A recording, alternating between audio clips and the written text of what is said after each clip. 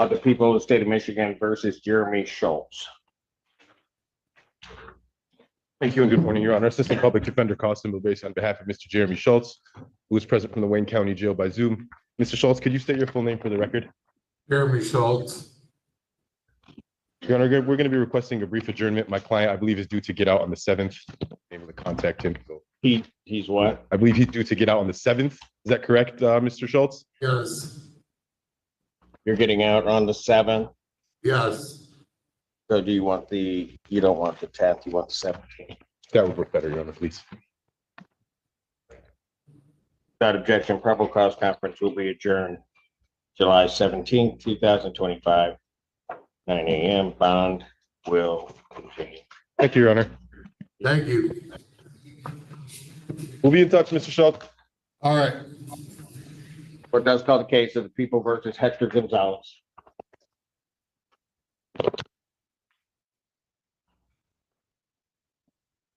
Did I wake you? No, go ahead. Not yet. Your Honor, not yet. Mr. Gonzalez, come forward. Stand here. Tell the judge your name. Michael Vincent on behalf of Mr. Gonzalez. Hector Gonzalez, Your Honor. See you, Mr. Benson. I haven't seen you for a while. What do you? Yes, May I approach with the prosecutor? do it. Yes.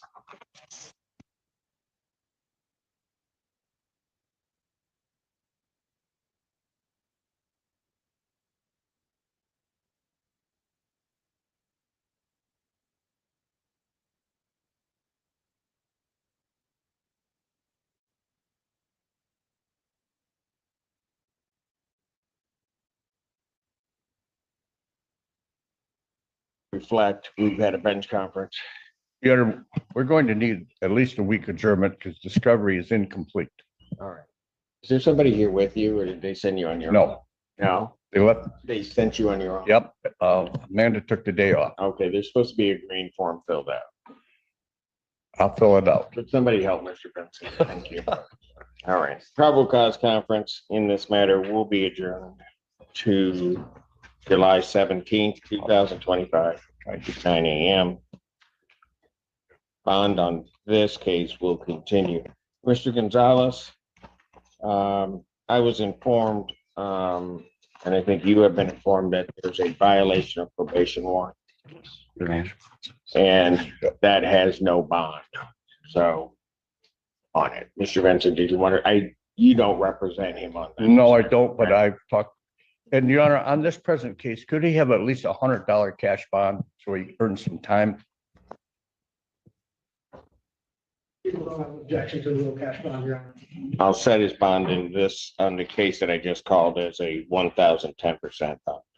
All right, That'll be for time. but on the warrant was issued by Judge Slay. There is no bond, it's violation of probation warrant. I'm going to remand you to the Washington County Jail. Try to get you a ring. The time that you can be heard in that. You gotta go with this.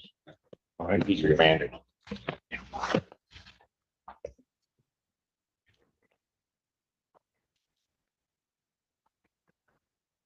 Court does call the case of, are they there? Court calls the case of the people versus Robert Middleton. Morning. Like the talking about hearing if and on behalf of Robert Middleton.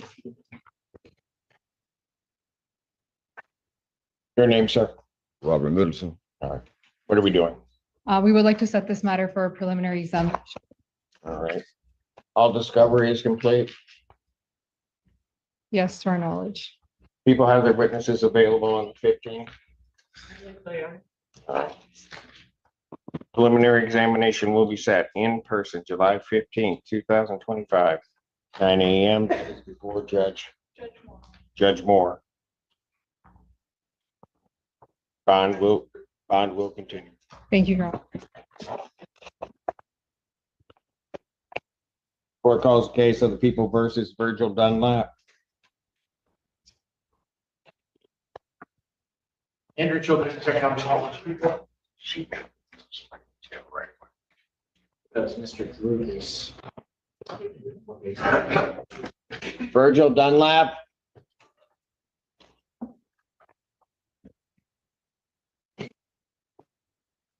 We have Miss Yagi listed. So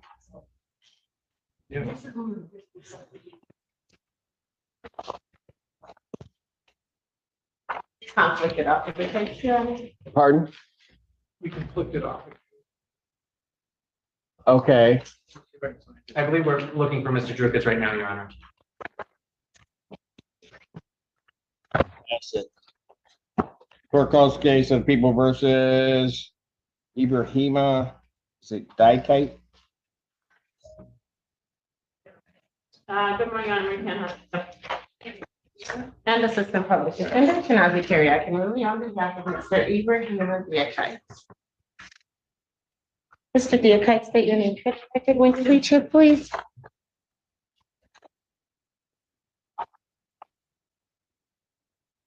Judge, good morning. I was appointed on his home invasion third matter on 23 F10699. Last, 10699. yeah, last night about 7 o'clock. Inform me that, and usually has an interpreter. Is that accurate? You understand? No, you understand English, correct? Is that a yes? Is that a yes? Yes. Okay, So he does not need an interpreter. I don't believe. Do you need an interpreter? No. No, Your Honor. All right. What are we doing on these?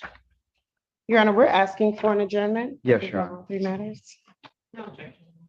Probable cause conference will be adjourned July 17th, 2025, 9 a.m. Bond in these matters will continue. Thank you, Your Honor. You're welcome. Thank you, Your Honor. Court does call the case of the People versus Tanya Hall. Good morning, Your Honor. Calvin Hall for the people. Morning, I'm Robert Still on back in this hall. Judge, is Miss Hall here? Judge, as you know, Miss Hall is an elderly lady. She lives at the Delana Center. I have no phone. I have no email. I would ask the court, you be the compassionate judge you are, if you would adjourn this 1 week. I will go. We received a communication from Community Corrections indicating that your client presumably left a voicemail, or a woman, that Miss Hall was in the hospital. She then received an email stating that she was discharged from the hospital. So I don't know why she's not here. Judge, you know, I believe you know her circumstances. Would you give me 1 week? I will go to Delana Center and inform her. I have no other means of communication. Bench warrant will issue for defendant's failure to appear. Bond is set in amount of $10,000. Cash surety. I won't have the warrant issue until the 8th. Give you time to try to find her. Thank you, Judge. Appreciate it. Have a good 4th. I will be. Court does call the case of the People versus Anthony Turner.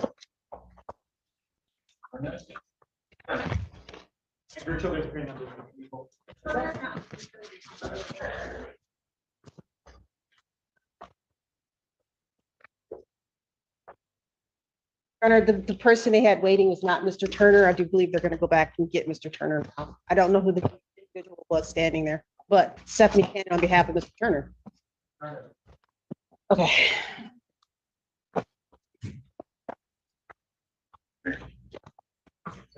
Oh, how are you? Your Honor, we are asking for an adjournment. He has been screened for mental health court. We're just waiting for the evaluation. Hopefully with that, the prosecutor and I can come to a resolution. We are waiting for it. They have to give it to us. Will the 17th be enough time? You need 1 more week. Your Honor, they indicated that they were going to try to get it to me today. When I checked, it was not there. So that should be fine. Give you 2 alternatives. That should be fine. Whichever July one, 17th, July 17th, 2025, 9 a.m. Bond continued. Thank you so much, Your Honor. Court calls case of the People versus Mary Collins. Honor, Christina Berry, requesting petition practice of the for rule 8.120 under the supervision. Exactly. Practice is granted. Thank you, Your Honor. Christina Berry. Kyle Burrell on behalf of Mary Collins. Ms. Collins, please say your name. I'm Mary Collins. Just so you understand, there's a date and time set for probable cause conference. I have been speaking with EPA Ward on this this morning about trying to come to some sort of resolution. We're asking for a 1-month adjournment here to let Ms. Collins. 1 month. Why do you need 1 month? Which is basically to, Ms. Collins basically needs to earn an offer at this point. And so we're giving her some time to provide that material and provide that proof. We can do less if the court. Well, you're gonna do whatever I say, but I'm just trying to figure out why you may need it. Your Honor, I talked to Mr. Virgil about providing mitigation information. I was thinking that could happen in circuit court or down here, but we have to keep things moving, so I defer to the court. And if the court would like to see it sooner, we can do that as well. July 24, 2025, 9 a.m. bond continued. Thank you, Judge. Welcome to in the hallway. Thank you. Thank you, Judge. Court calls the case of the people versus Sean Nukem. Maybe Richmond looking for the people? Like about appearing with and on behalf of Sean Yukon. Please state your name for the record. Sean Nukem. Has the court received the evaluations from the forensic? I have. We have nothing further to present in this matter. An order finding him competent. Based upon a review of that report and the evidence submitted, the court would find that the defendant is at this time competent to stand trial, which specifically find that the defendant can understand the nature and objects of the proceedings against him and rationally assist in his defense. Therefore, the defendant is deemed competent. Do I have an order? Yes, we've sent an order finding him competent When did you send the order? earlier today Oh, this morning in the middle of this docket. before the So right now, we really don't have an order. before the doc. I have to have my staff pull it off Yes, Your Honor. and stop everything to have it happen. Do you? Oh, there you go. What do you mean, there you go? You sent it this morning. Really? 9:12, even after the docket time start. Did Brown tell you to do that? He did, didn't No, Your Honor, I did it. he? You don't have to fall on a sword for him.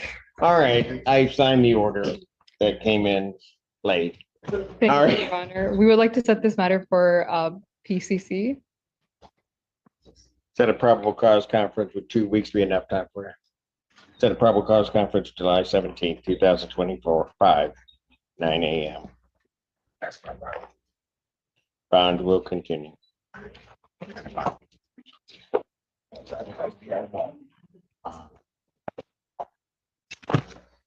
Court calls case of the people versus Jessica Hafner.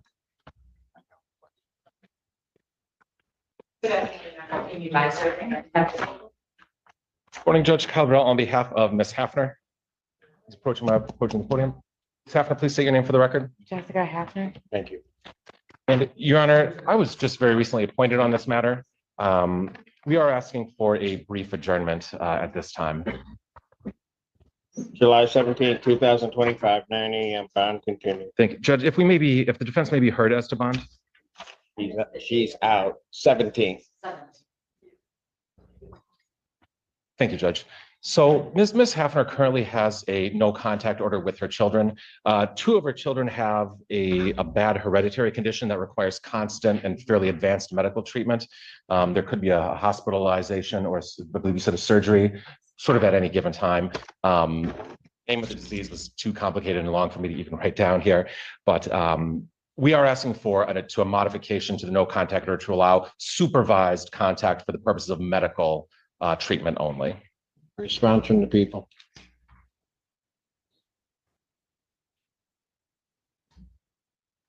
We would ask that the bond remain set where it is until we can have an exam or resolve the case. I mean, is CPS involved? Yes, Your Honor. Has CPS? I'm looking, a referral was complete at the time of this investigation. Right.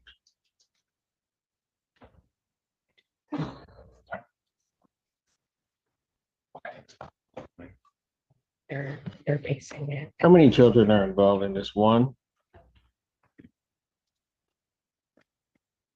Elijah appears to be the victim. There's only one child named in the complaint, Judge, yes. As far as the child.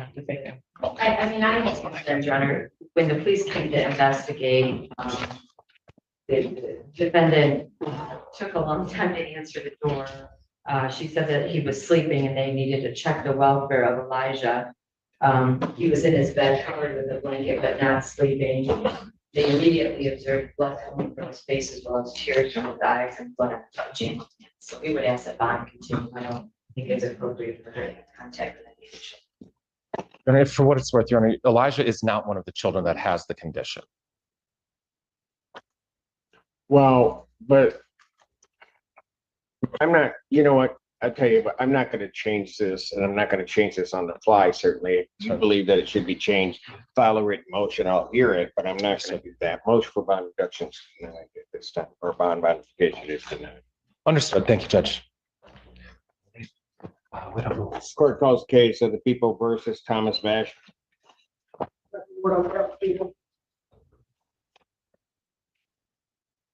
Morning again, Your Honor. Constable Bill Basie on behalf of Mr. Thomas Vasher, who's approaching the podium to my right. Mr. Vasher, can you state your full name for the record, please? Thomas Vasher. All right, what are we doing?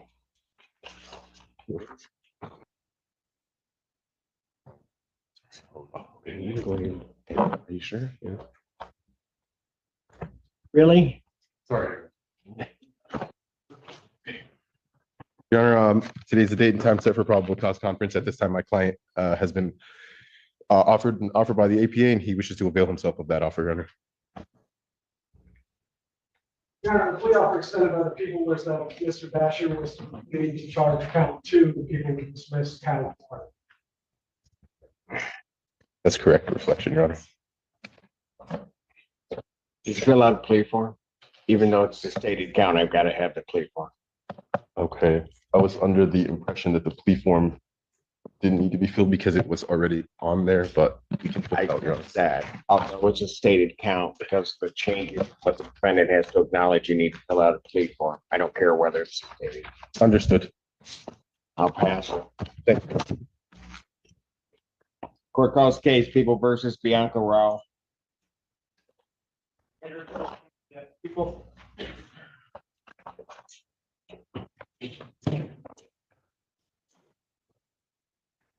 Hi. He went out.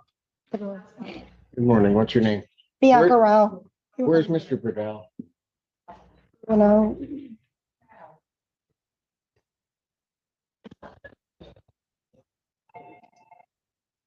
Seriously. On behalf of Ms. Row, my apologies, Judge. Ms. Row, have you stated your name? Okay. So, Your Honor, today is the date and time set for probable cause conference. I have given quite a bit of mitigation documents to the prosecutor. It's my understanding they need a little more time to review that. And so we are asking for a brief adjournment. July 17th, 2025, 9 a.m. Thank you, Judge. We'll talk out in the hallway with you.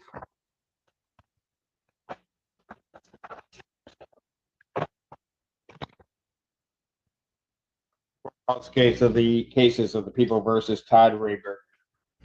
And for others, for the people. Assistant Public Defender Jay Bellinger on all cases not ending in 0891, Your Honor. Kyle Burdell, and the only case ending in 0891. And you got the one for this one, phone number? Thank you, sir. Thank you, sir. Apparently, I didn't even know that.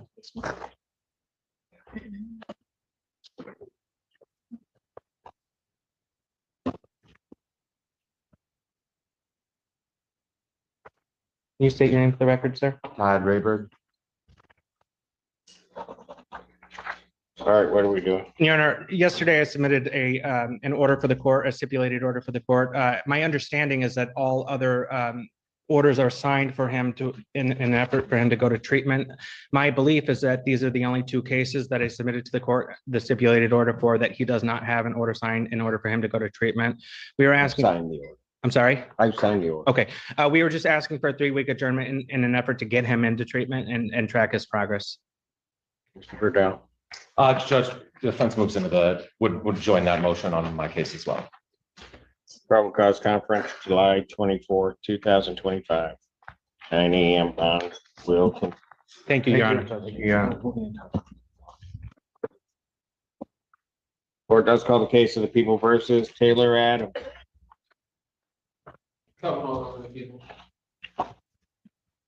We're ready in this matter, Your Honor. One Brown, Deputy Chief Public Defender, appearing with and on behalf of Mr. Taylor Adams. Mr. Adams, could you please state your name for the record? Taylor Adams. Thank you. Your Honor, today is the date and time set for a probable cause conference. We have made great strides in working out a plea agreement. However, there's still some further information that we'd like to provide to the prosecution. So we'd ask for a 1 or 2 week adjournment so that can take place. Probable cause conference without objection, July 17, 2025, 9 a.m. on Virginia. Thank you very much. Thank you, sir. Thank you. July 7th.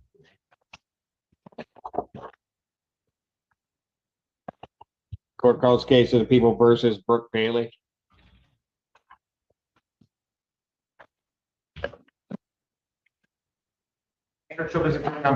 Assistant Public Defender Jay Bellinger on behalf of Ms. Bailey. Ms. Bailey, can you please state your name for the record? Brooke Bailey. Your Honor, She's waiving. yes, she is. Ma'am, you're waiving your right to a preliminary examination.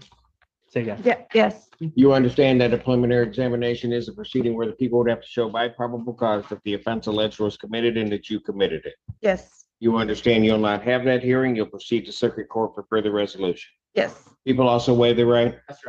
Preliminary examination having been waived, defendant found over to circuit court on a single count. We acknowledge receipt of information, wait formal reading, stand mute at this time, Your Honor. Defendant having waived formal reading, standing mute. Court will enter a not guilty plea. Pretrial will be set for Perfect. At 1:30 with Judge. July 22nd, 2025, 1:30 for Judge Fleischer. Bond continued. Thank you, Your Honor. Thank you. Court calls case people versus Abdul Ramen Adalatef. Adalia. I messed it up again. But we'll get it.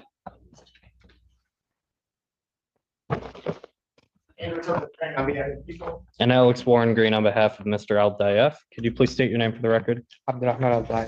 Exactly what I said. Your Honor, today's date and time for probable cause conference. At this time, we are requesting an adjournment to complete media discovery. To do what? To complete media discovery, Your Honor.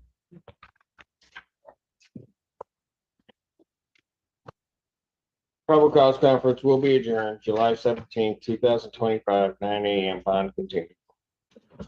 Thank you, Your Honor. One second, the video.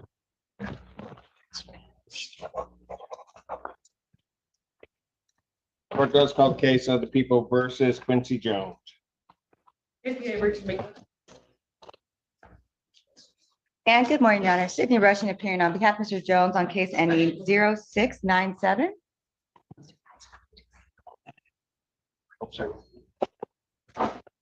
Morning, Your Honor. Mike Gaddy, Assistant Public Defender on behalf of Mr. Jones in case 21574.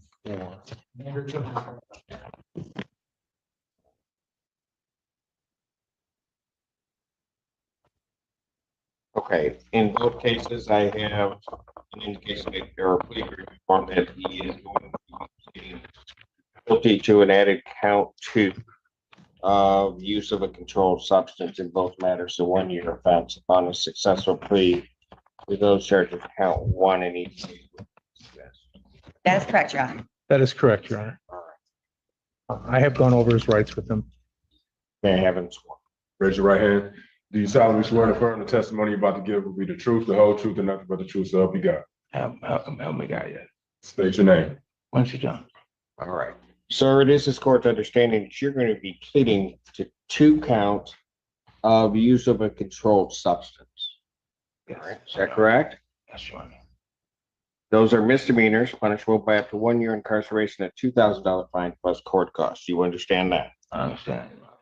You understand also in one of the cases, while I'm taking your plea, I would not be your sentencing judge and you would be sentenced before Judge Barr in the 14A2 District Court. That's right. Understanding all of that, do you still wish to plead guilty? Yes, right. To the charge of use of a controlled substance contained in case ending in 0697. How do you plead? Guilty. To that same charge contained in case ending in 0574. How do you plead? Guilty. Now you understand that by pleading guilty, you'll not have a trial of any kind. Yes, I do. You signed an advice of rights form, is that correct? Yes. You have any question regarding any of those rights? No, I read them thoroughly. Pardon? I read them thoroughly. You understand them? Yes, I do. All right, so you have no questions. No question. Is anybody? I think we look at paragraph 5, excuse me. Copy on the podium.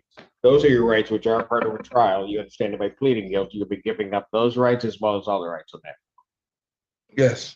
You understand you're giving up your right to appeal of right? Yes. Are you on probation or parole? No, I am not.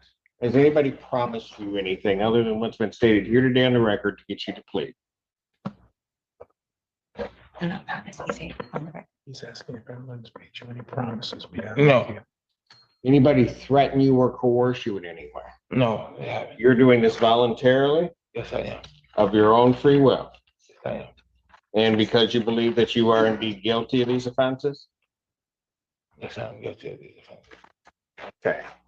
Starting with the case in the 14A2 jurisdiction, City of Ypsilanti, on March 14, 2025, the location of Huron Street, City of Ypsilanti, Washtenaw County, State of Michigan.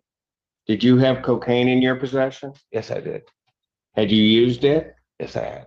Did you know what you were using was cocaine? Yes, I did. And on the other matter, on the date of February 9th, 2021, at the location of 2201 Hogback Road, that being the Washtenaw County Jail, did you have cocaine? Did you have fentanyl in your possession? Yes. Had you used it? Yes. Did you know what you were using was fentanyl? Yes, I did. All right. Sir, I need you to also understand that if I accept your plea and between the time of sentencing and the time of between this plea and the time of sentencing, if you commit misconduct as defined by the court rule, that any agreement or sentence evaluation or case evaluation the court is not bound by that. You understand that? Yes, sir. You also understand that you could not then set aside your plea. Okay. You understand that, sir? All right. Is counsel aware of any other promises, threats, or inducements that have led to these pleas? No, Your Honor. No, Judge. And has the court complied with the court rule and would it be proper to accept the defendant's plea? People satisfied on both matters. Yes, Your Honor. Defense is satisfied, Judge. Court will accept the defendant's pleas of guilty to count 2 in each of the cases. Count 1 is dismissed. In the 14A2 matter, pre-sentence investigation and report is ordered at 14A2 probation. Sentencing in that case will be July 9, 2025, 10 a.m. That is before Judge Barr. Bound on that matter will continue. Your Honor, may I address? I knew it. I was trying to sneak it in before you said something rushing. In the other matter, let me just finish up the other matter. In the other case, defendant is count, if I didn't say so. No, count 1 is dismissed, except the plea to count 2. Count 1 is dismissed. Pre-sentence investigation and report is ordered at 14A1 probation. Sentencing will be July 30th, 2025 at 12 p.m. no. I have a sentencing. 9th, he's in custody. That's the date we'll give. July 9th, 2025. Time? 9 a.m. So you can come here and then get over to Judge Barr, and that's before me. As to bond. Your Honor, I'm asking that Your Honor consider reducing this down to a personal bond. Bond was revoked because Mr. Jones failed to come to community corrections. I know Your Honor is very well aware of And the last time, exactly. and- But Your Honor, and but Your Honor, it wasn't just he didn't go to community corrections. Isn't that correct? that was, Your Honor, something may have happened prior to my appointment, but when I was appointed on the matter, he hadn't came to community correction. Yeah, he probably came down off all those drugs. Go ahead. Well, Your Honor, that's new information to me. But at this time, he has accepted responsibilities in this matter. He will appear at his sentencing date. I've had a conversation with him. He understands that he does need to turn himself into community corrections and he does need to test. So I'm asking Your Honor, consider reducing this down to a personal bond. Your Honor, I would just add that I have been in touch with the social worker assisting him from Avalon Housing, and they are prepared to help him engage to whatever extent is necessary. Any response from the people? Yes, Your Honor, and I have to fill in this rushing as well. Prior to her appointment on that other matter, Mr. Jones had appeared in court extremely under the influence of multiple drugs that he admitted to. I think it was cocaine and THC at the time. Not sure what else may have been in his system. The concern that people added to that is that prior to that, there's a court under the influence. Mr. Jones had actually been in treatment and been hospitalized. So I'm very concerned that he's just not able to comply with the court's orders of saying to use drugs. And it was then that his failure to report for testing after that occurred after he had still been allowed to be released on PR. I would prefer that he at least remain in custody until his sentencing on July 9th. All right, until I have an additional evaluation, I'm going to deny the request for any type of bond reduction. Defendant bond will continue in each court. Thank you. Thank you, Your Honor. Thank you. Happy holiday, Judge. Yes, and to you. Have a great day. Court calls the case, People versus Elton Bell.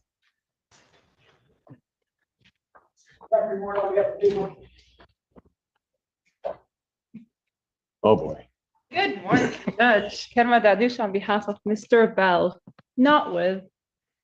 Mr. Bell is 65 and is not able to drive. He had a ride who was supposed to bring him here.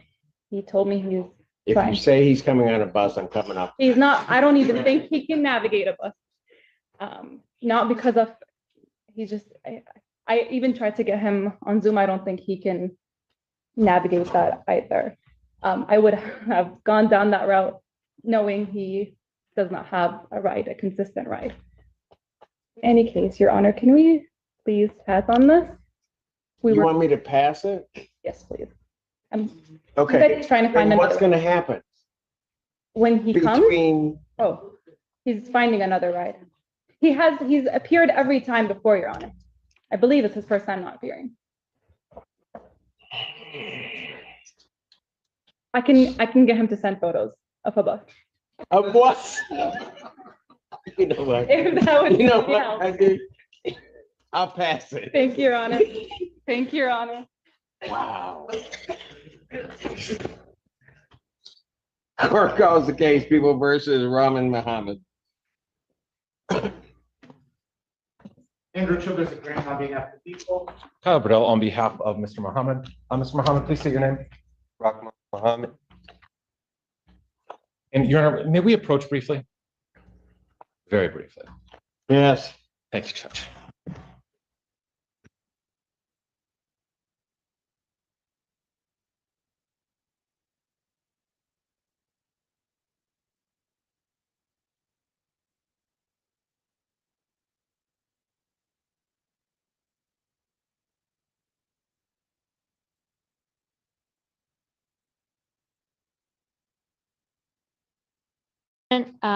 For plea negotiation.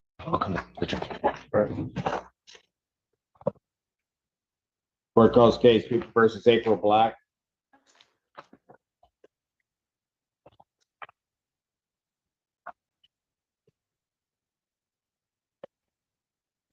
Your Honor, Alexis Plumey on behalf of Ms. Black. And Ms. Black, could you just state your full name? April Black. And Your Honor, today is the date and time for a probable cause conference. I do have a green sheet filled out. We are just asking for an adjournment for plea negotiation purposes, if we could go about 2 weeks. And then, Your Honor, I would like to address a couple conditions of bond. Probable cause conference will be adjourned July 17th, 2025, 9 a.m. Yes, that's the bond. So currently, Miss Black is on a GPS tracking tether. And there is also an order that she not go to her mother's house, but not in order that she not speak to her mother. Miss Black lives about a block away from her mom. It's my understanding there was an incident immediately preceding this one that is still being investigated, where Miss Black and her mother would be the alleged victims. From what I understand, Miss Black was ordered not to go back to her mother's place because another person involved may live in the area. However, Miss Black has 4 children. She's still living a block away from her mother's house, and it is just inconvenient that she can't go over there and drop her kids off because her mom does help with childcare. And additionally, I feel that condition doesn't really relate to the charges in this case. So if you'd consider lifting that no-go to and removing her GPS tracking tether. And I don't believe there's any suggestion that Miss Black is a flight risk. Response? I would ask at least for this, at this point, the remain is currently set. When the police had contact with Ms. Black, it wasn't a call regarding potential FA, but she was highly intoxicated, really aggressive with police, ended up doing disruption. Police car was combative. I'm just concerned, whatever the heck is going on at that 407 address. I would hate for there to be any sort of bringing up whatever dispute led to the initial police contact that would cause Ms. Black to have a negative impact on this case. Motion for modification of bond, changing any conditions is denied. Bond will continue with its conditions. Your Honor, if I could just clarify about the tether, I believe the tether is just tracking her. It's not an exclusion zone. It's a location tracking tether. Yes, so I'm not sure what purpose that. So you want me to redo the ruling I just gave? Is that what you're asking? How many times have you been before me? Yeah. Few. How many times have I ever done that when I finally ruled? Understood, Your Honor. Never. Understood. So I don't know why you think I'd start today. So are we done? Yep. We're done. Okay, thank you. Court calls the case People versus Raymond Bowman.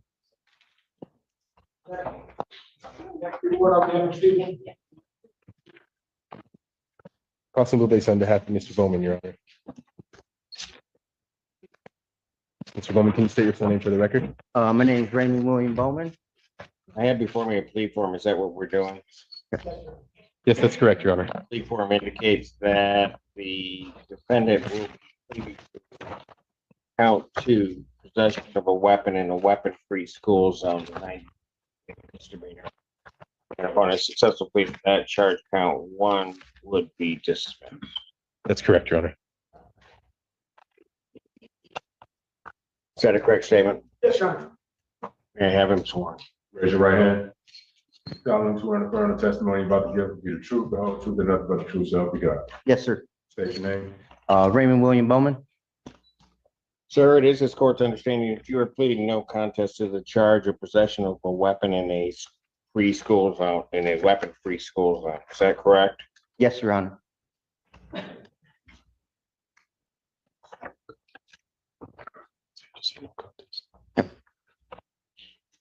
You understand what a no contest plea is? Yes, sir.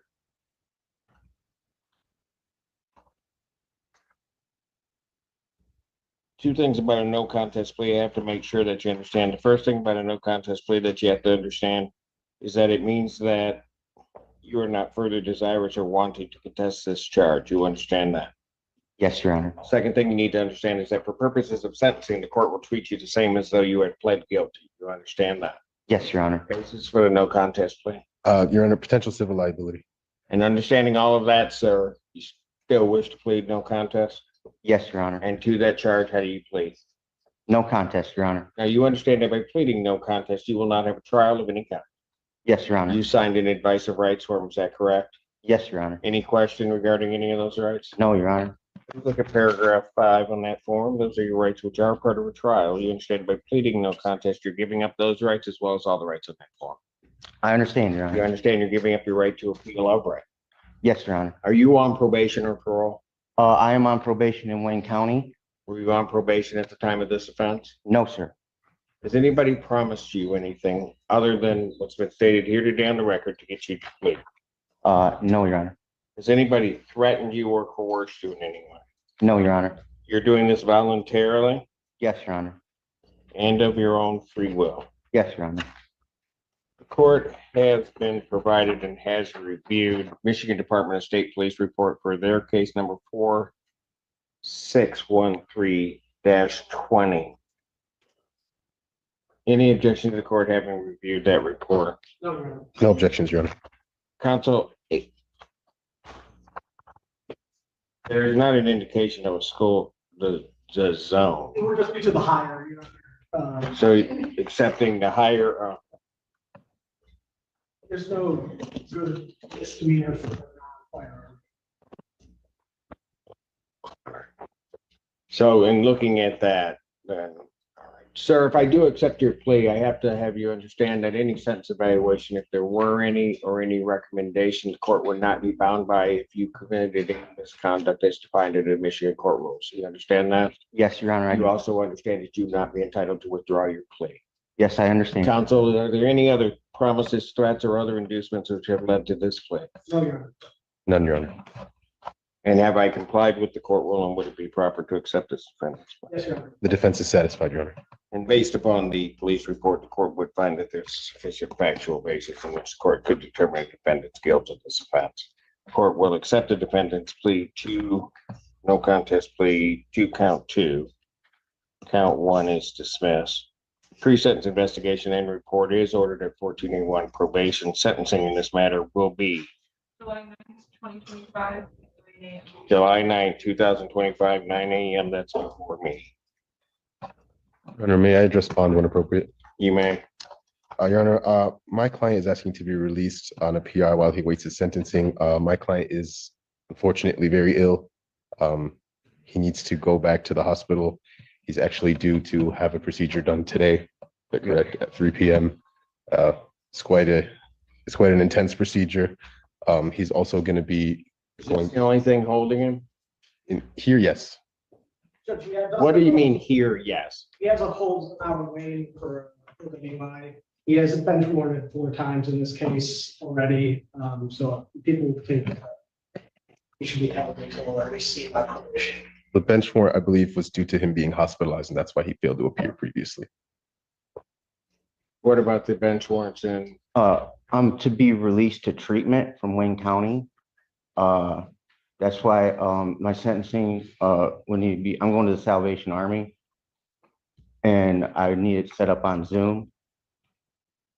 So if you were to release me, I would go to Wayne County Jail and wait for treatment to pick me up, and then I would be at the Salvation Army there.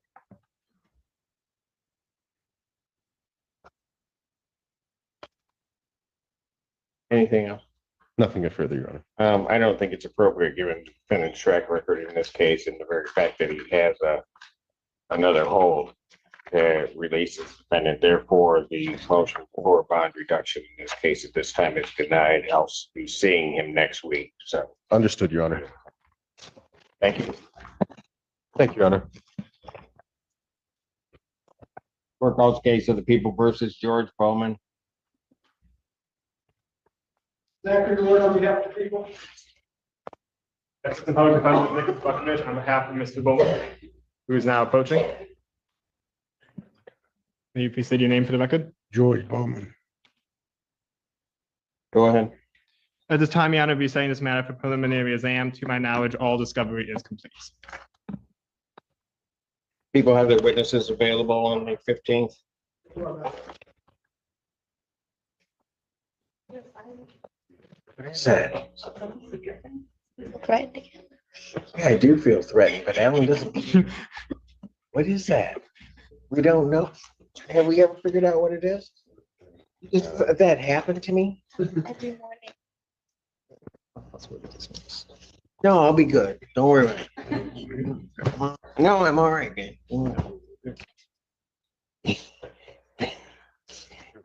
Preliminary examination will be set July 15th, 2025, 9 a.m. That is before Judge Washington. He'll be here. Yep. Bond will continue. Thank you. Thank you, Your Honor. Court calls the case, people versus Troy Brumfield.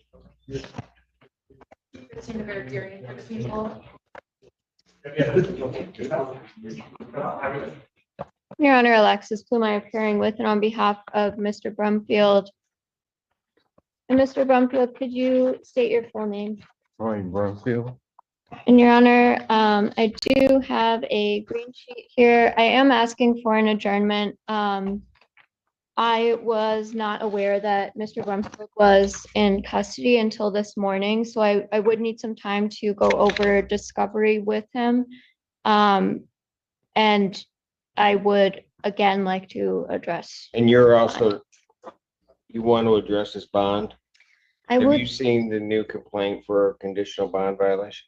I have. Okay, go ahead. Your Honor, Mr. Brumfield was just arraigned last week. I do understand that there were 2 violation reports filed, one for a failure to test on the SoberLink device that was ordered, and the other for a new complaint with the allegation that Mr. Brumfield allegedly took some food from the University of Michigan Hospital. I would still ask Your Honor to consider a personal recognizance bond here with a scram tether rather than a SoberLink. I think that might be easier for Mr. Brumfield to test. And it's my understanding that he. Are there new charges that are going to be coming from that? Your Honor, that is just new. We have not received a new warrant request yet. Got it. Receiving it shortly. Yes, and it's my understanding that he's not being held on anything to do with the new report. Any response from the people? Your Honor, we would reject the defendant's release at this time, considering the 2 separate bond violations with the criminal history that does include the fraud and his prior illegal UIs. If you were considering his release, we would ask for that scram tether, considering that he did not test at all on this. So That's part of the problem. He didn't test. And that is allegedly out there, at least, or places himself in a position where he's committed another offense. I understand, Your Honor, and I think the scram tether would solve that testing issue. And I would just emphasize that it was just a few days that he was not testing. I did attempt to reach out to him when I found out, but I believe we just didn't have updated contact information for him. Would still ask the court to consider a personal bond and a scram. Motion for bond reductions denied. Probable cause conference is adjourned to July 17th, 2025, 9 a.m. Bond will continue as denied at this point. She's sloughing off.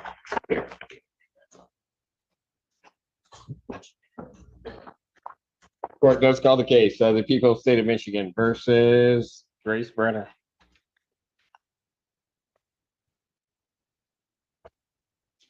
Good morning, Your Honor. Assistant Public Defender Hannah Apple appearing on behalf of Ms. Brenner. Your Honor, can we approach?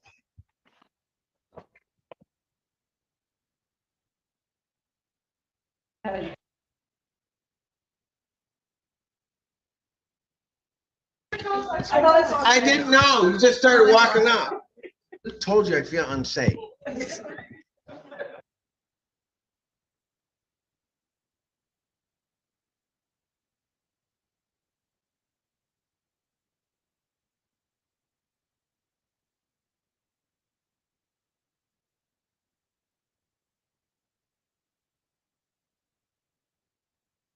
No.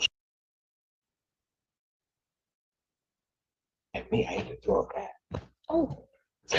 All right, record should reflect we had a bench conference in this case. Defendant is not present. Court will issue a bench warrant for defendant's failure to appear. Bond is set in the amount of $10,000 cash surety. That warrant will issue immediately. Yes, sir.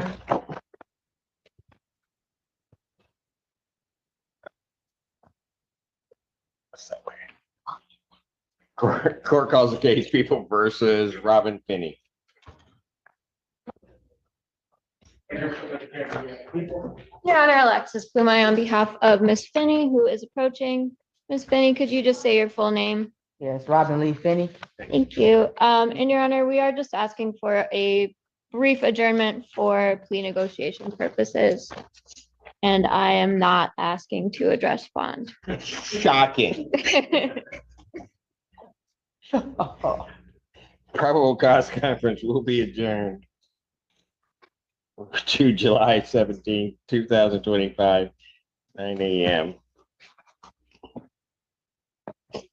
Bond will continue. Thank you, Your Honor. Wow. Court calls the case People versus James Lee Harbin.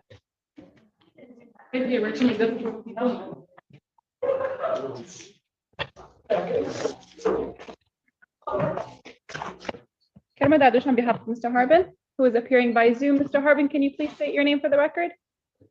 James Lee Harbin, H-A-R-B as in boy I-N. Your Honor, we are requesting an adjournment so we can continue plea negotiations with the prosecution, please. Already did it. Where is he held? Is St. No. He's Got at it. That's the reason for the Zoom. Valley. I forget the Villa, sorry. Let me get the exact name. Villa at Park Ridge. Got it. The Rehab Center. July 24, 2025, 9 a.m. Bond. Thank you.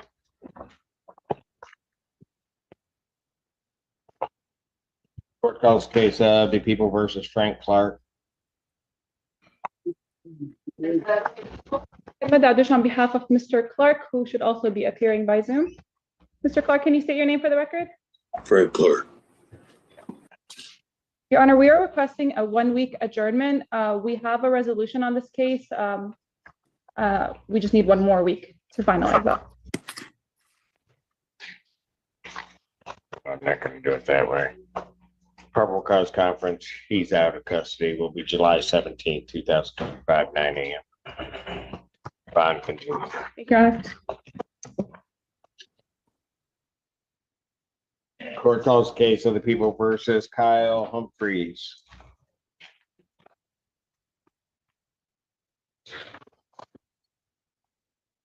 And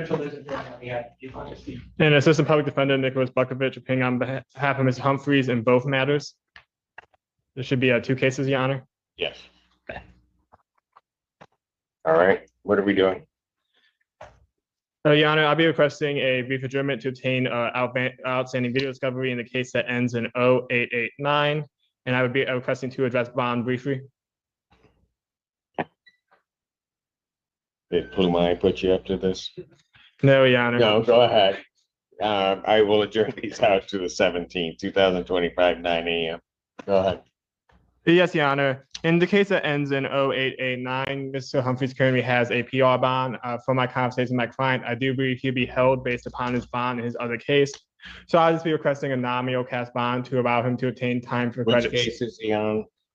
In the case 0907, he has indicated to me that he cannot currently post that bond.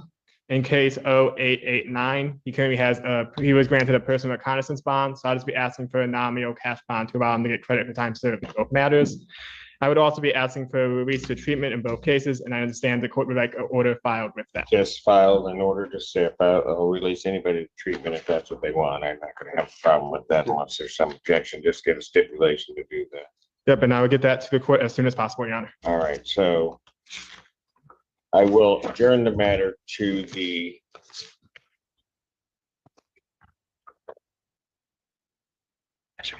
I'll adjourn this matter to July 17th, 2025, 9 a.m. With reference to his bond in case 09 or 0889, I will reset his bond to a $1,000, 10% off.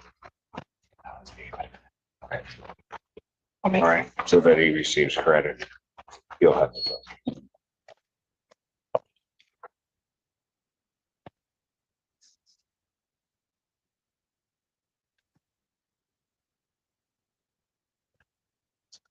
Thank you.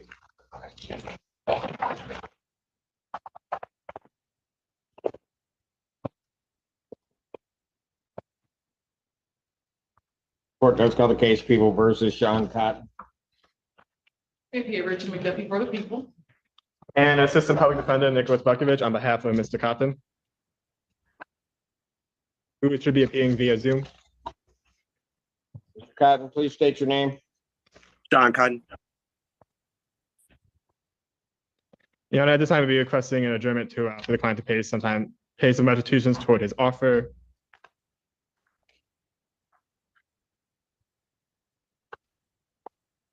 PCC will be adjourned July 17th, 2025, 9 a.m. Bond continues.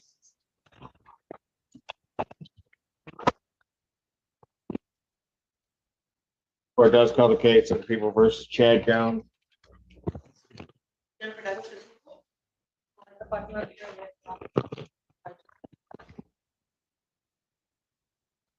Please state your name for the record. Chad Jones. Your Honor, we are requesting a brief 1-week adjournment for a global resolution. The prosecutor needs 1 more week to get in contact with 1 witness. So we have 2 on board. They just need 1 more. Some green sheet. Yeah.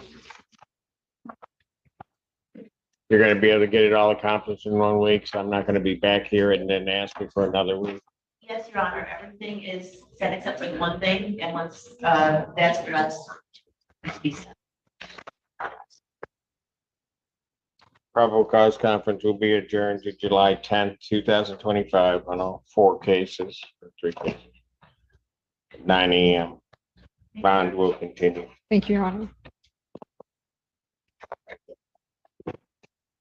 Court does call the case of the People versus Donovan Dronkowski. Here, Richard McDuffie for the people.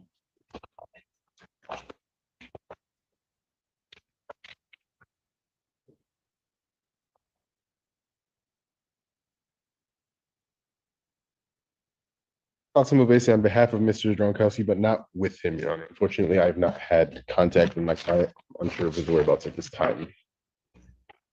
Bench warrant will issue for defendant's failure to appear. Bond is set in the amount of $10,000 cash surety. That warrant will issue immediately. Your Honor. Court does call the case People versus Daniel Franklin. Andrew, this is on behalf of the people, Your Honor. Good morning, man. Please, this honorable court, Kareem Johnson, on behalf of Mr. Franklin. Pardon?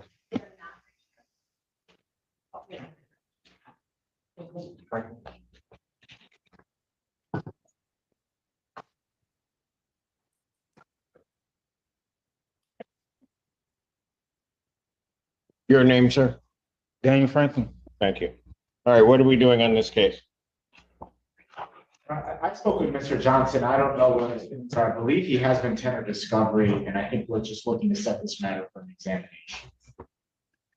Is that a correct statement, Mr. Johnson? You'd like this matter set for prelim? Yes, Your Honor, and we're asking that the prelim be set out a ways. I believe the people will be calling a cooperating witness who is in federal custody. Because of the likelihood that this witness may become unavailable down the road, I will be asking for the people to present any and all information they have relevant to cross-examination under US v. Giglio. And I think the people may need some time to get that. And I don't know if the people are even in possession of the federal indictment in which this witness is cooperating under and giving this testimony, but I would like to have that before exam as well. Your Honor, I have no problem with that. I have no problem with setting this matter out. As the court may remember, Mr. Franklin is being held on another homicide case that is pending before Judge Conlon with a trial date well into the fall. The reason. So why am I setting it for exam if everything's not ready? This cooperating witness is currently being held at FCI Milan. The moment we have an examination date, I can give a writ to them. Yeah. They won't Got it. transport him. Otherwise, it sounds like he's going to eventually go to West Virginia, and I'd like to have that writ before the Bureau of Prisons transports him out of the state. So the date. Especially to West Virginia, because people don't come back. No, I'm kidding. I love West Virginia. I don't know. Okay.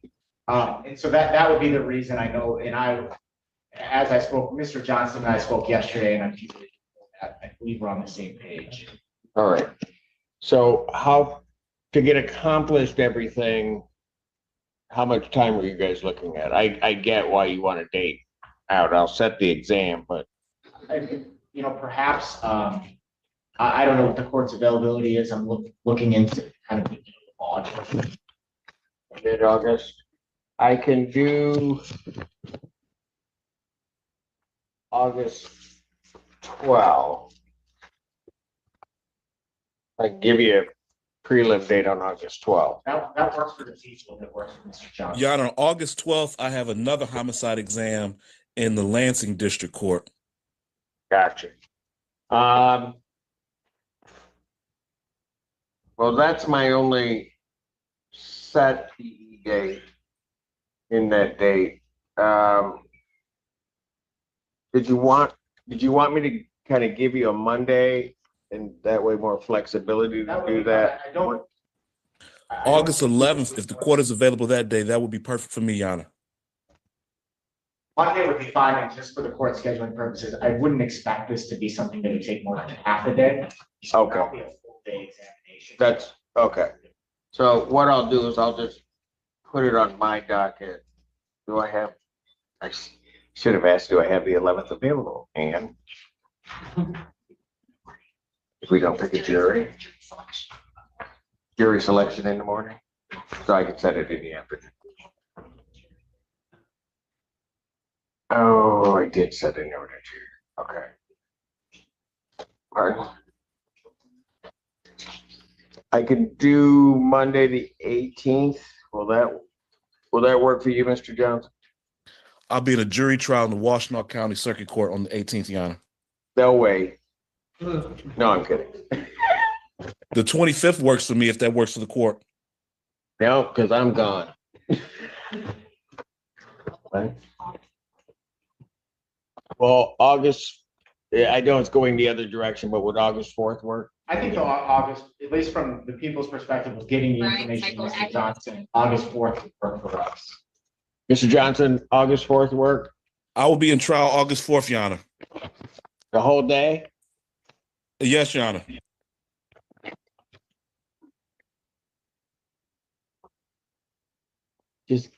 All right, give him a Tuesday. I don't know what Johnson's schedule is. I don't know why I'm setting around Johnson anyway. My other thought is if we could set it on a Tuesday, perhaps the 12th, knowing that we would then get closer to the date and perhaps talk with the court about a skip to move it. As long as I have the date to hold this witness, I don't care if we move it. I can send. Why don't I do this then? And then this way you can kind of figure it out, and then we can move it to give you more flexibility in terms of dates, because then we'll be able to figure out my dates a little bit. I'm going to set it on July 22nd. Okay. With the understanding that you guys may have to move it, but then we'll move it on my docket. Okay, Yes, Your Honor. so preliminary examination in person will be set July 22nd, 2025. That's at 12 noon.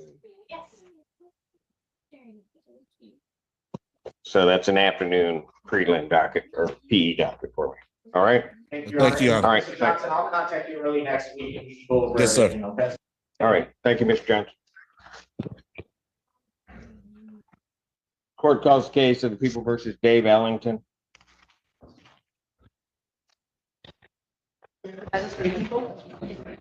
Assistant Public Defender Hannah Apple appearing on behalf of Mr. Ellington, who's approaching now. Your Honor, Mr. Ellington will be waiving his right to a preliminary exam. I'd ask if the people would place the offer that was extended on the record. Your Honor, Mr. Elton is charged with financial transaction advice. The offer is. The offer is 2 and a 10. Is that your understanding? Yes, Judge, thank you. And sir, you're waiving your right to a preliminary examination? Yes, sir. All right, you understand that that's a proceeding where the people would have to show by probable cause that the offense alleged was committed and that you committed it. Yes, sir. You understand you will not have that hearing and that you'll proceed to circuit court for further resolution. Yes, sir. People also waive their right? People also waive their right? Yes. Preliminary examination having been waived, defendant is bound over to circuit court on a single count. Your Honor, we would acknowledge receipt of the information, waive formal reading. The client would stay mute. Defendant having waived formal reading, standing mute. Court will enter a not guilty plea. Pretrial in this matter will be set August 8th, 2025 at 1:30 with Judge. August 8th, 2025, 1:30, Judge.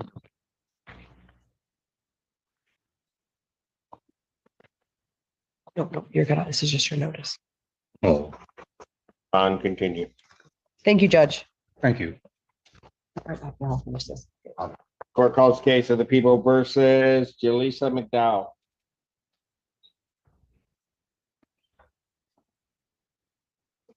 Your Honor, Amy Riser is going to be asking. Your Honor, Student Attorney Kara Rosengren requesting permission to practice under Michigan Court Rule 8.120 under the supervision of APD Hannah Apple on behalf of Ms. McDowell. Okay, permission to practice is granted. Thank you, Your Honor. Ms. Dr. could you say your name for the court, please? Jaleesa McDowell. Thank you. All right. Your Honor, we would like to request the court set a date for exam in this matter, please. All discoveries complete. Yes, Your Honor. People have their witnesses available to 15? Yes, July. Yeah, July 15th. Will that work? Yes. And to address the issue. Preliminary examination in person will be set July 15th, 2025. 9 a.m. That is before Judge Moore. Esteban. Thank you. Your counsel has been provided with several of the defendant's jail calls. And we're asking that her calls be revoked at this time. She's actively trying to have third parties contact the minor child in this case to have her recant. So we're asking that her jail calls be revoked and if necessary, a date be set for a hearing. Your Honor, I've listened to the calls myself, and while in some regards, Ms. McDowell does talk about her case to people, she very rarely makes requests. Her tone is not demanding or threatening or coercive. Rarely makes requests? Well, I mean, I'm talking about a request in general, Your Honor. So, but there are a lot of conversations, and for the most part, her tone is not demanding or threatening or coercive in any way. And mostly she's just talking and trying to communicate with her mother, her grandmother, and her cousin and other family members. But are there indications that not only Because those would be third-party contacts, but is there an indication where in any reasonable fashion it could be read she's making a request for somebody to recant their story? Your Honor, I believe that in most of the situations and most of the phone calls that we heard, she wasn't making requests as much as just expressing how she was feeling about certain issues with her grandmother and her mother and the people who are taking care of her children right now. It really doesn't answer my question, but Yeah, that's right. fine. We did meet with Ms. McDowell yesterday and we talked about that. I will say Ms. McDowell was very candid. We went through some of the phone calls together. Her understanding, she had no intent to disobey the court's order. She's not in any way trying to intimidate or coerce anyone to come to court or to not come to court. Her position is that she has other children involved. She was getting messages that these children are left unattended at her home. She's very concerned about the safety for them. That has now been resolved.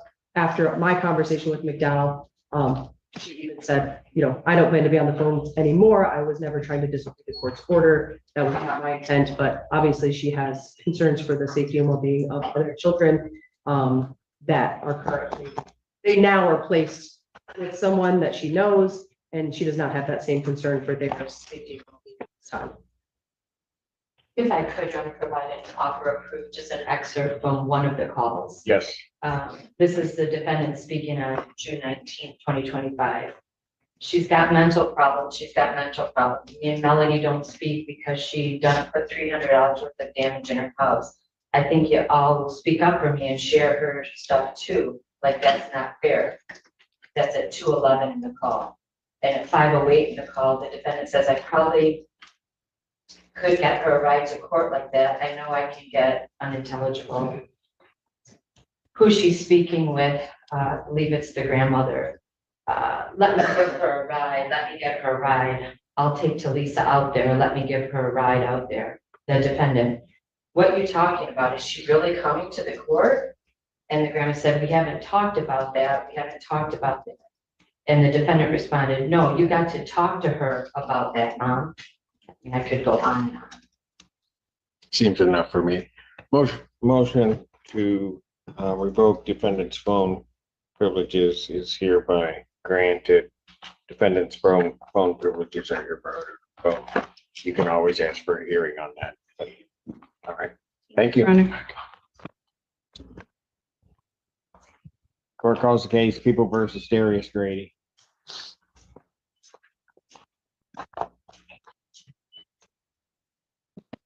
Good morning, Your Honor. Amy Advisor appearing on behalf of the people. Good morning, Your Honor. Roba Hamden requesting permission to practice pursuant MCR 8.120 under the supervision of First Assistant Public Defender Jay Ballinger. How's that going? It's going well. Is it? I think so. Is he treating you okay? Okay, we'll talk later. Permission to practice is great. Thank you, Your Honor. I'm here with and on behalf of Darius Grady. Can you please state your name for the record? Darius Grady. Thank you, sir. Your Honor, we are asking for a 3-week adjournment on this matter, awaiting a mitigation letter. And no objection to that adjournment. Probable cause conference will be adjourned to July 24th, 2020. Was that July 22nd, 2025. Did you catch the other one? Yeah. All right. July 22nd, 2025, 9 a.m. That's a Tuesday. Bond will continue. Thank you, Your Honor. That's all your fault. Calendar. Court calls the case People versus Damon Bransford.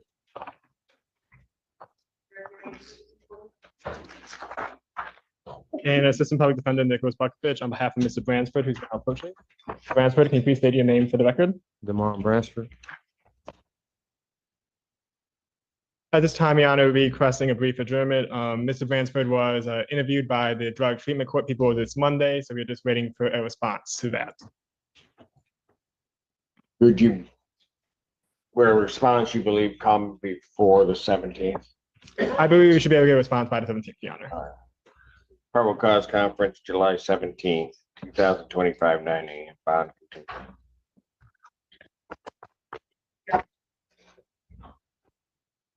Court calls case People versus Cortez Gray.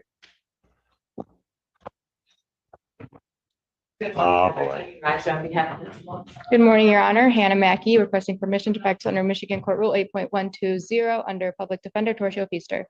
Showing up in that North Carolina blue. He doesn't even understand why that makes my eyes go red. Permission to practice is granted. What are we doing? Your Honor, we are requesting an adjournment in this matter. We were unable to get in contact with Mr. Gray, but now we have his correct phone number. July 17, 2025, 9 a.m. bond continued. Thank you, Your Honor. Thank you. Court. What?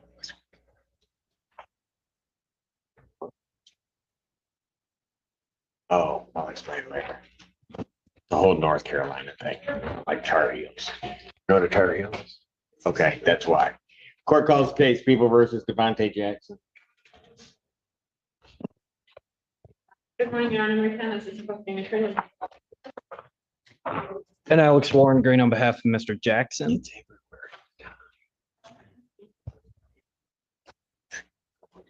Yeah, it's like, what is this? Mr. Jackson, can you state your name for the court? Devontae Jackson. Your Honor, today's the date and time for probable cause conference. At this time, we are asking the court to set the matter for preliminary examination. All discoveries complete? Believe so, Your Honor. And would the people have their witnesses available on the 15th? Preliminary examination in this matter in person will be set July 15th, 2025, 9 a.m. That is before Judge Washington. Bond continued. Thank you, Your Honor. I'll talk to you soon, Devontae. Court calls case People versus Suzette Hampton.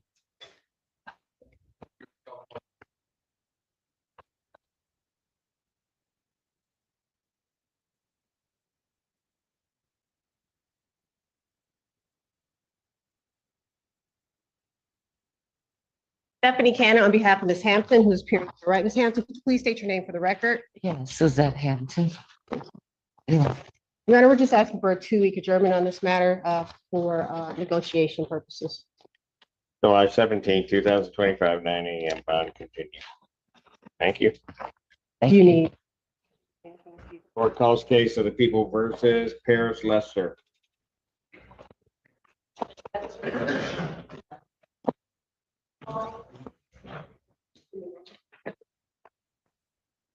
Emma Dadish on behalf of Mr. Lester. Can you state your name for the record? Paris Alexander Lester. You're requesting an adjournment. We're requesting an adjournment, and I sent a motion to modify bond conditions to get him released into treatment, Your Honor.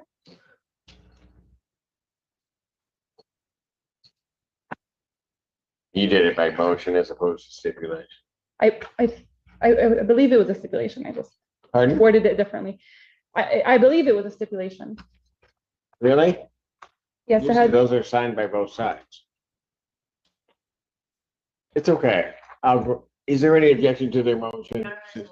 Okay, I'll grant your Thank you, Your motion. Honor. Yeah. Probable cause conference will be adjourned July 17, 2025, 9 a.m. Bond will continue. Thank you so much, Your Honor.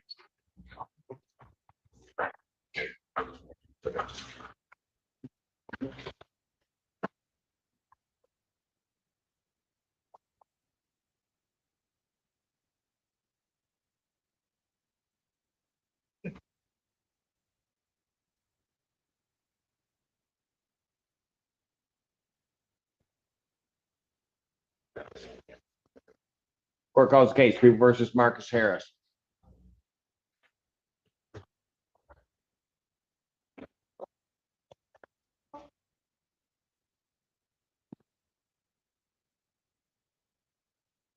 And Alex Warren Green on behalf of Mr. Harris. Mr. Harris, can you How you state your doing, Mr. Simpson? Marcus Harris. I'm doing Minute okay. since I seen you guys. What'd you say? It's been a minute since I seen you, but how you doing? I'm doing okay. All right. You're back. Been a while, but yeah, I'm here for the month. And you'll, so the last time you were here, were you allowed to wear shorts in my courtroom? No. No, right? Should I put on to get here, put some on to get my butt up in? Because last time I was here, you took me to the back for coming late. That was a while ago, so I'm sorry about that. I will make adjustment on this the next time. You believe it? You don't know? Oh, be good. All right, go ahead. I'm Your sure Honor. you will. I'm asking the court to set this matter for a preliminary exam. All discovery is complete. So, Your Honor. People have their witnesses available the 15th. We're my best, Your Honor. Preliminary examination in person will be set July 15th, 2025, 9 a.m. before Judge Moore. Bond continued. Thank you, sir. You have a blessed one. Mr. You take care of yourself. Court calls the case, People versus Ahmad, is it McWally? I'm sorry. Thank you, Richard, that for the people. And Assistant Public Defender Jay Bellinger on behalf of Mr. Matwali who approaches. Mr. Matwali, can you please state your name for the record? Ahmad Matwali. And Your Honor, if we may briefly approach on this. Okay. Thank you.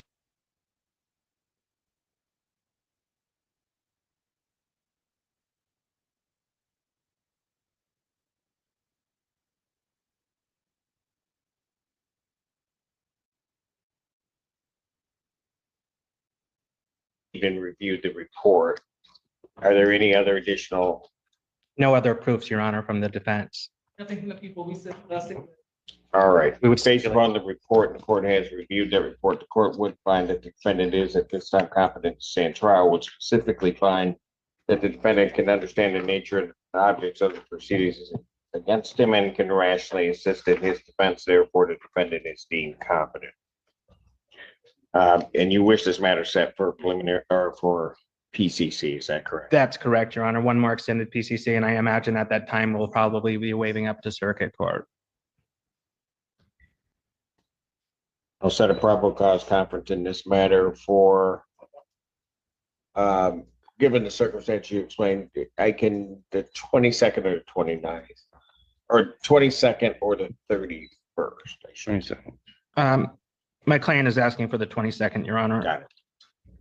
Probable cause conference, July 22nd, 2025.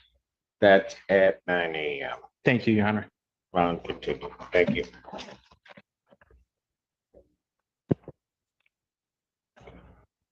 She's doing. I know, but you didn't turn the camera back. Oopsies. You turned it. And you gotta follow through.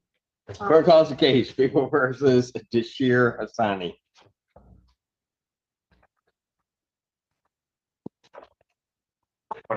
Anna Mackey on behalf of Mr. Hassani, who is to my right. Please state your name for the record. My name is Ardashir Hassani. And my apologies for wearing shorts, Your Honor. I was And not aware. sandals. And I've- flip-flops. Did you just come from the beach or something? Mr. Brown told him it's summertime and hot in the streets. That's what Mr. Lauren Brown said. Lauren Brown said that Sure did. and said that this was appropriate? Look at him smiling back there. Yeah, I know. I see him out there. Go take Mr. Brown's pants and come back. You know? All right.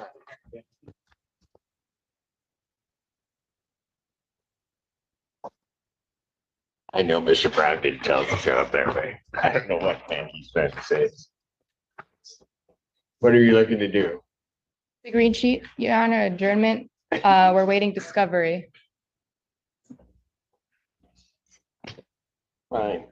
Thank you. It is a green sheet. Probable cause conference will be adjourned July 17th, 2025, 9 a.m. Bond continue. Thank you. And I'll make sure Mr. Hassani is in pants and shoes. Sure. Thank you. Will do. Court calls the case, People versus Dale Miller.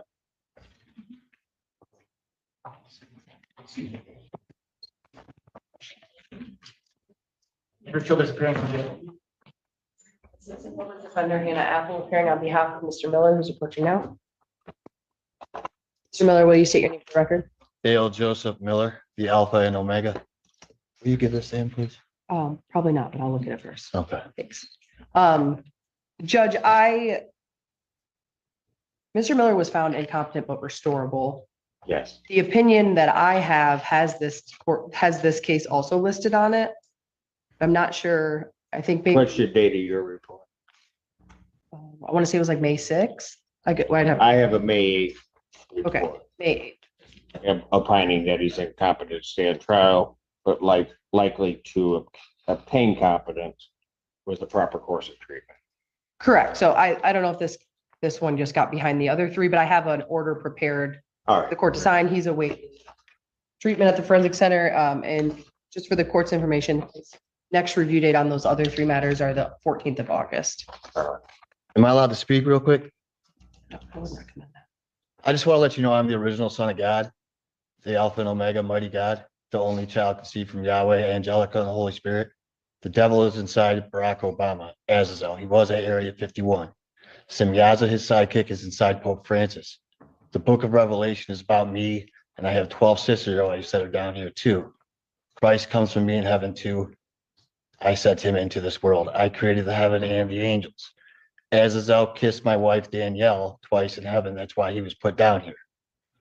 He caused the fall, sending a male into the Garden of Eden to sleep with Eve. So he's paying the price now, and he is going to be dealt with soon. I'm going back to heaven soon. The rapture is going to happen soon, and I will come back after 7 years. I'm the Alpha and Omega, the Lion of Judah. Christ is the Lamb of God.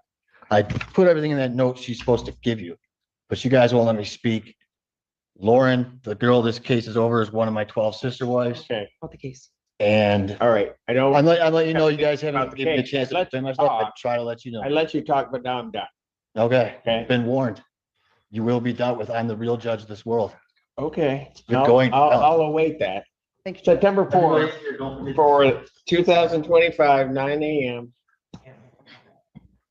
Round continue.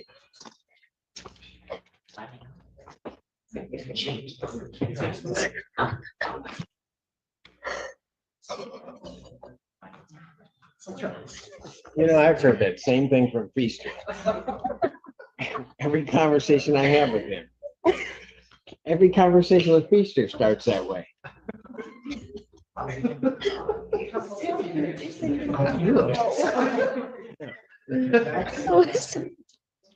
I don't really think it's up to me. Court calls the case, People versus Alicia Henderson. If you're raising it for the people.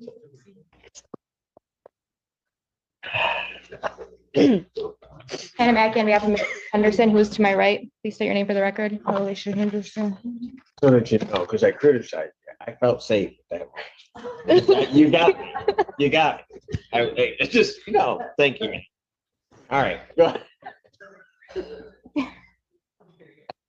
Your Honor, we'd like to set this matter for preliminary examination and all discovery is complete as far as we are aware. Before we do so, Your Honor, I was not here at the last hearing, but I do know that we adjourned to explore restorative justice resolutions in this case. The notes that I have from the previous APA that covered indicated that both parties were in fact agreeable to the restorative justice resolution, which would have them at the dispute resolution center, resulting in the ultimate dismissal of this matter if that is successful. However, there was a bench warrant issued, I think, because she failed to appear at the last hearing, as well as the required paperwork not having been submitted yet by counsel. So I do want to confirm on the record before we set this for exam that the parties on defense side, or defense rather, is rejecting the restorative justice resolution before we proceed to exam.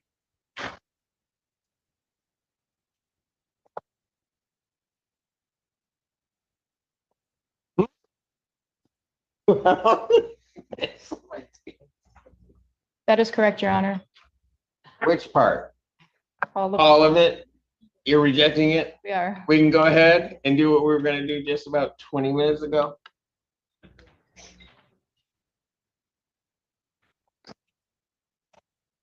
The bench warrant was recalled. because Yes, it my client was. able to- That's why she walked in. Yes, sir.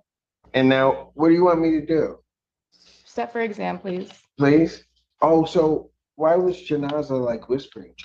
She just wanted to talk to me. So it wasn't anything about the case? No, okay. All right.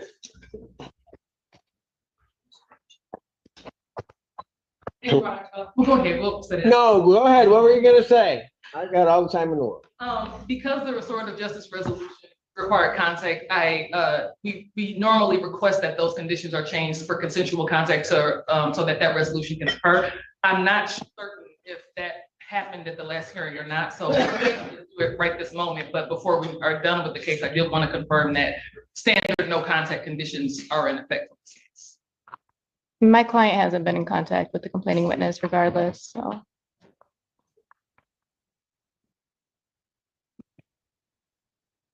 I don't think we changed anything. No, I haven't. I don't know why I'm checking.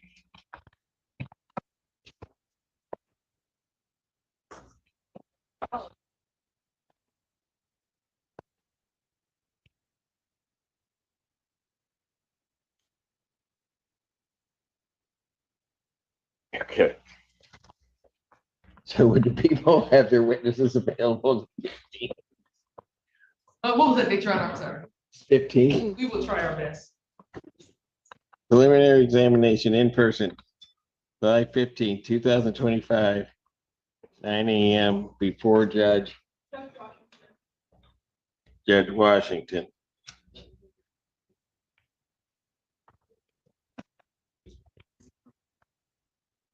Bond will continue. I don't see that any conditions were changed.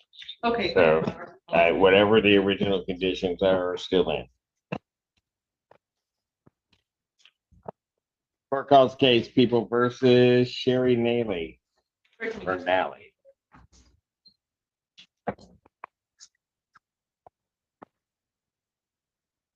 Your Honor, whom I am appearing with and on behalf of Miss Nally.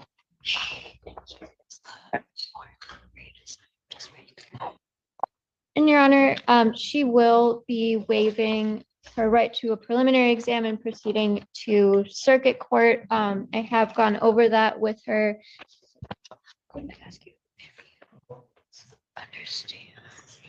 Ma'am, is that correct? Yes. You understand that a preliminary examination is a proceeding where the people would have to show by probable cause that the offense alleged was committed and that you committed it? Yes. You understand you'll not have that hearing and you'll proceed to circuit court for further resolution? Yes. People also waive their right? Yes, Your Honor. Preliminary examination having been waived, defendant's bound over to circuit court on a single count. Your Honor, we acknowledge the receipt of the information and would waive its formal reading and stand mute at this Defendant time. having waived formal reading, standing mute. Court will enter a not guilty plea. Pretrial will be set for July 17th, 2025 at 1:30 with Judge Fleischer. July 17th, 1:30, Judge Slay. Thank you, Your Honor. Bond will continue. Okay. Thank you.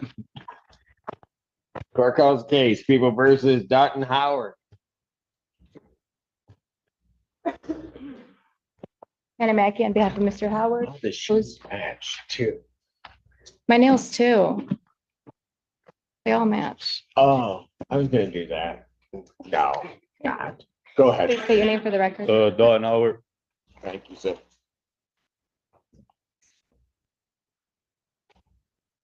Your Honor, request an adjournment. We're waiting for discovery. Our office has not received any yet. Discovery. Yeah. The adjournment, I believe that has gone, that was really to discover process, so. July 17th, 2025, 9 a.m. Bond continue. Thank you, Your Honor.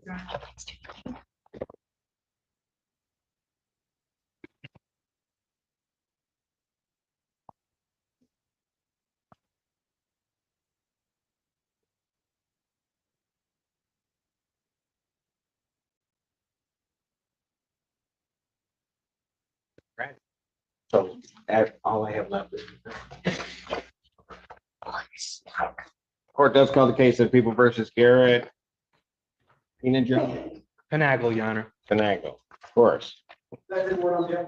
Assistant Public Defender Jay Bellinger on behalf of Mr. Panagle, who approaches. And Mr. Panagle, can you please state your name for the record? Eric Finagle. And Your Honor, while I can say that my client is not awaiting the rapture, he is awaiting a response as to. You really didn't have to, but go ahead, sir. He is awaiting a response as to 20 seconds recovery court. I just submitted him for that yesterday. I was informed by Ms. Sample that he will have an answer no later than the 24th. And at which time I imagine we'll have some sort of resolution going up. I'm hopeful.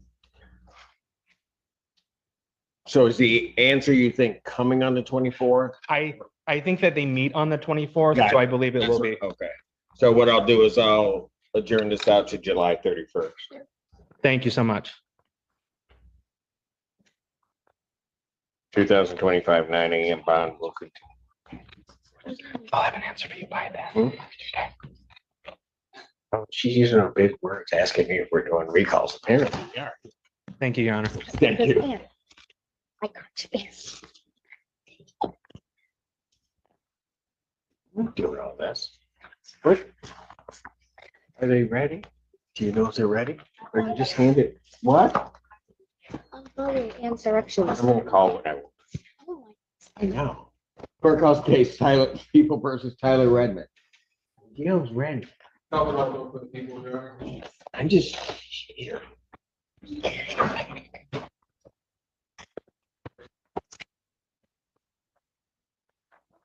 Mike Gaddy, Assistant Public Defender on behalf of Mr. Redmond, Your Honor. Mr. Redmond, state your name for the record. Tyler Redmond. Your Honor, we're still waiting for an assessment to be done from the Circuit Court Sobriety Court.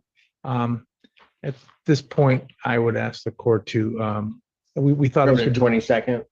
Yes, yeah. Sobriety Court? Yeah, at this court, at this point, I'd ask the court to set an exam and we'll continue to look into that option as well.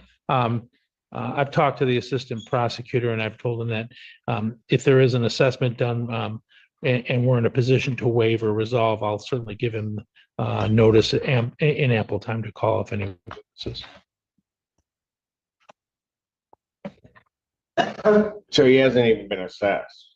No, Your Honor, we thought that was going to happen by the 26th, and I think there are a couple a little bit behind. So you want an exam instead of adjourning it to see if you can make that happen? I mean, either way, it doesn't matter to me. If we have the exam, I can still do the assessment? Let's set an exam, Judge, if the court's okay with that. No, discovery is complete to your knowledge. Yes, Judge, to my knowledge. People have their witnesses available the 15th. Yes, Your Honor. Preliminary examination in person, July 15th, 2025, 9 a.m. That is before Judge Moore. Yeah. Okay. Okay, all right. Bond continue. Thank you, Your Honor.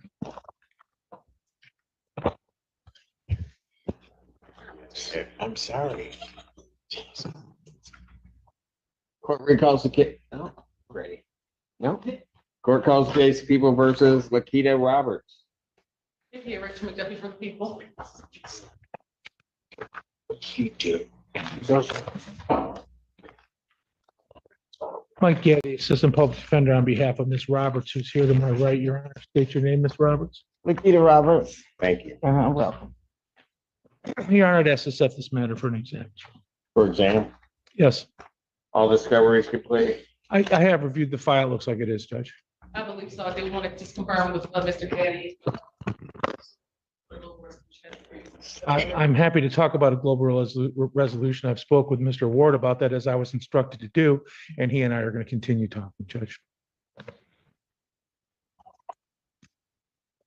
Okay. People have their witnesses available this 15th. If I can be Their heard. examination in person, July 15th, 2025, 9 a.m. That is before Judge Washington. If I can be heard on time, Judge.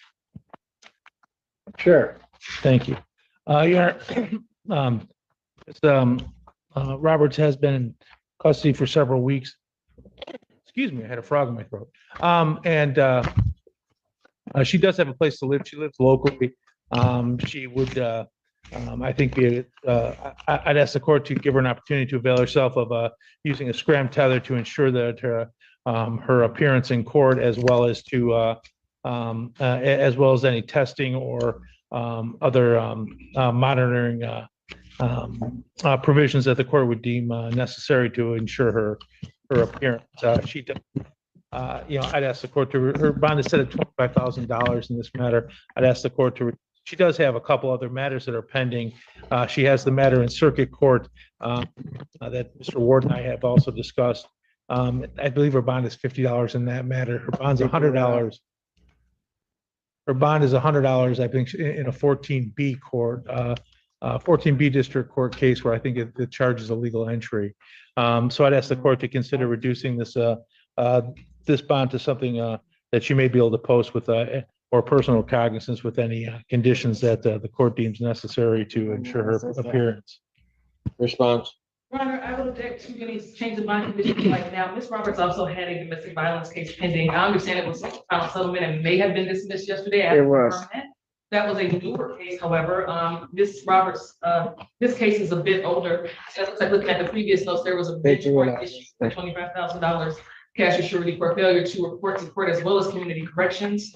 I think a subsequent violation for community corrections as well. I'm concerned, obviously, about the substance use in this case. I don't think that, given her history of failure to appear and some new offenses in the interim and failure to appear on this case and other cases in circuit court, that we can trust Ms. Roberts to, on her own, comply with court orders and show up. Your Honor, the DV case was dismissed yesterday in my note. Does she have any other things pending at this point or no? No, just this matter, the illegal entry case in 14B, and there's a circuit court case with a $50 bond, Judge. There is a whole $50 bond in her circuit court? Yes. That was just because she had a bond in something else. Yes, that's my understanding. It's a very old case. It was bench warrant. I think for some reason I don't think the bench warrant ever got on lien because the jail didn't know about it until it was brought to their attention during the pendency of this case. Granted. Defendant's bond is set at $5,000 personal recognizance bond. Defendant is to report over. We'll do new community corrections test. She's to report over for once a week testing. Okay. Thank you, Judge, and we'll work on the other bonds as well. But thank you. Thank you, Your Honor. Thank you.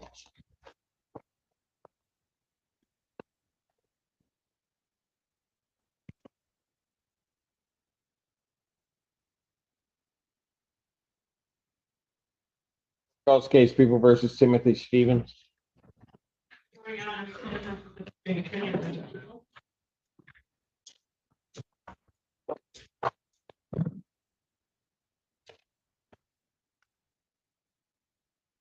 Michael Gaddy, Assistant Public Defender on behalf of Mr. Stevens, Your Honor, who's standing here to my right. Sir, your name? Timothy Stevens. Thank you. Your Honor, at this time, we'd ask the court to set this matter for a preliminary examination. Ms. Tanya and I have it, and I discuss it. Everyone. Ms. Tanya and I have had an opportunity to discuss this matter. We're going to set it for exam. Discovery is complete. Yes, Judge. People would have their witnesses available the 15th. I believe so, Your Honor. All right. Preliminary examination in person, July 15th, 2025. 9 a.m. That's before Judge. Judge. Thank you, Your Honor. On continue. 15. Court calls case People versus Leo Stringa.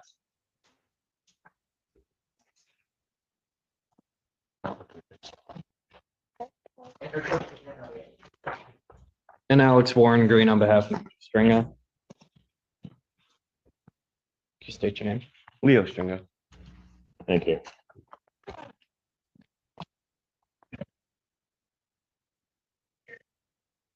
Okay.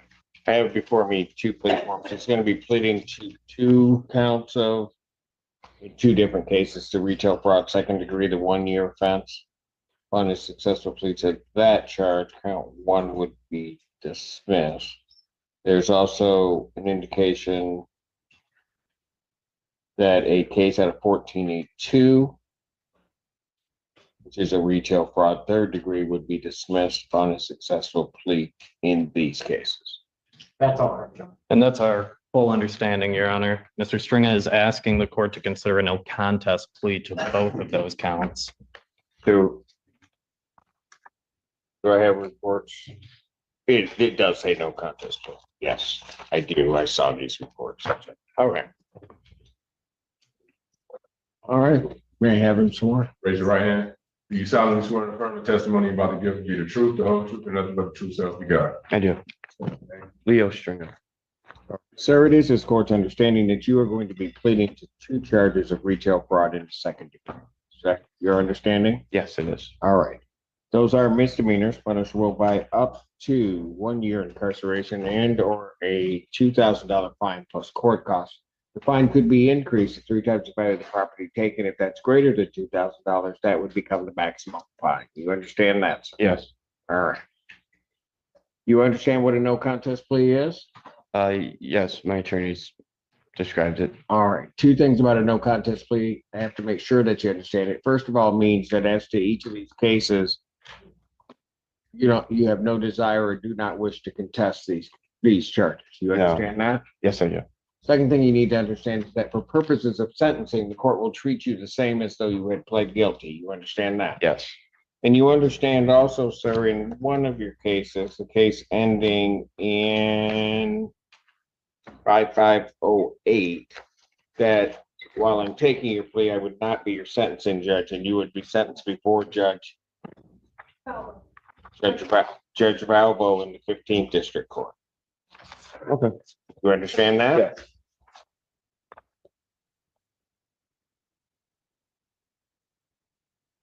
Basis for the no contest, please. Lack of recollection, Your Honor. All right. Sir, to the charge, I'll start with the 15th District Court matter. To the charge of retail fraud, second degree. Let me just give you an offense date. Having occurred on November 20th, 2024 in the city of Ann Arbor, how do you plead? No contest, Your Honor. To that same charge, having occurred on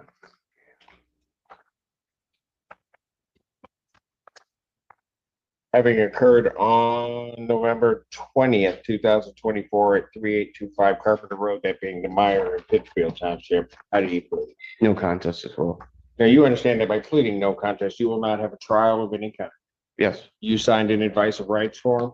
Yes, I have. Any question regarding any of those rights? No questions. Please look at paragraph 5. You'll see a copy on the podium. Those are your rights, which are part of the trial. You understand by pleading no contest, you're giving up those rights as well as all the rights in that form. I do, Your Honor. You understand you're giving up your right to appeal of right.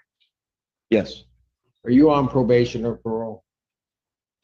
No, actually. No, the probation that I was on I'm done with. Has anybody promised you anything other than what's been stated here today on the record to get you to plea?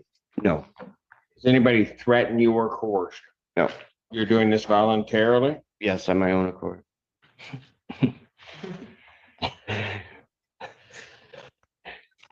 And of your own free will? That is as well. The court has been provided and has reviewed University of Michigan Department of Public Safety and Security for their case number 24-903-06211, as well as Pittsfield Township Department of Public Safety report for their case number 24-19305. Any objections to the court having reviewed those reports? None from the defense, Your Honor. Okay. Based upon a review of those reports, the court would find that there's a sufficient factual basis to determine the defendant's guilt. Sir, you understand that if I accept your plea in this case, between the time of the acceptance of your plea and the time of sentencing, if there's misconduct committed by you as defined by the Michigan court rules, you would, 1, not be entitled to withdraw your plea, and 2, any resolution or evaluation regarding this case, the courts would not be bound by in terms of sentencing. You understand that, sir? Yes. All right. Is council aware of any other promises, threats, or other inducements that have caused this plea? None from the defense, Your Honor. Has the court complied with the court rule in both of these matters? And the defense is satisfied. Court will accept the defendant's plea of no contest to count 2 in both cases. Count 1 is dismissed. In the 15th District Court matter, a pre-sentence investigation and report is ordered at 15th District Court probation. Sentencing in the 15th District Court matter will occur on July 29th,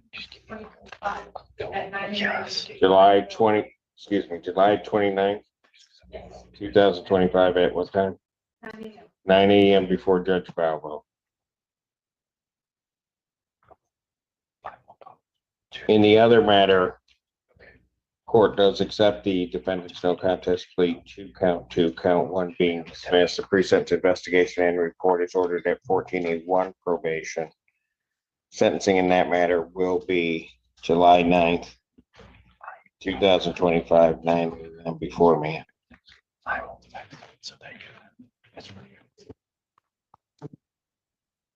Bond in each of these matters will continue. Thank you. Thanks, Leo. Thank you, Your Honor. Thank you, Your Honor.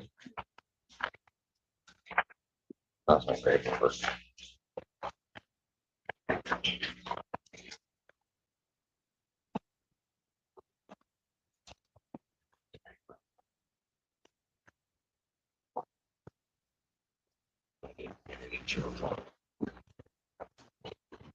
Clerk calls case people versus John Terry. That is for the people. Your Honor, Alexis Pluma appearing with and on behalf of Mr. Terry. Mr. Terry, could you state your full name when you get up here? John Martin Terry. Thank you. And Your Honor, I believe the court has received a plea form as well as a signed advice of rights form. Mr. Terry will be pleading to an added count 3 of controlled substance use, and counts 1 and 2 will be dismissed. That is what the court has in front of us. Is that a correct statement? All right, let's have him sworn. Raise your right hand. Do you solemnly swear to affirm the testimony you about to give will be the truth, the whole truth, and nothing but the truth, so help you God?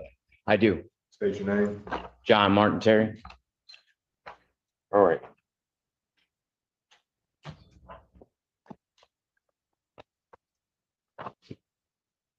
He needs to acknowledge box 5 needs to be checked on that form.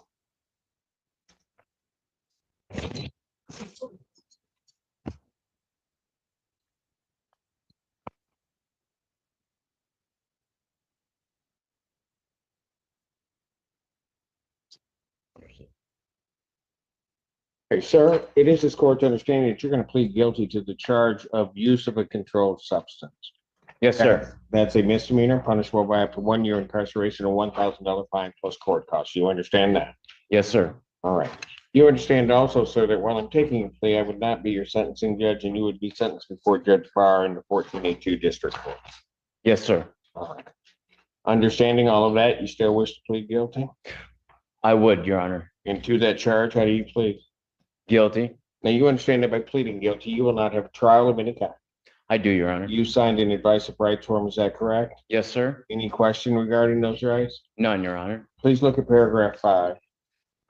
Those are your rights which are part of a trial. You understand by pleading guilty, you'll be giving up those rights as well as all the rights on that form. Yes, sir. You understand you're giving up your right to appeal of right. Yes, sir. Are you on probation or parole? No, sir. Has anybody promised you anything other than what's been stated here today on the record to get you to plead? None whatsoever, yes, sir. Anybody threaten you or coerce you? Not at all. You're doing this voluntarily? Yes, sir. Of your own free will? Yes, sir. And because you believe that you are indeed guilty of this offense? I am guilty, sir. On the date of August 9th, 2022, at the location of Prospect Road near Berkshire Drive in Superior Township, Washington County, State of Michigan, did you have heroin in your possession? I did, sir. Had you used it? Yes, sir. And did you know what you were using was indeed heroin? Yes, sir. Sir, I do have to advise you that if I accept your plea, if there is misconduct committed by you as defined by the Michigan court rules between the date of this plea and the time of your sentencing, any plea agreements and or evaluations, the court would no longer be bound by. You would also not be eligible to set aside your plea. You understand that, sir? Fully understand that, sir. All right. Counsel, are there any other pleas, threats, or inducements that have caused this plea that have not been stated on the records? No, Your Honor. Have I complied with the court rule, and would it be proper to accept this defendant's plea? Yes, Your Honor. Court will accept the defendant's plea of guilty to count 3. Counts 1 and 2 are dismissed. Pre-sentence investigation and report is ordered at 1482 probation. Sentencing in this matter will be July 15th, 2025, at 10 a.m. July 15th, 2025, time 10 a.m. before Judge Barr. Thank you, Your Honor. And may I address bond? What would the case be if you didn't? Go ahead. Your Honor, so we did discuss this last week. I would just ask you to consider again a personal recognizance bond for Mr. Terry now that he has pled to a single misdemeanor. He does now have reliable transportation to court in the form of his mother and his own transportation. He has a job at Tradesman that he could go back to. Again, he did admit that he had a slip up with regards to his sobriety, but he is committed to doing better. He's provided proof that he was enrolled in medically assisted treatment as well as mental health services through Packard Health and CMH prior to going into custody. And he had already completed an access interview with Home of New Visions and had planned to enroll in intensive outpatient treatment again prior to the bond violation, and would plan to do that if released, if Your Honor again would consider a personal recognizance bond. So there's no plan set up for what he's going to do at this point? There is. It's my understanding that he was approved to participate in intensive outpatient through Home of New Visions. He would just need to contact them after he is released. Yes, sir. Anything from the people? Your Honor, Mr. Terry has been able to provide through his counsel a proof of the treatment that he's been undergoing since February or March of this year. So we would need to the court's discretion since he is.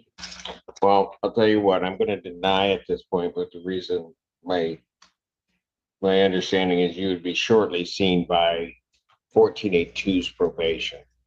And certainly that can be then addressed by Judge Barrs to his release. All right, consistent with what they see. So at this time, I'll deny your motion for bond modification. Bond will continue with you. Certainly. Thank you, Your Honor. All right. Thank you, sir. Good luck to you. Sure. Thank you.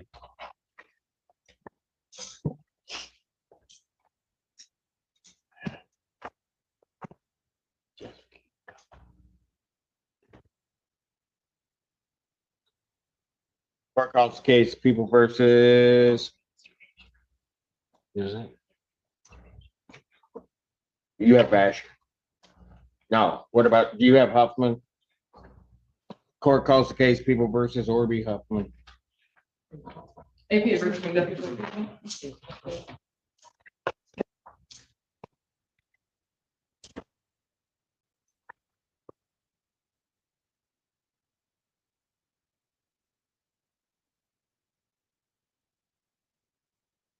Your name, sir? Orby Huffman. It says Mr. Brown is the attorney. Is represented by Mr. Burgess. Mr. Burgess is a substitute. That is not what, when did that happen? This morning? I want to tell you yesterday. Well, where's Mr. Burgess? He's not here in office.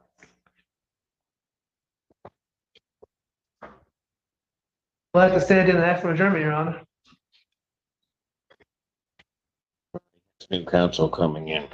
All right. Sir, I don't have the public defender had to withdraw from your case. I don't know if they discussed that with you or not. No, they did not. Okay. The reasons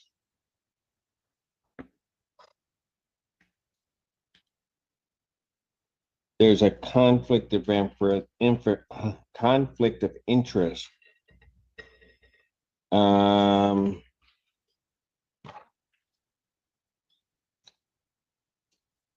It looks like because of the public defender's representation or prior representation of the complaining witness in this case. Okay. So they would have to withdraw. They've withdrawn. The appointing authority has appointed Mr. David Burgess to represent you. Okay, we have not heard from Mr. Burgess this morning. Don't know where he is. Quite frankly, even if he appeared today, he probably wouldn't have everything to be able to and have talked to you to make an intelligent decision as to what to do with it. Okay. And so he'd likely asking for an adjournment anyway. So what I'm going to do, that's a long way of telling you, I'm going to adjourn your case out 1 week. Make sure Mr. Burgess has everything that he needs and then has the opportunity to come talk to you. Okay? Probable cause conference will be adjourned 1 week to July 10th, 2025, 9 a.m. Bond will continue. Thank you, sir.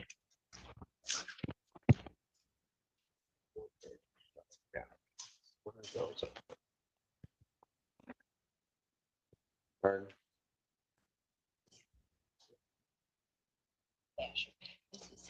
What is- Court calls the case People versus Tariq Wilson.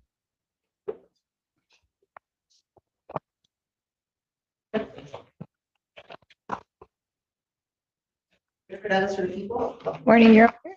Andre Savary requesting permission to practice pursuant to MCR 8.120 under the supervision of Assistant Public Defender Chinaza Akiri Ekenroli. Is this the only thing she gave you today? It's a What? list, Really? Your Honor. It's the only thing she gave you? Yeah. So far. She's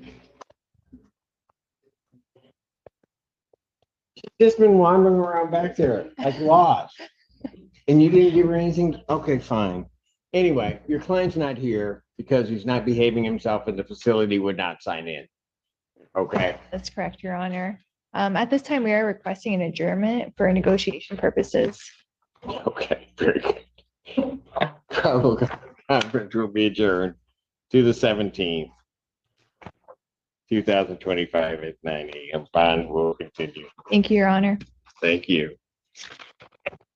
One case, really, Chanel? One case. One case.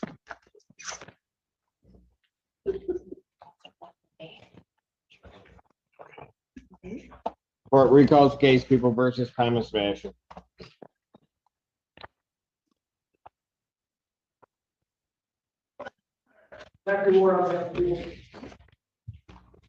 Austin Gilbase on behalf of Mr. Thomas Vasher, who is present to my right, Your Honor. Mr. Vasher, can you state your name for the record one more time? Thomas Vasher.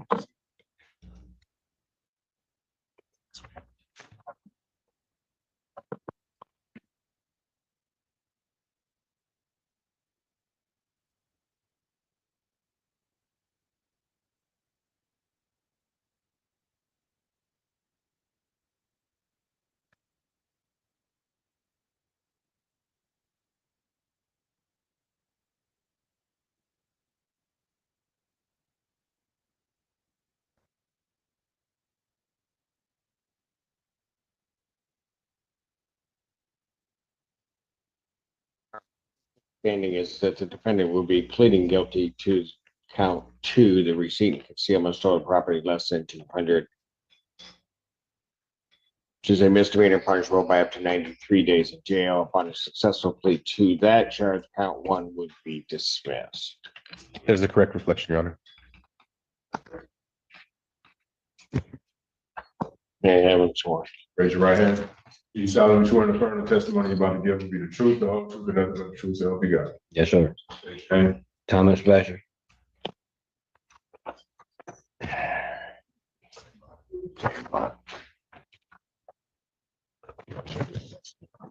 Sorry.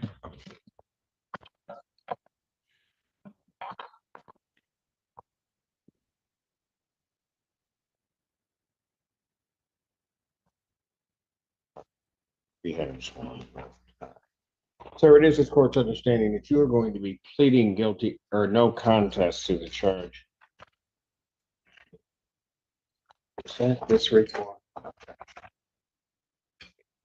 No contest to the charge. Receipt concealment of stolen property less than $200. Yes, Your Honor. All right. That is a misdemeanor punishable by up to 93 days in jail, $500 fine plus court costs. The fine could be increased 3 times the value of the property taken. If that's greater than $500, that would become the maximum fine. You understand that, sir?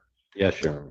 You also understand that while I'm taking your plea, I would not be your sentencing judge and you would be sentenced before Judge Washington in the 14B District Court.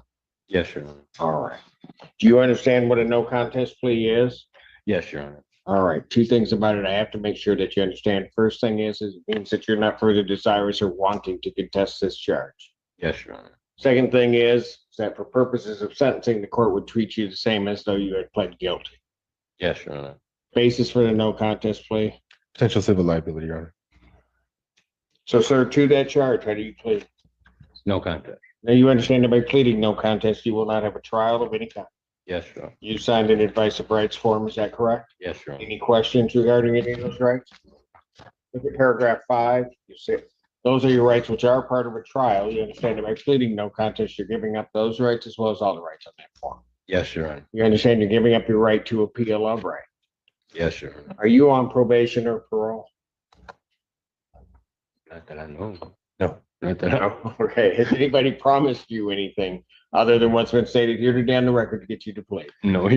Has anybody threatened you or coerced you in any way? No, Your Honor. You're doing this voluntarily? Yes. Of your own free will? Yes, Your Honor. All right. Court has been handed and has been provided and has reviewed Washington County Sheriff's Office report for their case number 255214. Any objection to the court having reviewed that report? No, no objections, Your Honor. Sir, I do have to advise you that any sentence evaluation and or agreement regarding your case, if you were to commit misconduct from the time I accept your plea to the time of your sentencing, that the court would not be bound by that. You understand that? Yes, Your Honor. You understand also that if you commit that misconduct, you would not be entitled to withdraw your plea. Yes, Your Honor. You understand that, sir? All right.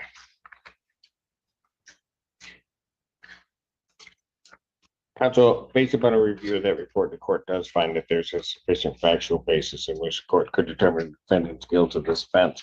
Is counsel aware of any other promises, threats, or inducements which caused this plea? None, Your Honor. Has the court complied with the court rule and would it be proper to accept this defendant's plea? Yes, Your Honor. The defense is satisfied as well, Your Honor. Court will accept the defendant's plea of no contest to this charge. The count 2, count 1 is dismissed. Pre-sentence investigation and report is ordered at 14B. Probation sentencing in this matter will be At 10 a.m. July 31st, 2025, 10 a.m. That is before Judge Washington. May I address bond when appropriate?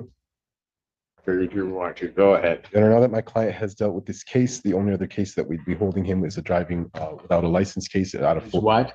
Now that my client has dealt with this plea and the felony was dismissed, my client is asking to be released on a PR bond. The only other case that he has currently is a license case out of 14B. And I would already given that would be reduced to the PR bond if I Yes. was reinstated. Response? Your Honor, given that felony is now gone, I don't necessarily object to the court reconsidering bond. However, I would you have 3 pending board requests, one for fleeing third UNID in March, RO in April of this year, and a more smooth building from May of this year. At the time of this offense, the defendant was in abscond status from circuit court probation.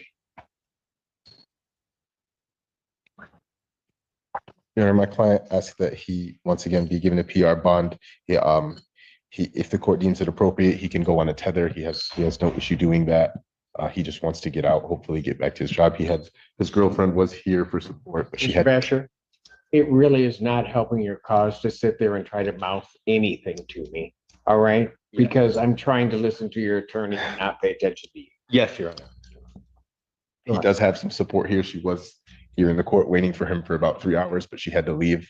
As I said, Your Honor, the only other matter that would be holding him is a driving case. And these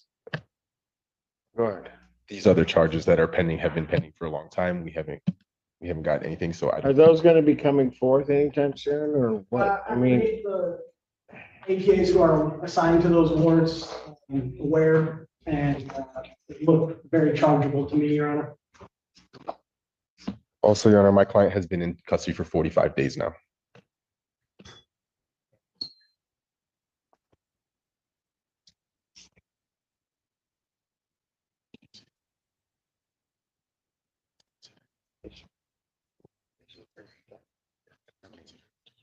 yes.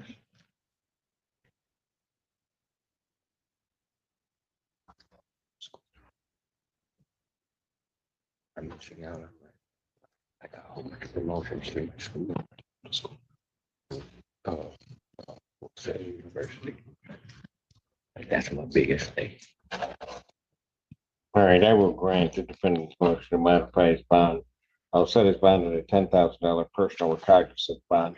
Defendant may be released on a GPS tracking tether prior, or can be released only with the GPS tracking tether in place, location tracking.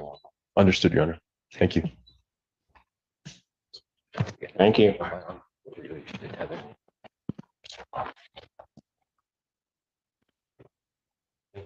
Thank you, Your Honor. Thank you, Your Honor. You're welcome. Court does call the case People versus Virgil Dunlap. Andrew Charles appearing on behalf of the people. Edward Dricks for Virgil Dunlap.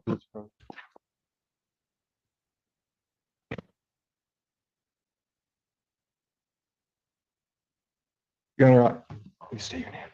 Virgil Dunlap, same, you know. I was appointed yesterday. I obtained the written discovery. There's some outstanding video discovery that I'm going to ask for an adjournment to obtain. Probable cause conference will be adjourned July 17, 2025, 9 a.m. Bond continued.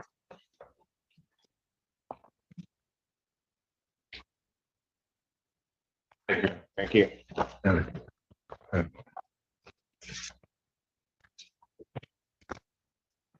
Court does call the case People versus Elton Bell. Zachary Ward on behalf of the people. Kim Hadatius on behalf of Mr. Bell. Your Honor. Wow, it's been like 2 hours now since go ahead. I'll let you go. He's answering my phone calls. He said his ride is just not answering his phone. I would like to ask for an adjournment. He literally was going to come here, make a payment for his. You want me to send the car for him? I can help him with that next time. He doesn't have transportation. He's relying on people who used to work for him in the past to get here. I'm even inclined to have him learn Zoom so he's able to attend, so we don't have to worry about this in the future. I don't believe he's ever not appeared before, based on my notes. You don't know. So we are going to be asking for an adjournment, Your Honor. You're sponsoring the people. Your Honor, this is a larceny case where the defendant took a check from the victim for $2,000 and for over a year to follow around to do the work, I'll pay you back sort of thing. And here he is supposed to show up and pay some money for a misdemeanor offer and he doesn't have a ride. We haven't seen photographic proof of him not having a ride. So I don't know what that photographic proof of somebody not having a ride would be. Well, Be sitting in my house? He suggested it. I don't know. It's a running joke. Yes, that was. And Your Honor, he is 65. He receives quite little Social Security. He doesn't work. He has injuries. We're trying to provide. He was going to come with documentation of his injuries. Are you on the docket next week? I should be. Okay. So what I'll do is I'll adjourn it out a week. If he doesn't show up then I take you into custody. I'm okay with that. You're okay? Yeah, thank you, Your Honor. Good. She is good with that. Sounds like she is? Yeah. Oh, yeah. He's just like, yeah, she'll be. Now she's gonna, even if we're off, I'll be here. Probable cause conference, July 10th, 2025, 9 a.m. Bond continued. Thank you, Your Honor. Mr. Dish didn't seem to care, did he?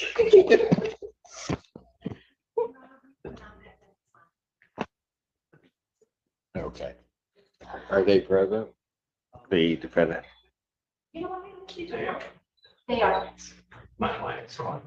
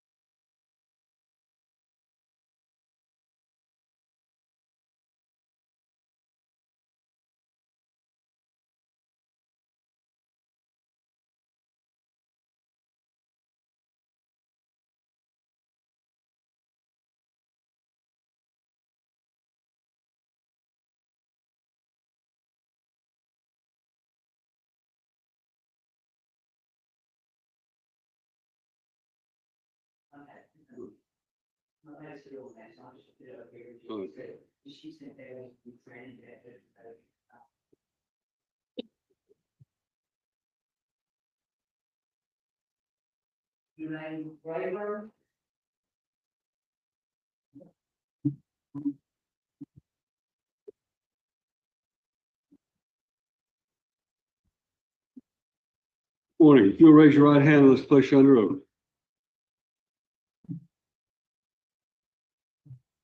I do. Please state your full name. Russell Allen Street. And you were married to Elaine Brenda Braver. Correct. And she passed away on February 18th of 2025. Correct. And she did not have children. That's correct. And she did not leave a will. That's correct. And you are her sole heir. Correct. And are you asking this court to appoint you as the administrator over her estate? Yes. And are you asking the court to waive the requirement to post a bond and file an inventory? Yes. Thank you. My question. Stop killing. Don't you let go. All right, I will approve your request to admit, the estate will be admitted. Mr. Street will be appointed as the administrator. Thank you. Just have a seat and I'll be right with you.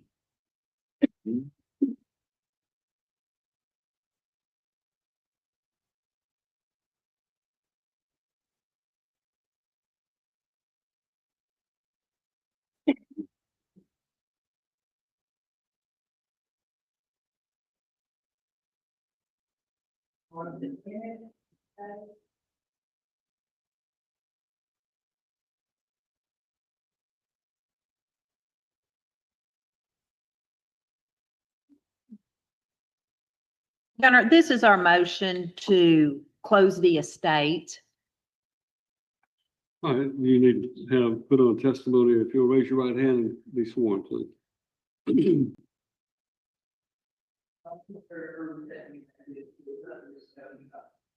Please state your name.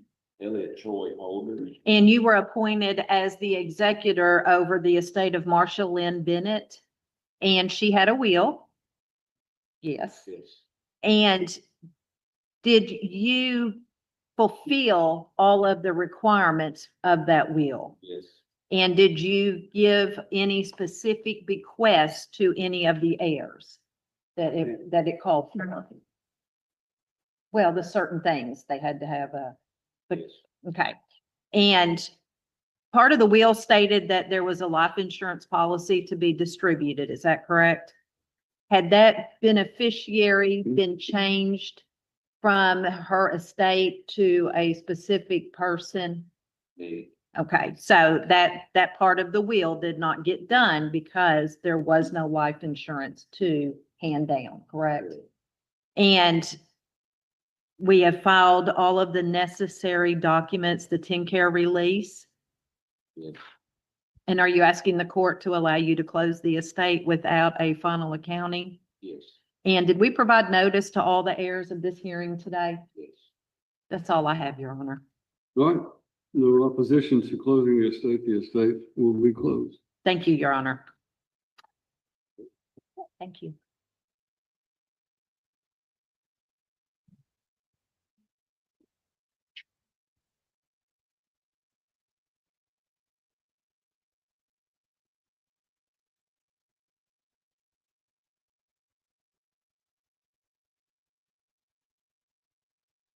Janice Eagleton.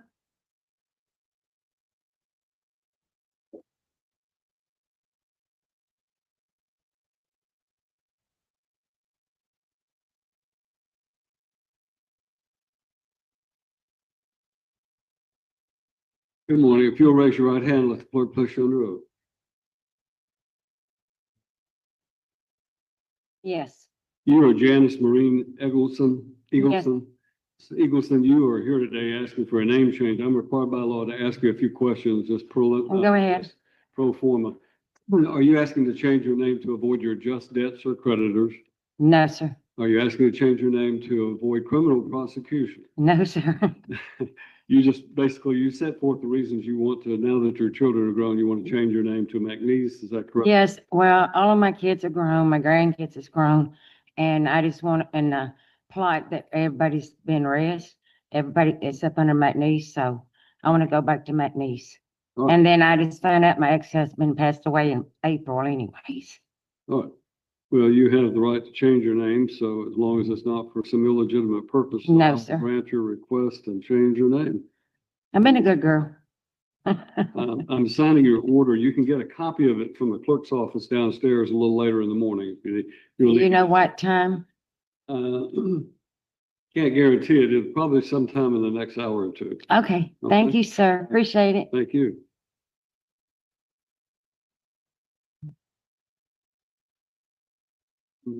I believe so, but Miss Brady is not here. Gabrielle Toth versus Brittany Crowder and Sean Shell. Apparently I thought they showed up, but then they stick that aside. Miss Brady's not here yet, I don't think. Yes, she is. All right, as soon as she's there, we're about to start the contested docket, so if you want to get ahead of that, we might want to get her in. So.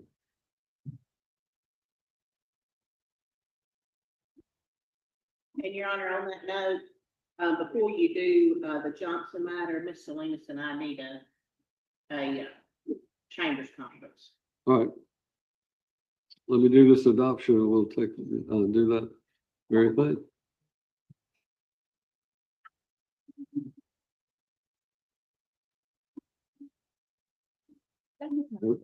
Everybody come on up. It's going to be involved in this.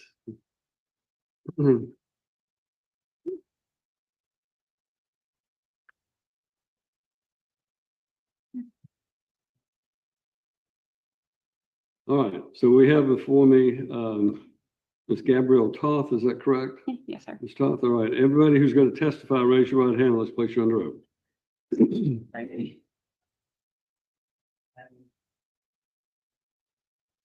All right, Ms. Salinas, I'm sorry, Ms. Brady. So as soon as the next case, I could call you worse things. What's up?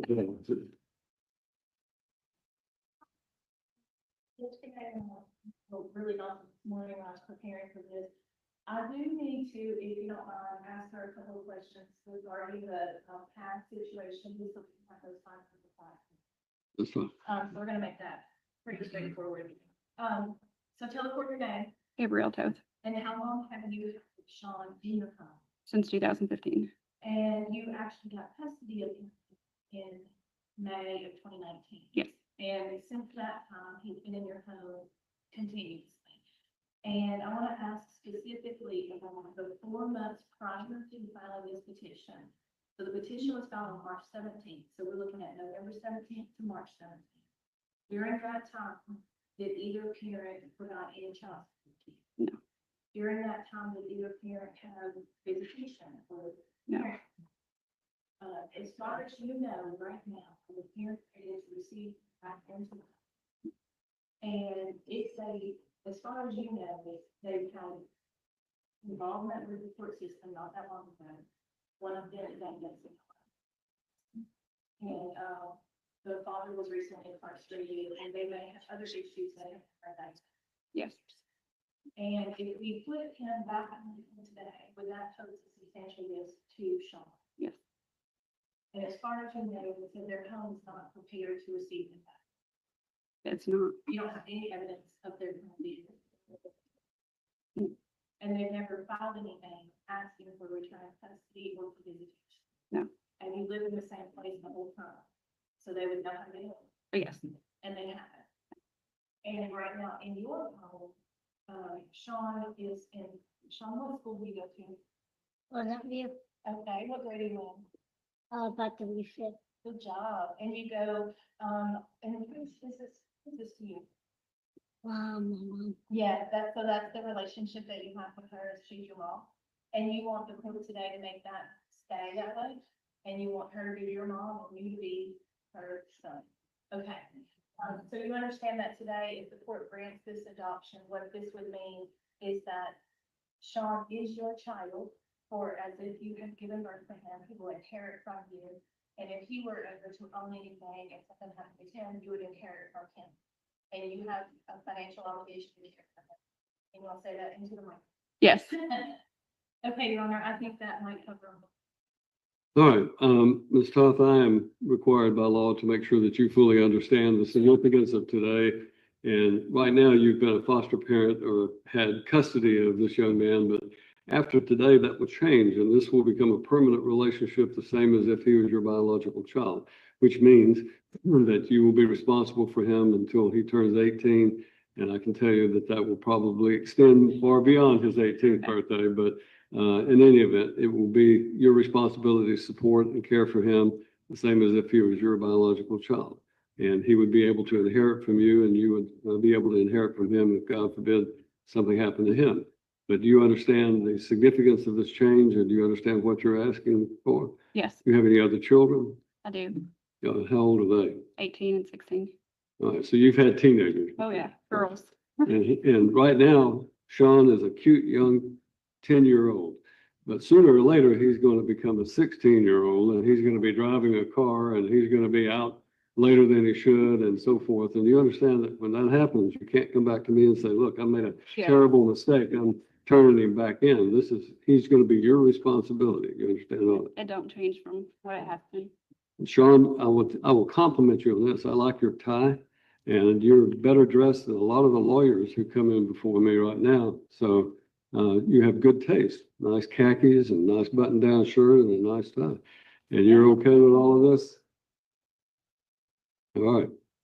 Then under those circumstances, I'm happy to grant the adoption. I do make the following findings of fact that, number one, that both of the biological parents have failed to provide support for the minor child during the requisite period prior to the filing of this petition. And second, that both of the biological parents have failed to visit or have anything other than token visitation with the minor child for the requisite period prior to the filing of this petition, and that therefore by statute they have abandoned the minor child. And then lastly, I find that it is in the paramount best interest of this child that this adoption be granted. Right? He's not. He's not. Okay. Thank you. Do you have an order prepared? Thank you, sir. Yes.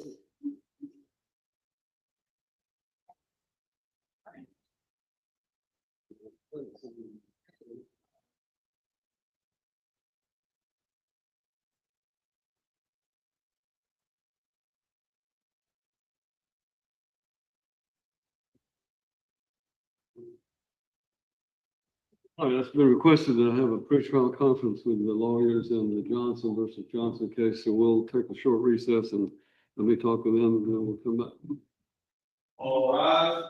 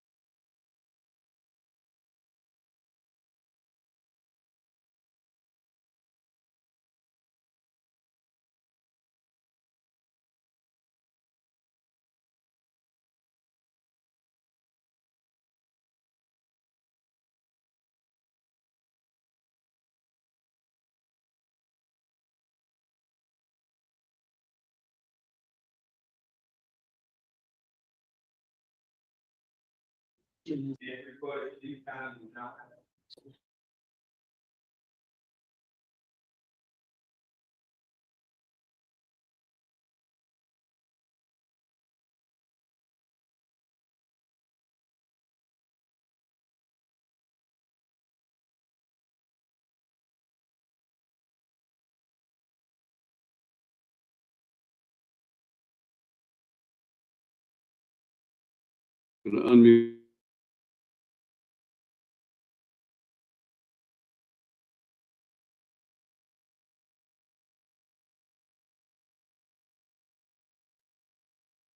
Right. I'm going to mute the live stream so that I can address an issue on the record that it's not, that the lawyers agree should not be broadcast, and then we'll come back to the regular live stream.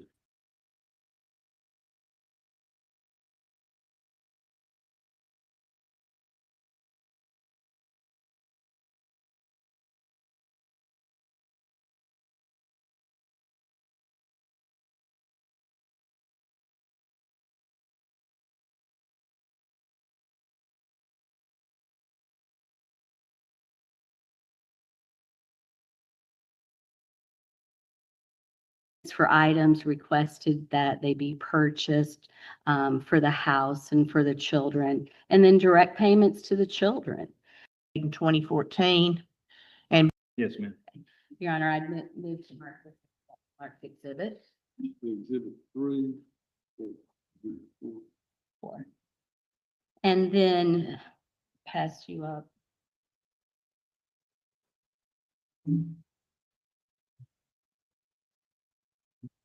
And sir, your health savings account, how did the funds get into your health savings account that you have through work? They were payroll deduction pre-tax. Okay, so they were deductions from income that you earned. Yes, ma'am. Okay, and that was available to your wife, and that was available for the benefit of your children as well. Is that right? Yes, ma'am. We both had debit cards. Okay. And sir, if you would look at these medical bills, if you would glance over them and state whether or not, in fact, you recognize these medical providers and payment amounts. I recognize them just because I've seen them through my statement. I did not handle this account. Okay. Stephanie basically took care of the payments to these people. To the medical providers? Yes, ma'am, because a lot of it was, we had a child that had a pretty serious health thing go on, and she had to build some additional bills. Okay. And I think Stephanie probably just paid payments on those through agreements, and she used the debit card, the HSA account to take care of that. Okay, but these medical bills were paid through the HSA account or through your bank statement. Is that correct? Just through the HSA. Just account. HSA. Okay. All right. And is it true that the payments date from June of 22 all the way through July of 24? Yes, ma'am. And what are those totals? 5,513.01. Okay. All right, Your Honor, if I may move to mark, this is the next marked exhibit.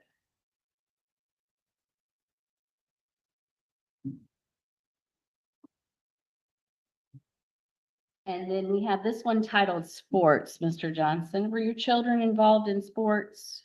Yes, ma'am. Now, at the time of your separation, you had 2 children who were under the age of 18. Is that right? 22. You see, Hannah was born in 2004, and her birthday, she didn't turn 18 until 2000 and, or October that year. So actually 3. Okay, all right, but soon thereafter too. Yes, yeah, so within Okay. 6 months. Okay, and what type of sports were they involved in? Hannah played soccer. Lauren played volleyball. All right, and so as you're looking at this sheet, if you would tell the court what is listed on here as far as what were you paying? Did you pay these expenses? Yes, ma'am. Okay, and it looks like a majority of them were for volleyball. Yes, ma'am. All right, and then the National Collegiate, what was that for? That was a recruiting clearinghouse, because at that time, we were looking at Lauren going to play volleyball. Either mid-college or small college. And so that was part of a necessarily marketing her, getting her out there with website stuff and contacting coaches and that kind of stuff. All right, and then where you see, for example, a charge to Hampton Inn and Doubletree Hotels, what were those expenses for? Lauren traveled with Clarksville Volleyball Club, and they would do out-of-town tournaments, and some of those tournaments would require overnight stay, sometimes weekends, 2 or 3 days. Okay. And that's basically me paying to make sure that she had a place to stay. Okay, and that would have been in 23, is that right? Mhm. And did you attend those trips with her? Yes, ma'am. Okay, all right, and what is the total for the sports? $5,157.60. And again, that's from 9/26 of 22 to October 6th of 23, is that right? Yes, ma'am. Okay, and again, attached to this sheet is evidence of these charges in your bank statements, or there are, if you would flip over some cash receipts.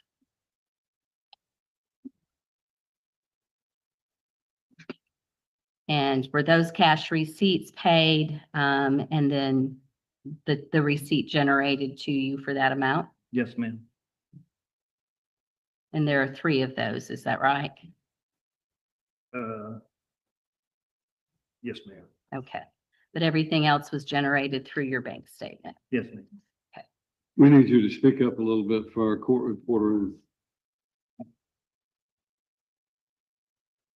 There you go. Is this That better? probably helps. Better?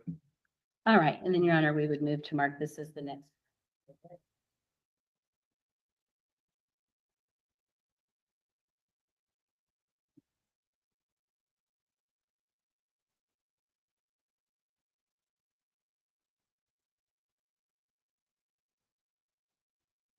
Number 6.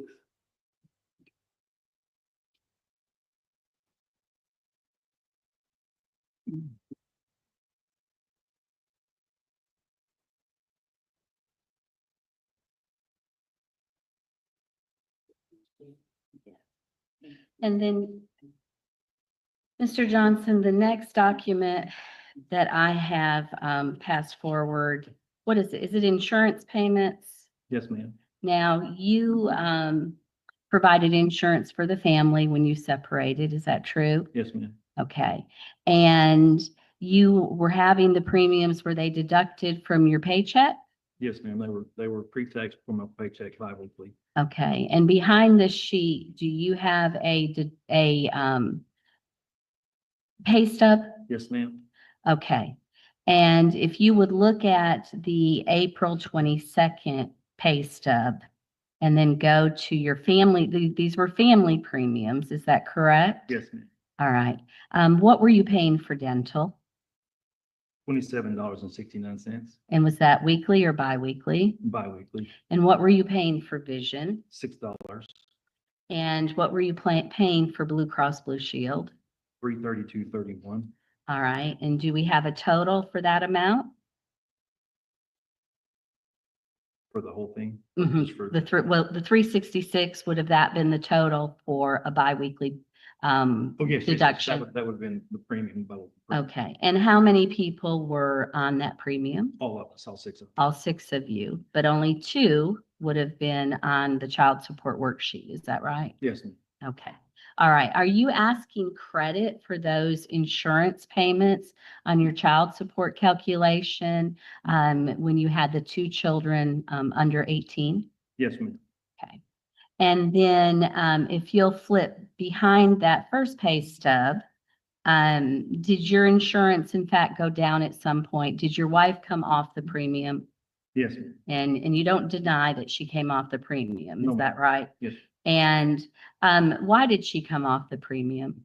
We went through a open enrollment in October, which we always do every year. Mhm. And if your spouse, according to my where I work, if your Objection hearsay.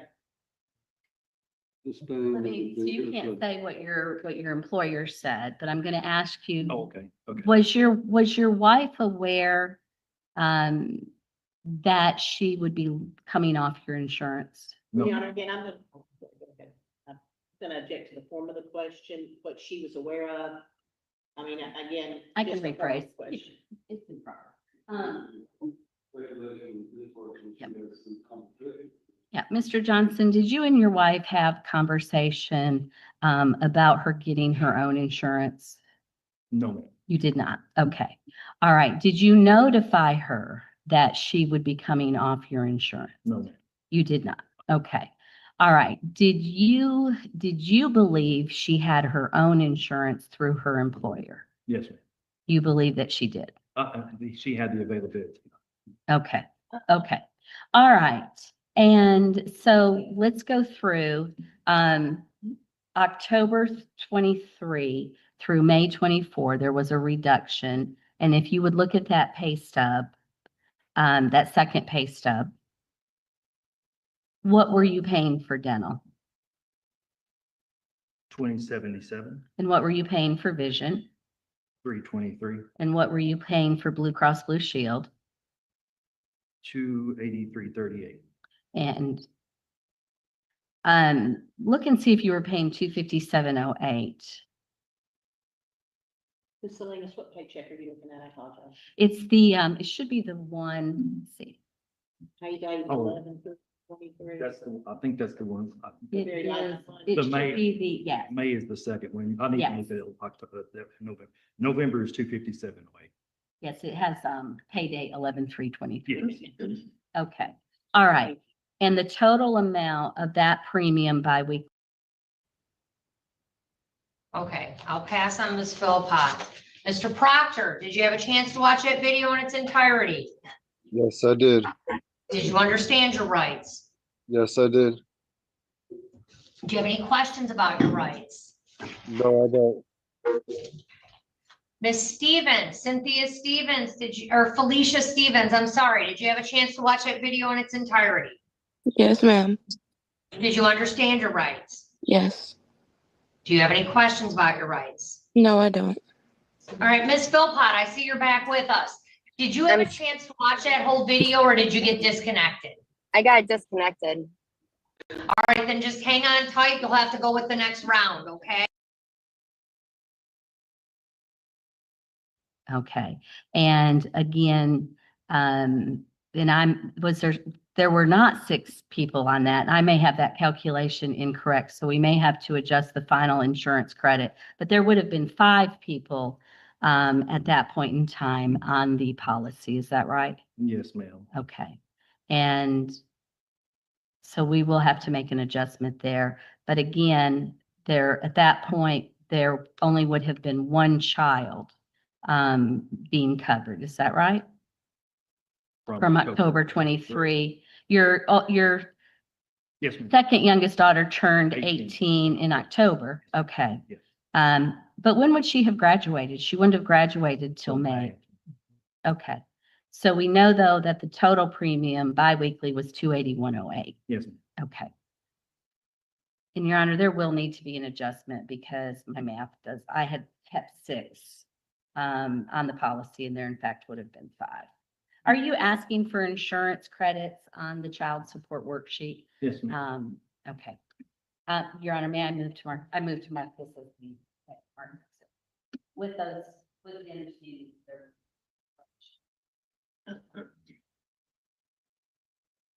All right. And are you asking the court to also to take into consideration the fact that the insurance payments that you made each and every month for the benefit of the entire family for a period of time, and then for the benefit of the children. Yes, ma'am. If you could look at this and smart money assistance. What is Venmo, It's an electronic payment service. and can you be a recipient and a sender? Yes, ma'am. Okay, and in this case, were you the sender? Yes, ma'am. Okay, and what does this sheet signify?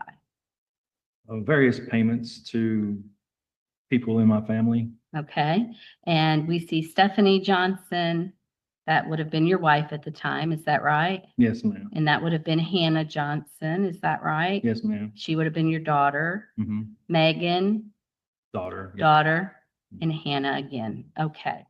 And what's the payment range as far as the day on this sheet?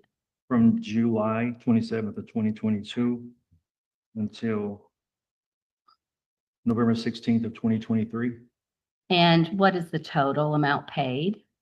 $6,297.50. And you have printed out a summary from Venmo, is that right? Yes, And ma'am. is that attached to this summary sheet? Yes, ma'am. And when you made a payment, for example, on the first sheet to Stephanie Johnson, would you typically notate what the payment was for?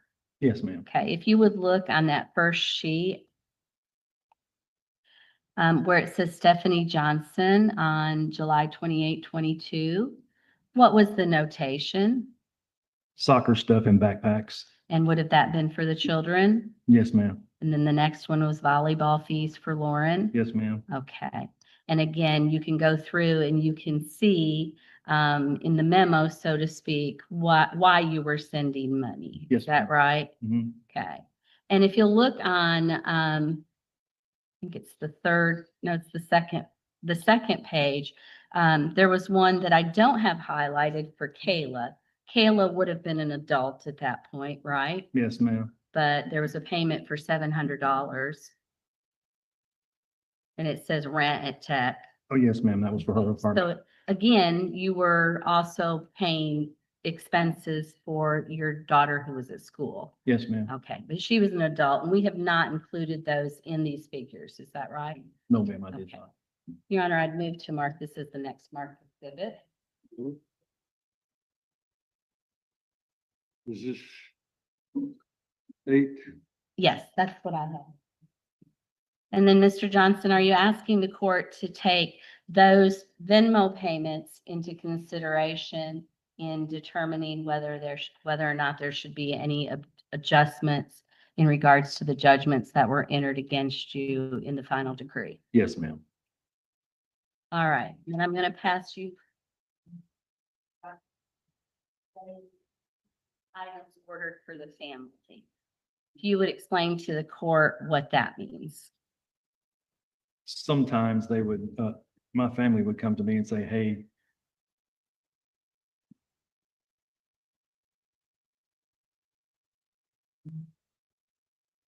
Daddy, can you help me with something? Okay. And I would. And would your wife do that sometimes too? I don't know. I mean, I would assume she would, but I don't know. I don't have her records. Okay. Who asked you, and maybe no one asked you, maybe you just paid it, for the Genie garage door opener? That way we discussed that because the garage door at the time at the main residence was becoming problematic. And so, I just bought a new one and installed it. Okay, at the marital residence? Yes, ma'am. All right, and then you bought some wheel rims. Who were those for? Those were for Stephanie's car at the time, the 2016 Accord. Okay, and a Dyson vacuum. Yes, Who, ma'am. who is that for? That was for the home. Stephanie was, we had gone to dinner not far before this period right here. And instead, because there was 2 long-haired animals in the house, the dog hair was almost unbearable. And she went into the new vacuum to handle that. Okay, So I and bought that. you bought it, all right. And then Amazon leggings, Those were Lauren's volleyball stuff. okay. And then the Apple MacBook, That was for Lauren's school. okay. And then there was an HVAC repair. Yes, ma'am. That's Adam Ziegler's HVAC company. Was that for the marital residence? Yes, ma'am, for the drain air conditioner. Okay, and what was the total on those amounts? 3,000. 3,196.11 Okay, and what was the date range? from September of 2022 to August of 2023. Okay, and we have attached verification of your order details for those items. Is that right? Yes, ma'am. Okay, and Your Honor, I'd move to mark this as the next marked bid. Mr. Johnson, are you asking the court to consider those amounts of monies in determining whether or not there are any reductions to the child support judgment or the other judgments that were entered against you? Yes, ma'am. Okay. Now I want to back up while I think about it. In regards to the insurance, was there a deductible for the insurance, the health insurance? Yes, ma'am. Where I work, they use what's called a high deductible insurance plan. And they couple that with an HSA account that you can also fund on.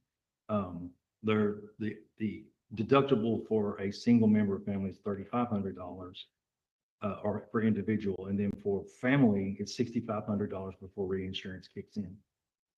Okay, so the medical expenses of your wife that weren't paid, had they been paid, would there have still been a deductible that would have needed to be met? Yes. And would the entire, well, if the deductible hadn't been met, Yeah, object is speculation. Question is objected to is the calling for speculation on his part. Your Honor, I asked him if the deductible would have had to have been met. I think he certainly would have knowledge of whether or not, just through practical experience, having insurance with deductible. Normally, the deductible has to be met. Your Honor, in his previous testimony, he said he did not handle the HSA account. He did not do anything about that, and he did not know it. And that he only submitted that document because that's what he looked through his account. He testified he knew nothing about it. So to make an assumption that because he canceled the insurance without notice, that a deductible would or would not have been met is speculation on his part based on his testimony. Sustain the objection. Okay. Are you asking at a minimum that your wife be ordered to pay half of her medical bills? Yes, ma'am. All right, then I'm going to pass you forward.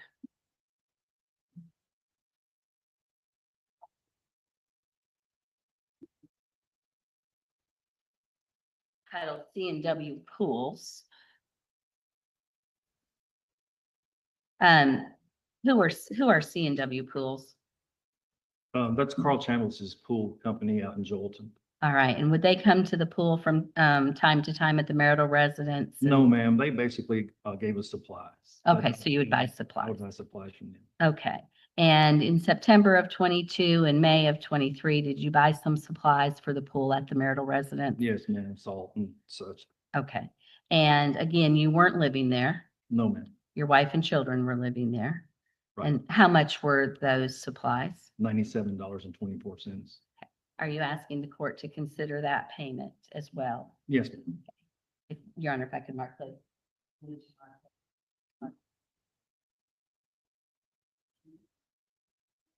Mr. Chairman. And Tennessee Tech, let me have this. And this is for your daughter who would have been an adult at that point in time. But again, did you and your wife discuss that you were gonna help her? Yes, ma'am. And you did help her, Yes, ma'am. and that did come from money that you earned. Yes, ma'am. And what amount did you pay to Tennessee Tech in 2022? $2,614.52. And are you asking the court to take that into consideration in regards to family support that you paid to benefit the family? Yes, ma'am. And if you'll look behind again, is that evidenced, that payment, those payments evidenced by your bank statement? Yes, ma'am. Your Honor, I'd move to mark that as the next mark.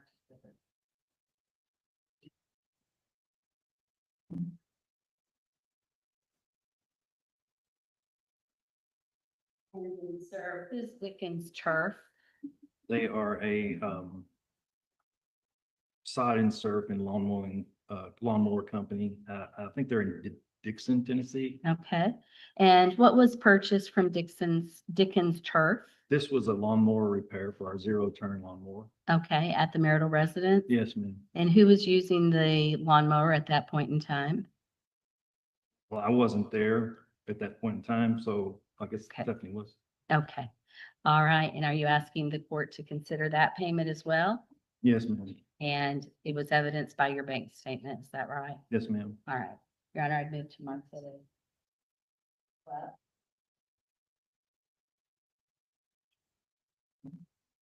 And then lastly,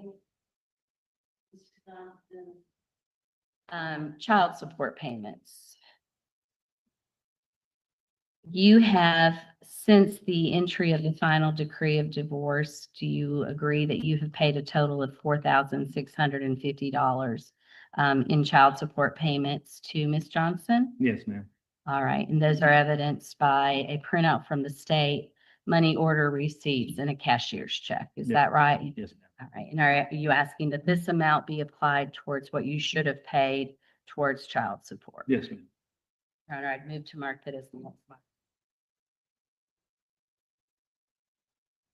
And sir, I'm going to pass you up a summary sheet, and you and I have gone over this together. Is that right? Yes, ma'am.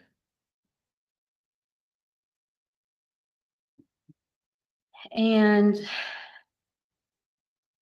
all of the totals that we just went over from May of 2022 through the entry of final decree of divorce, how much did you pay?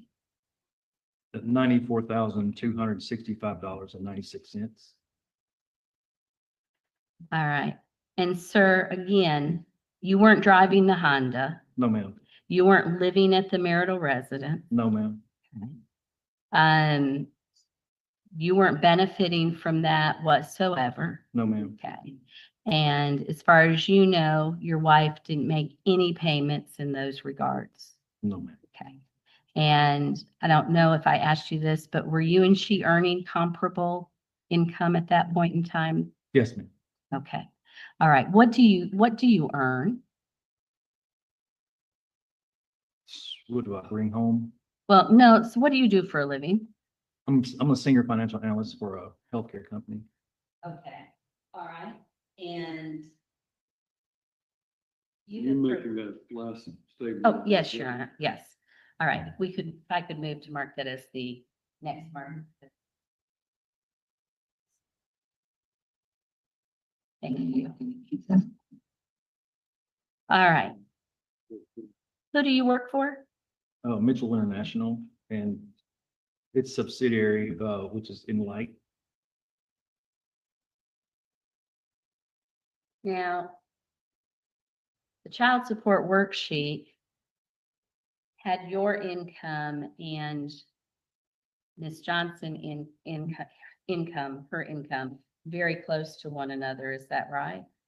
The original one, yes, ma'am. And you're not disputing that income, are you? Although you may be a bit higher now. Would that be accurate? Yes, ma'am.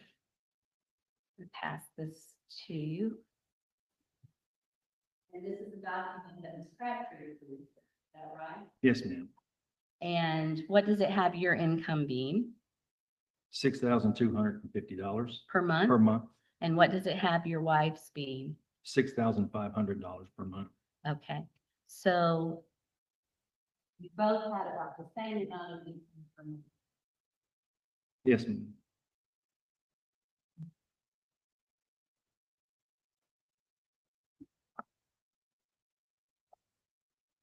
Have you filed 2022 taxes? Yes, ma'am. Okay, and were those they requested in the interrogatories? No, ma'am. What was requested in the interrogatories and request for production of documents? 2023 and 2024. Okay, and you have not filed those returns, is that right? No, ma'am. Okay, and, I have filed extensions. okay, but 2023 extension, in all fairness, would have been October of, Right, so I have not filed that. okay, so you're late filing those, is Yes, that ma'am. right? But, yeah, yes. Okay, and do you intend on filing those? No, ma'am, I'm actually in the process because of, the electronic payments moved, to everything that you received electronically was taxed through a 1099K. And because of that, I had inventory from COVID that I had sold at a massive loss.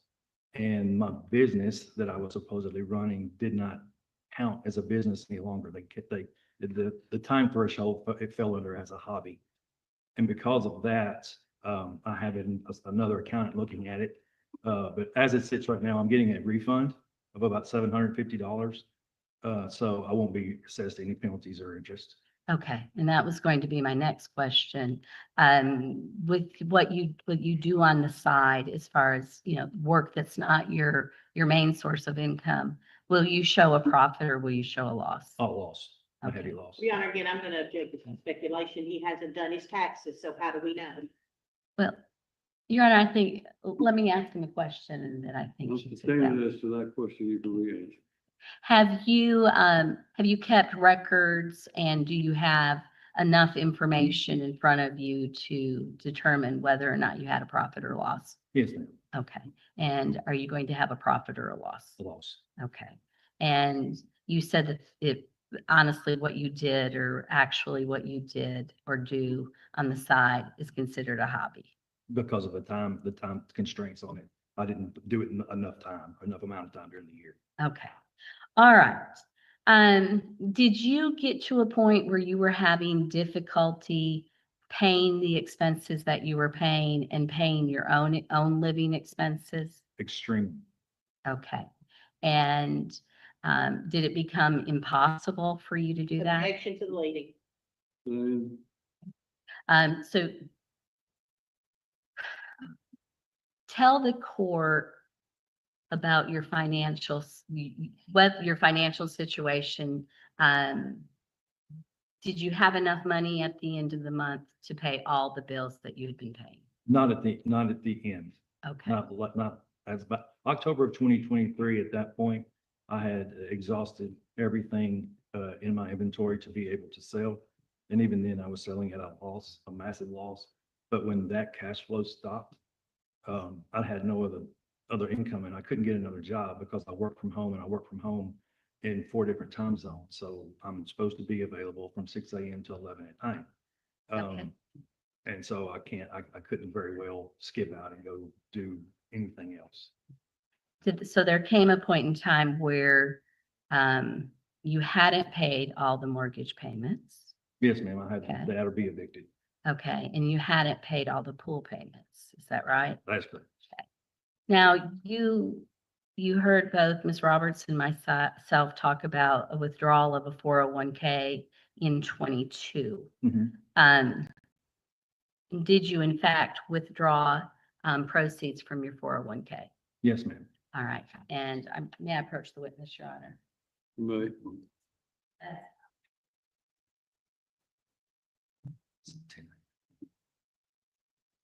What was the gross distribution? 56,152.73. And was in fact federal income tax withheld? Yes, ma'am, of 11,230.54. Okay, and so that money was deducted from the 56,152.73, is that right? Yes, ma'am.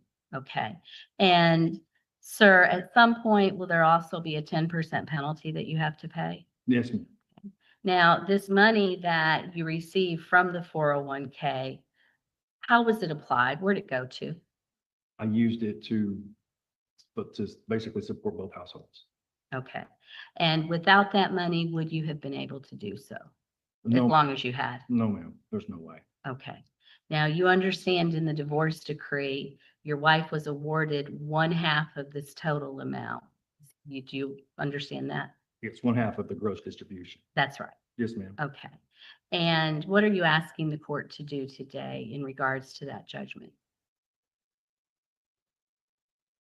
I would like for them to take into account all I paid and say, hey, you used this money to sustain the household for 2 years. But if not, at least take into consideration taxes and And the penalty penalty. withdrawal. Okay. All right. So essentially, how much, the penalty would be how much? 10%? The gross distribution. Yeah, so roughly $5,600. Okay. And then plus the Your 11. Honor, I'm not gonna object to speculation unless there's some document from the 401k about how much there was a prepayment penalty. Then again, it's speculation and hearsay. Well, Your Honor, I think it's in the code. Have you ever taken a distribution previously? Well, let me ask you this.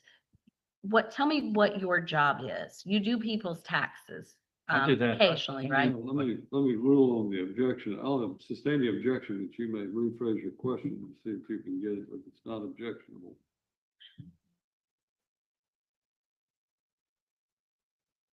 Via your knowledge as somebody who occasionally does taxes for individuals, is it a standard penalty of 10% when someone takes an early distribution from a qualified retirement account? Yes, ma'am, from prior to retirement age. And There what were is some, that age? 60, I think 62. It has moved. It has gradually gone up. Before the penalties, I think it's 62 now. Are Now, there- there was some provisions back in COVID. If you would have withdrawn your 401k or your IRA during the 2022 COVID outbreak, that they did waive those. And then they also allowed you to pay those, any kind of taxes over 3 years. You were given a 3-year window to be able to take care of the taxes also. That's the only difference I know of, Okay. as far as. All right. Are you asking the court at a minimum to deduct the taxes that were withheld from this distribution prior to the splitting of the 401k? Yes, ma'am. Okay. But you're also asking the court to reduce that judgment to 0 based on the fact that you used it towards contributions to benefit the family. Is Yes, that ma'am. right? Okay. Your Honor, I'd move to mark this as the next marked exhibit.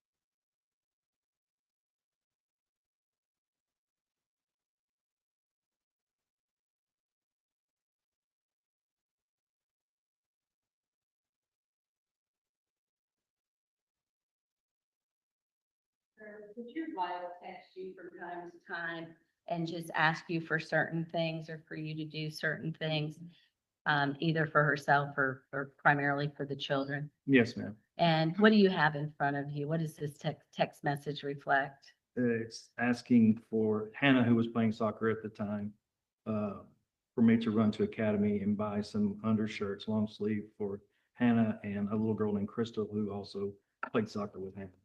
And what's the date? October 17th of 2022. And did you agree to do so? Yes, ma'am.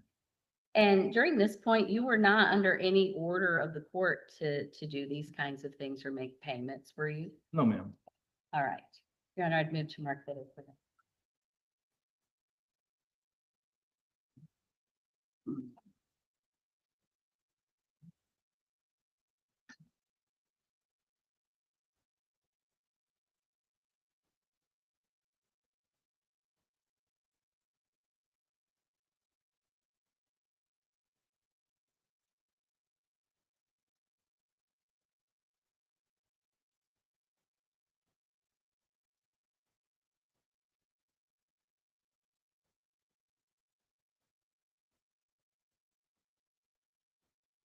Sir,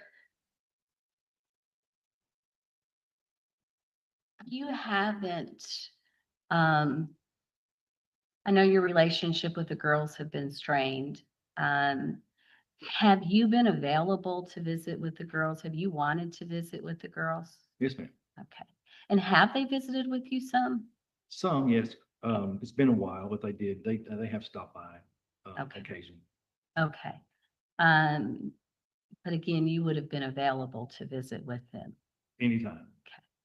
And so in regards to, let's kind of go over what the final decree of divorce says. We've talked quite a bit about the retirement. The judgment, the child support judgment of $26,000, based on the $94,000 that you paid over the course of a year and a half, almost 2 years. Are you asking the court to reduce that to zero? Yes, ma'am. Okay. And then are you asking for, at a minimum, for you to pay half of your wife's uncovered bills and her to pay half? Yes, ma'am. And then in regards to child support payments subsequent to the entry of the final decree of divorce, are you asking to receive the proper insurance credit Yes, ma'am. and for the support to be recalculated based on such? Yes. And are you also asking to be awarded a certain number of days in the support calculation? Yes, ma'am. That seemed like it would have been fair. Okay. And would you actually like to have been awarded time with the girls? Yeah. I mean, I still had time with them, but it was based on, Their discretion? yes, ma'am. Okay. All right. And would you also ask that if the court finds it appropriate to keep the child support judgment in place, the $26,016, are you asking for it to be recalculated with the insurance credit? Yes, ma'am. Okay. But again, your position that it should be zero based on $94,000 paid. Yes, ma'am. Okay. Now I want to switch gears for a minute to your personal property. Were you awarded your personal property in the divorce decree? Yes, ma'am. And it took a bit, but you finally got some of it. Is that right? Yes, ma'am. And if I can find it, you've provided me with a list of what is still missing. Is that right? Yes, ma'am. See if I can find it.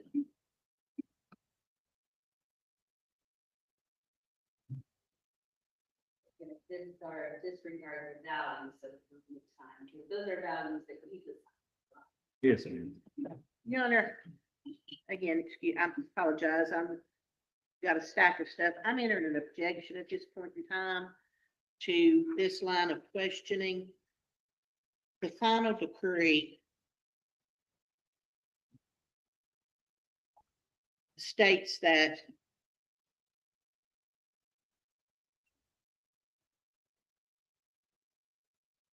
the husband shall receive his personal property that remains in the marital residence. The wife shall be responsible for boxing up husband's items within 10 days, which include but are not limited to all his clothing, baseball cards, and other items and collectibles under the front porch. Husband shall have 30 days from the signing of this order to retrieve the said items and shall be declared to be abandoned, to have abandoned said items. If I could, Your Honor, when the motion to retrieve this property was filed after we were in court in October.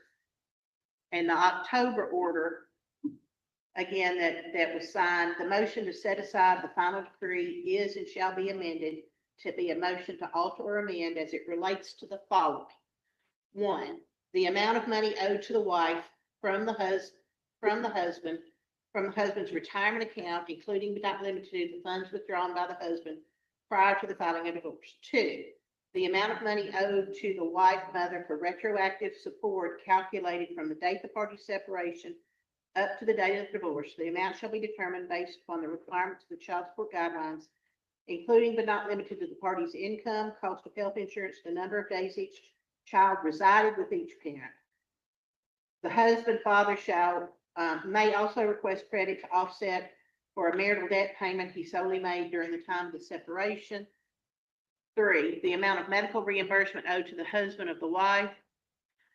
4, the current child support owed by the husband. The amount shall be based upon the requirements of the child support guidelines, including but not limited to the party's income, cost of health insurance, number of days the children resided, past tense with the parent.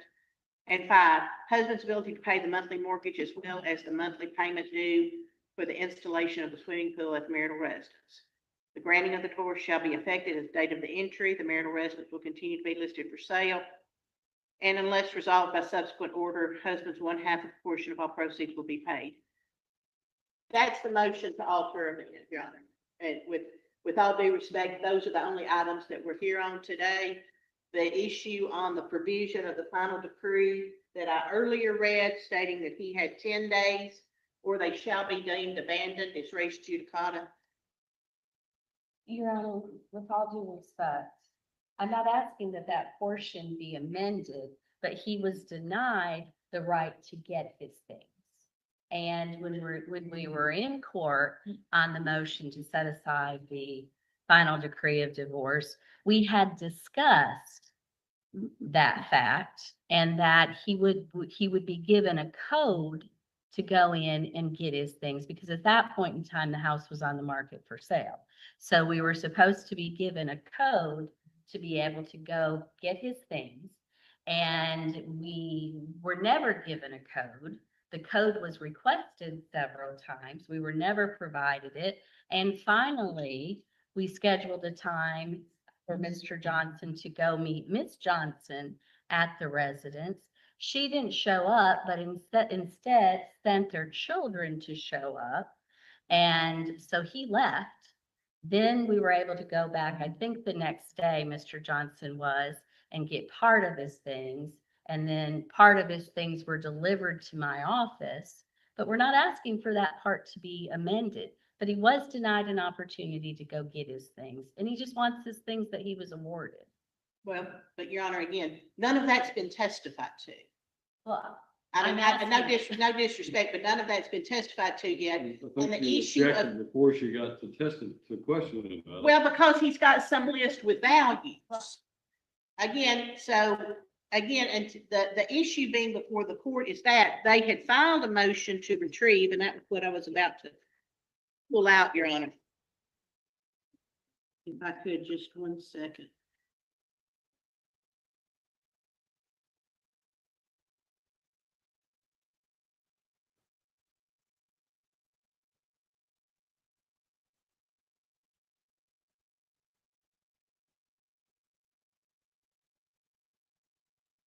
Let's take a bit more in recess. We'll be in recess for about 15 minutes. Thank you, Your Honor. Okay. All right. Okay, 15 minutes. You got your motion to retrieve. I'm sorry. Thank you. It's very, yeah.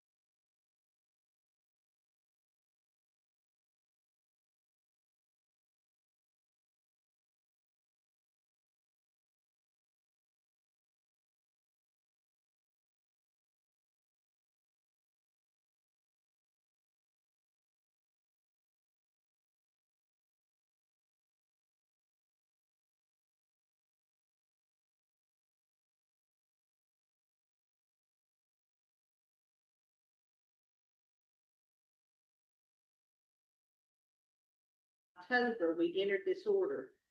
And again, so the ruling of the court from the April divorce decree did not list any items.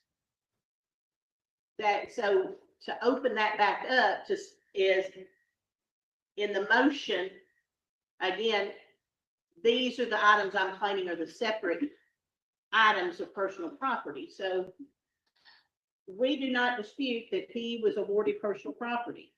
Wife will be responsible for boxing up husband's items within 10 days, which include but not limited to his clothing, his baseball cards, and other items and collectibles under the porch. Now, I mean, that's it. His clothing,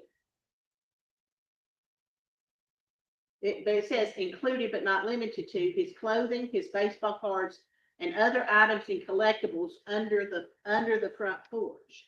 We have a list now provided to us that there's no notice. I mean, again, from a pleading standpoint, There was a list on the motion.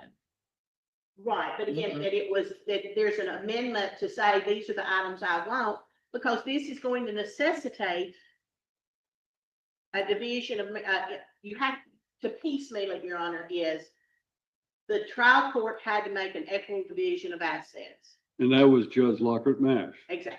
The second order was entered by Judge Turnbow. And I am the third judge who's having to touch this case and try to now come back in and fix all of the problems, correct? Third time the charm, Judge. I was thinking about the third strike, you're out, but that was more or less, depends on it. Let's be realistic. If he was awarded, obviously this went down by default, if I understand correctly, in front of Judge Lockhart Mash. So the 10 days to box up the items and the 30 days for him to recover it, they aren't specified. If there is a motion down to alter or amend, then it, the provisions, and of course then Judge Turnbow specified in that order that was entered, and the parties were trying to avoid setting aside the default judgment and, go ahead and proceed to be divorced. But then they agreed, or rather it was decreed by Judge Turnbow, specific items would be that the decree would be amended to allow certain things. Now, this is a court of equity, and as a result of that, it would certainly seem to me that if he has been awarded certain items of personal property, that at some point or another, we were going to have to litigate. If there was a dispute about what was his or what was not, then we were going to have to litigate. So we might as well deal with it today. I understand it may be past the time for him to have picked them up. I don't know if that's what's happened or not. But obviously, he's asking for a do-over on all of the division of assets. He wants credit for this $94,000. Well, to consider all of that, we're basically going to be relitigating the entire divorce as to the property issues, because then I'm being asked to also weigh in there his personal property that he's saying he hasn't gotten that he wants. And we're going to have to value those items, and those items will then have to be considered by the court in the overall division of the property that was issued by a different judge. So if I sound irritated about it, I intend to. The fact of the matter is that this is not, in my opinion, something that can be easily dealt with. And so for that reason, we're slogging it out in this case. I'm going to allow her to go into the property division, but that also means that the value of those items is an issue that will have to be determined as well.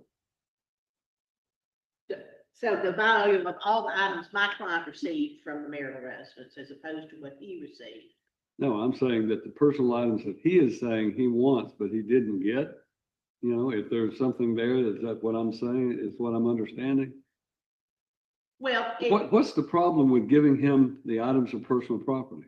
that's not, it's the valuation saying I can do some offset from these other things is where I'm taking issue of, is what I understood when I stood up and objected. He said they were going through the value and he wanted an offset on what he was denied. Now, that's where I, going in and litigating through the motion saying, these are what I deem was my personal property. And putting in that I think it was a solid gold class ring, things like that. I don't object to that. It's the valuation and the offset against some judgment that has been awarded to him. Well, I think the real question becomes, number one, does the motion to alter or amend really address the property division as to his personal items? Because that's seems to me to be the real issue. I think he's entitled to his personal items, but it wasn't specified in the final decree. Of course, you didn't draft it. Ms. Roberts didn't draft it. I didn't rule on it. And so as a result, we're in a real pickle. We're in a pickle because of the fact that right now it was never identified what were his personal items. No, it's very vague. including but not limited to. And she got the rest, residue and remainder type thing. So my issue is I have no problem him coming up there and saying, I was not given my gold class ring. I was not given my, and again, I apologize, my solid gold cap for my teeth. And then she coming up and saying, I don't have it, it wasn't there. That's the, and no, I don't think the DeWalt drill was his. Well, I'm gonna let him testify about those items that he claims were his personal property. I'm going to allow him to put all of that proof on. And then whether or not I would even consider an offset is really the issue, and that's an argument that we made. I'm gonna allow it to happen, but the question becomes, is if she testifies she doesn't have these things, then I'm gonna say, well, he's awarded them wherever they turn up. That's typically the way it's done when there's no determination as to who has them. So, all right, let's have Mr. Johnson come back to the scene. Mr. Odell, I'm not optimistic that your case is going to be reached today, considering that we're still on our first witness in this case. It is the day before the 4th of July. We will be adjourning court at 4 o'clock. Come hell or high water. And if we don't finish this case, we'll find another day this month to come back to it. I believe we'll finish it. We just have the parties to testify, correct? Did we finish today? Yeah. I'm sorry, I was talking to my Oh, phone. I yeah. didn't hear what was said. Yeah, I can imagine we wouldn't finish today. My client's testimony is going to be, direct examination will be relatively short, an hour. I anticipate my cross-examination of him will take probably at least 2 to 3 hours. Or maybe So we're talking about the rest of the day. maybe 2 to 3 hours. At 11 o'clock, we'll break for lunch. This is Madam Clerk's final day as the clerk and master of the Cheatham County Court after how many years? 1988 until today. She started a year after I did. And as a result, we're gonna take a lunch. I don't know if you have plans. Well, we might. But we are gonna break for lunch. And then when we come back, we'll give you the rest of the afternoon. Mr. Odell, you've heard what's been said. You can stay around and see what's going on or do something else. So. That's who I'm talking to. That's all right. And Your Honor, Ms. Roberts and I may be able to go through this list and narrow it. Do you think there's some potential that we could do that over lunch? Okay, Maybe? there's some things that, like I said, we tried to do, and we just didn't, I mean, a ladder, you can come get. These are the. So we might be able to narrow that list. Whatever you want to do. I'm here. I'm on the bench and I'm ready to hear whatever proof you put on. I don't know if Your Honor would want us Judge, to. it's 11:21. Yeah. When were y'all planning on going out for your lunch? Noon, Noon? but unless you need us to go early. Well, I was just Well, gonna that's say, what I was yeah. thinking. I don't mean, I was just thinking if you break early, let Miss Salinas and I go over this list, and then if we're not gonna. Ready to go to lunch? Are you hungry? All right, we'll just break for lunch until 1 o'clock and give you a chance to go over that and we'll go take care of the other business. So, all right. Thank you, Your Honor. Stand in recess till 1 o'clock. All right. Okay.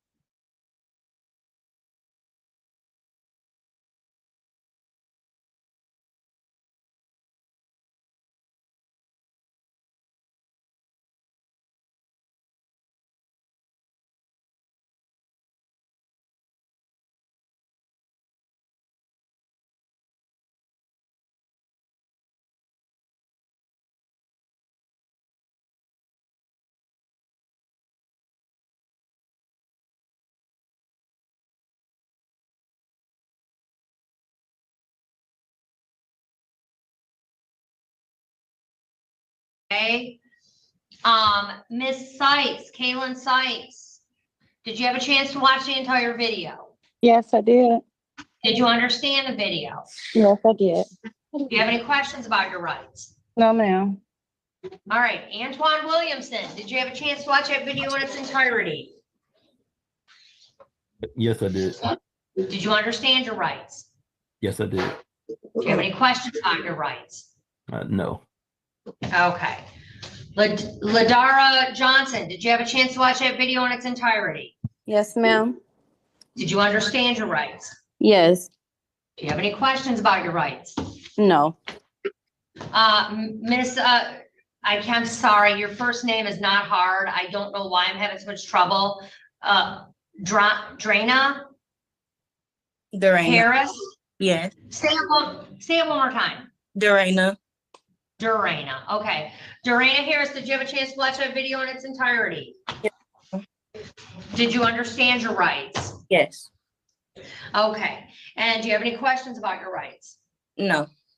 All right, now I want everyone to listen because I'm going to ask you all the answer to this same question, and I don't want to have to repeat the question over and over unless you need me to. Okay? Mr. Proctor, you have a decision to make now. You can meet with the attorney from your apartment complex and speak with him directly, or you can meet with someone from Lakeshore Legal. Lakeshore Legal is an agency that provides, if you qualify, they could provide you with legal advice or representation. Who would you like to meet with? Lakeshore to see if they can represent you, or the attorney for your apartment complex? I can meet with the attorney from my apartment complex. Can I state something? Sure. Last night I dropped in the Dropbox my rent for June and all my late fees and stuff. So I mean, I currently paid what June's rent that I'm in court for. All right, well, Mr. Yosef, do you have any objection to me but you know, now you still have July coming, right? Yes, ma'am. So I'm inclined to adjourn it for 14 days. Do you have any objection, counsel? No, Judge. All right, sir, I'm gonna adjourn your case for 14 days.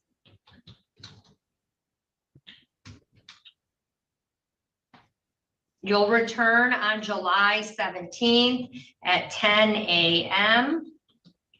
All right, hopefully you'll be caught up on your July rent by then. And if not, you two can have discussions, or you can meet with Lakeshore. But you'll come back July 17th at 10 a.m. because that check, if you just dropped it off, it's not cleared. So we're gonna have to come back anyway, okay? Okay. All right, you're all set. Thank you very much. Stevens. Yep, have a good day. Miss Stevens. Felicia Stevens, you have a decision to make now. You can meet directly with the attorney from your apartment complex, or you can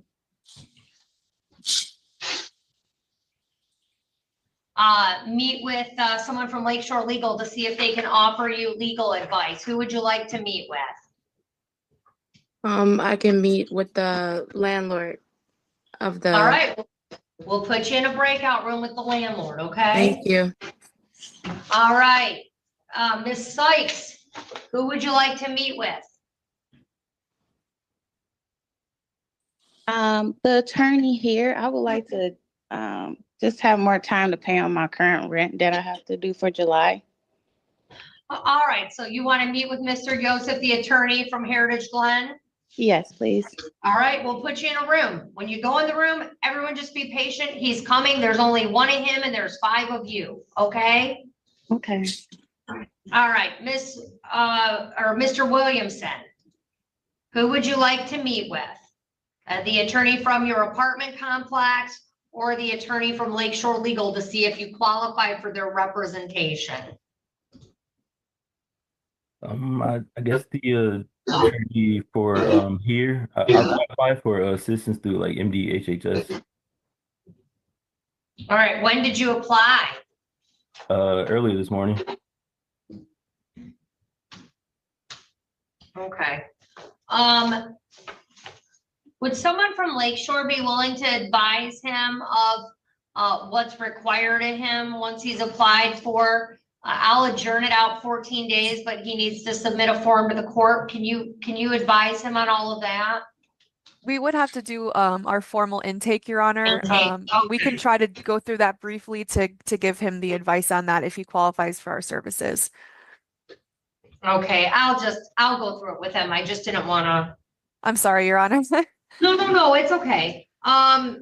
So, Mr. Williamson, I'm adjourning your hearing till July 17th at 10 a.m.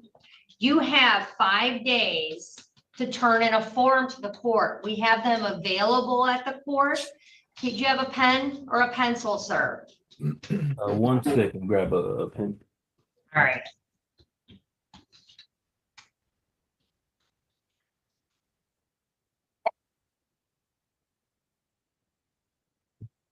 All right. All right, the form is called D as in dog, C as in cat, 539.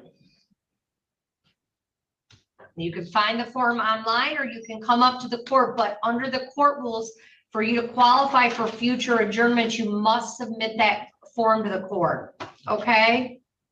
Okay, so it's like if I find the form online, like is there a way to like electronically Yeah, send it, if or you is it, like- literally go into Google and type in Michigan, DC 539, it will come up. And it's just a form that, you know, it validates, it's something for you to submit to the court that shows that you've applied for assistance. Okay. Okay? So make sure you get that up to the court as soon as possible. Okay, we'll do. And I can give you an email to send that to, so if you fill it out online, you don't have to come up, okay? Okay. Do you see the chat, Mr. Williamson? Yes. I'm writing out the longest email,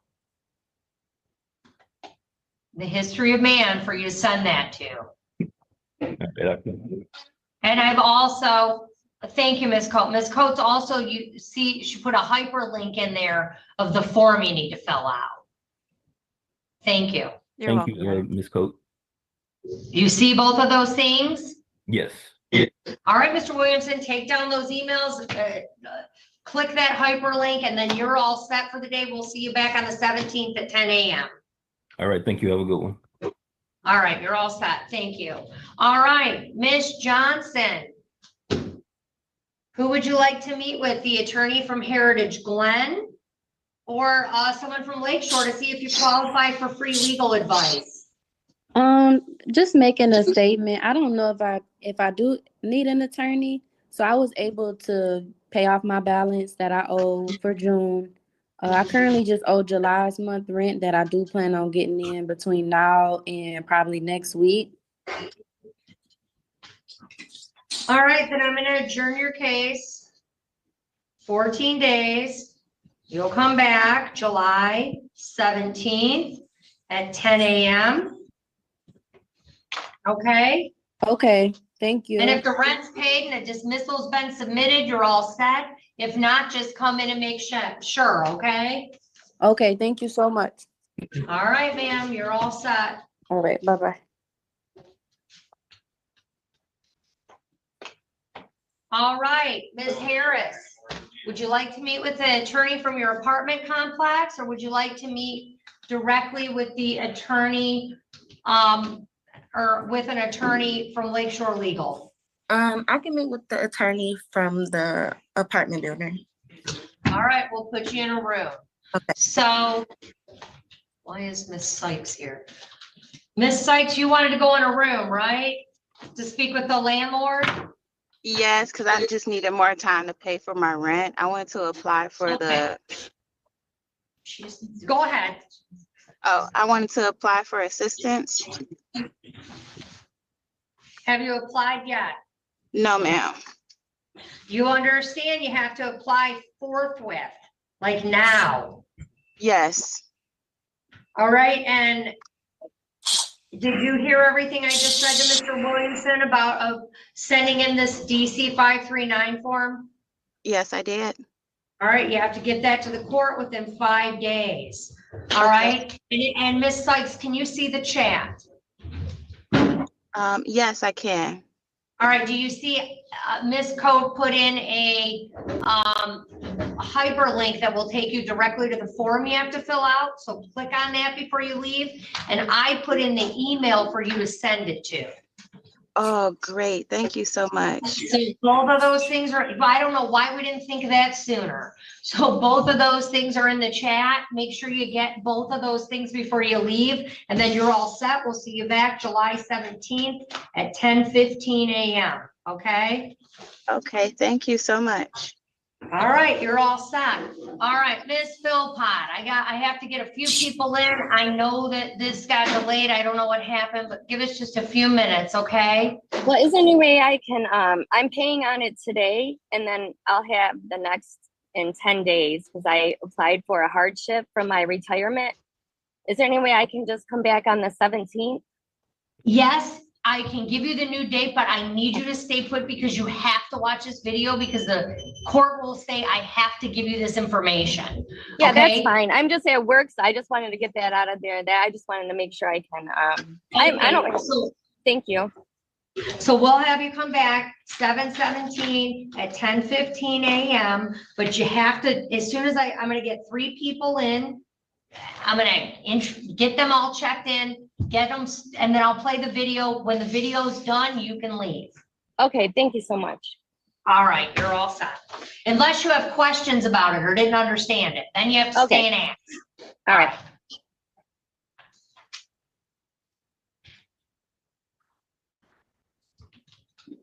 Hello? Hi, is this Miss Glenn? Yeah. Right, 1 second.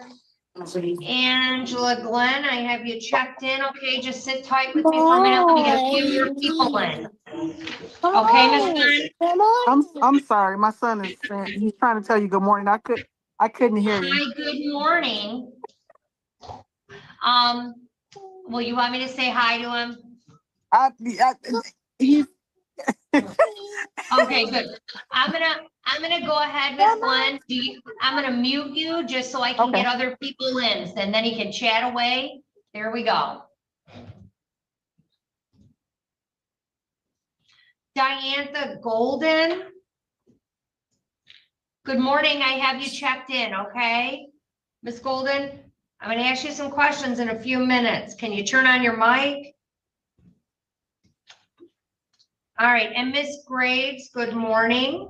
Good morning. I have you checked in too, okay? Miss Golden, does your audio work and everything working? Yes, can you hear me? I can hear you. All right, just sit tight with me. I'm gonna get a few people in. We're gonna play a video and then I'll ask you some questions. Okay. All right, good morning, Sabrina Jackson.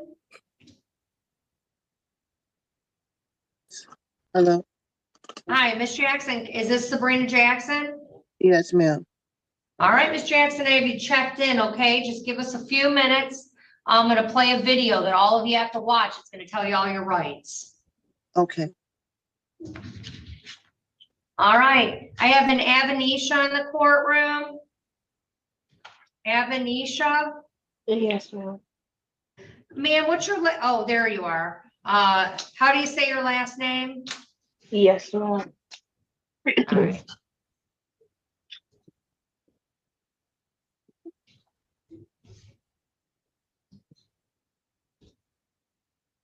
Are you doing it, Amy? No, okay, I can do it.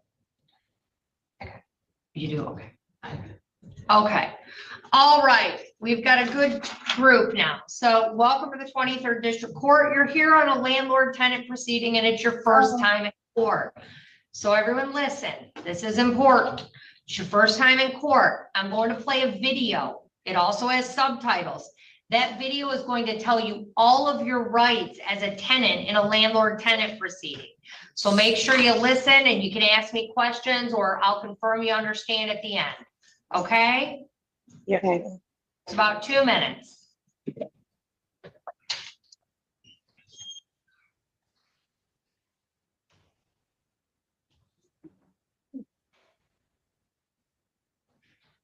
On and then select Wi-Fi or cellular data.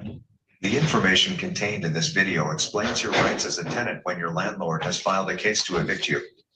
They may also be asking the court to order you to pay money. You must watch this entire of questions about it. Please be advised you have the following rights.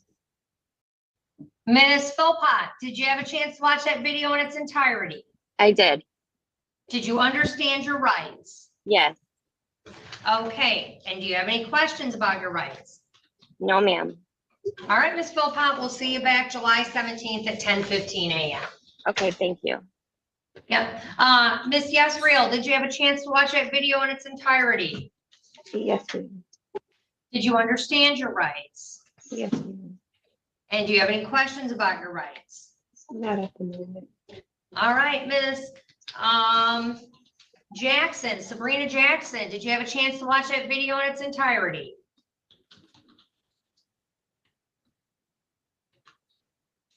Sorry about that. I was on mute. Yes, ma'am. All right, did you understand it and do you have any questions? I understand. I don't have any questions. All right, thank you. Ms. Graves, Crystal Graves, did you watch that video in its entirety? Yes, ma'am.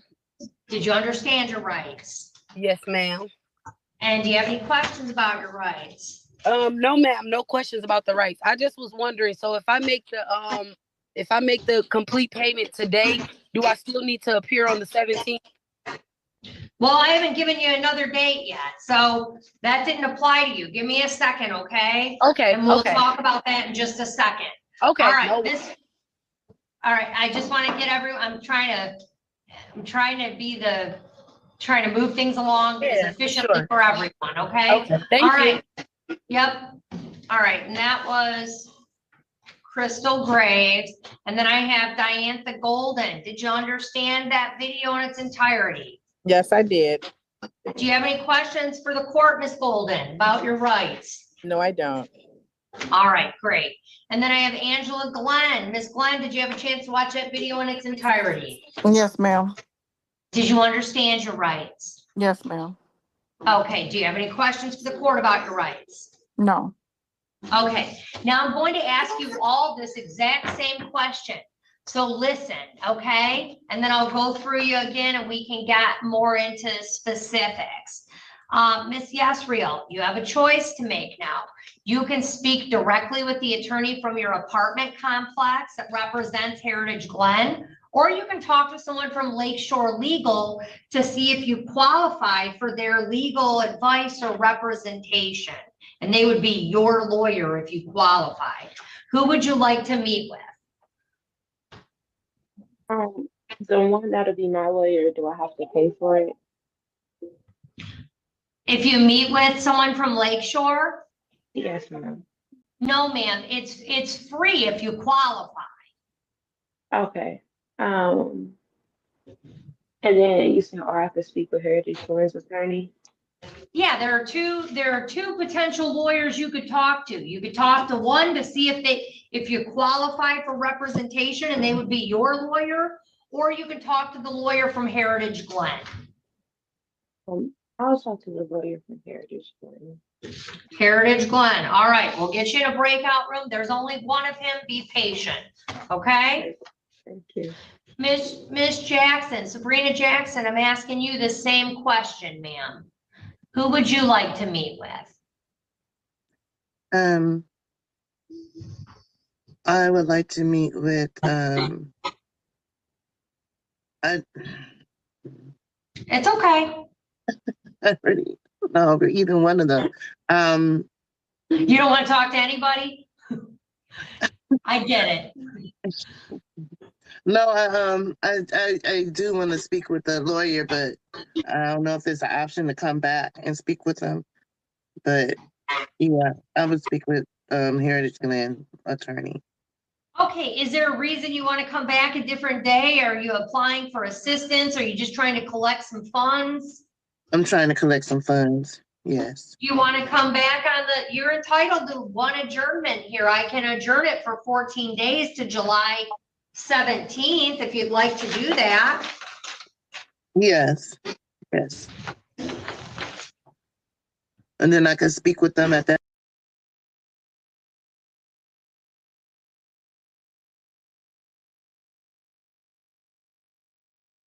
Can Mr. Johnson retake the stand? And is it okay if he brings some water up with him? That's fine. Okay. You are still muted. No, you're not. I'm sorry, you're not. I'm looking at the wrong screen. All right. You may proceed. All right, so Mr. Johnson, you were awarded certain things in the final decree of divorce. Yes, ma'am. Is that correct? Yes, ma'am. And when did you receive the final decree? Do you remember getting that in the mail ultimately? I was actually standing at my mailbox when the mail lady delivered me a letter that had no postage on it, with postage due, and it was about April the 27th, 28th. April 27th or 28th. So some almost 3 weeks after it was entered with the court. Is Yes, that ma'am. right? Yes, ma'am. Okay.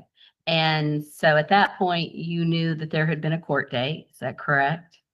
Yes, And you knew that you had missed it. yes, Okay. And then you were able to see what happened and what was ordered some 3 weeks after it was entered, mhm, but some almost 4 months or more after the court date. Is that right? after the court date. Well, let me, and I may need to show you the final decree. And I don't know that it says what day you were in court, does it?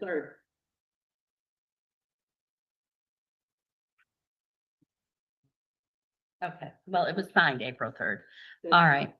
But nonetheless, it was almost May before you knew what was in it. Okay, and did you attempt to retrieve your personal property from your wife in the marital residence soon thereafter? Yes, ma'am. I texted her and said, ask her if she had everything boxed up. She said she was working on it, and we set a date for me to come and get it. Okay, And when do you I- remember when that date was? I do not. I just know that it was going to rain the day it happened and it had to get canceled. Okay, okay. And Johnson, you see this lady sitting in front of me? She had to move all the way over here to be able to hear you and understand you because you talk softly. So pull that microphone down a little bit. Pull it down now? Yeah, down a little bit, and I think that might help. I don't know. Is that better? As loudly as you can. Okay. okay, yeah, so try to speak up, okay? All right, and so you had to cancel because it was supposed to rain? Yes, ma'am. Okay, and did you try to reschedule after that? No, ma'am, not after that. Okay, and were there some conversations at a later date about you getting your things? Clarify what later date. Well, did you and your wife have any conversations subsequent to that time frame about getting your things? Not before October. Okay, so when we came to court, was there a discussion about you getting your things? In court that day? Yes. There was. Okay, and did you try to make arrangements to retrieve your things after court? Well, I was given 30 days in the court in October to retrieve it. At that time, the house, I believe, was listed under an agent and it had an agent key with a code on it. Okay, I was told at that time that I would get the code to be able to go and retrieve my stuff. I waited and waited and waited up until about right at 30 days. And I had never gotten the code. So that's when I emailed you. And this was rented around November, I think, somewhere in there. It was almost 30 days after court. okay, And at that time, there was some email going back and forth between the two councils, and they laid down some rules of me being able to go get my stuff. what were those rules? What were you asked to do? I was asked to meet. I was given two slots of time on a Saturday or a Sunday to meet with Stephanie at the house to be able to retrieve my things. Okay, On top of those 2 dates, I was also requested to take a civil standby. okay, So I had to get a civil standby on Sunday. I actually pulled Tim Binkley out of church to get that done. and that's the sheriff of Cheatham County, is that Yes. right? Yes. Okay, And so he sent my civil standby. I rented a U-Haul and I went to the home to get my stuff. And when I get there, Stephanie's not there. She had sent my two youngest daughters and the policeman was there. And at that point, I didn't feel comfortable. I felt like a setup to me. okay. And I didn't feel comfortable going and getting my stuff, going in the house with just my kids or anything like that. So I just left. Okay. And did you reach out to me? I did. And then were there other arrangements made for you to go get your stuff? At that time, after I had emailed you, I got an email that Monday that said all of my stuff was available on the back porch. I could go pick it up whenever I wanted to. And remind you, it said all my stuff was back there. Okay. So I go that Monday afternoon. I walk and get the neighbor. His name is Robert. Okay. Because I wanted a witness to make sure if something happened to the home, that it wasn't going to be my fault, that I had somebody there to see it. And so all of my stuff was on the back porch. It looked like they had attempted to cover it with a tarp, but at that point in time, the tarp had fallen off. Some of the stuff had been rained on. But I did retrieve what I could. And my father was with me also. And after I probably got 4/5 of the truck loaded, Stephanie showed up unannounced without a civil standby, without anything. And at that point, I didn't feel comfortable again. So I just left with what I had. And I came back the following nighttime, Tuesday, with a simple standby. I got another cop to come with me at about 10:30 and cleaned off everything that was on the back porch. Okay. At that time, I could still see stuff that I would consider mine, my softball gear, my tools, that kind of stuff that were still in the garage. Okay. We're not on the back porch. So is this a detached garage or an It's attached? it's a garage that's inside the home. It's attached. Okay. And I had no way to get it. Okay. And that's when I left. That's when you left. All right. And then subsequently, were there some items that were brought to my office by your wife? There were items brought to your office. I don't know who brought them, but they were brought to you. Somebody brought them. Yes. Okay. All I right. picked those up. Okay. So between the things that you retrieved from the marital residence ultimately, and then someone bringing items to my office and you picking them up, have you composed a list of things that are still missing? To the best of my knowledge, I have composed a list because I wasn't allowed back in the home. I don't know what I have missed. Sure. I still could have missed stuff, but that, to the best of my knowledge, is what I still would consider mine and consider my property. Okay. And would have it been 2.5 years since you had been in the home, more or less, in October of 24? No, ma'am, it would have probably been more like a year because I think I stayed with the kids when Stephanie went on vacation one day in one time in September of 23. Okay. I went and stayed with the kids. So I had been in the house, but I think September of 23 was the last time I set foot. Okay. So a little over a year then. Yes, ma'am. All right. I'm going to pass forward a list. And this list is different than the list that was attached to the motion. Is that right? Yes, ma'am. And would that be because some of the items you have been able to get? Yes, ma'am. And then you did remember one additional item that we just added. Yes, ma'am. Is that right? Mhm. And what was that item? That item was a Fender P-Bass guitar and the amp that to play it with that I had bought for myself in 2000. Okay, so we have added that, and then, can I have a turn? You might. To Mr. Johnson, and then the items that are highlighted in yellow. Is it your understanding that those items have been agreed upon that you will be able to retrieve? Yes, ma'am. So the agreed upon items, what are those? Orange kayak with the paddle, a Balance 450 mountain bicycle, and then 6-foot and 8-foot Warner ladders that are my dad's. Okay, so those were your father's. So those can essentially come off the list. Yes, ma'am. Okay. And what are the other items that you're asking to be awarded?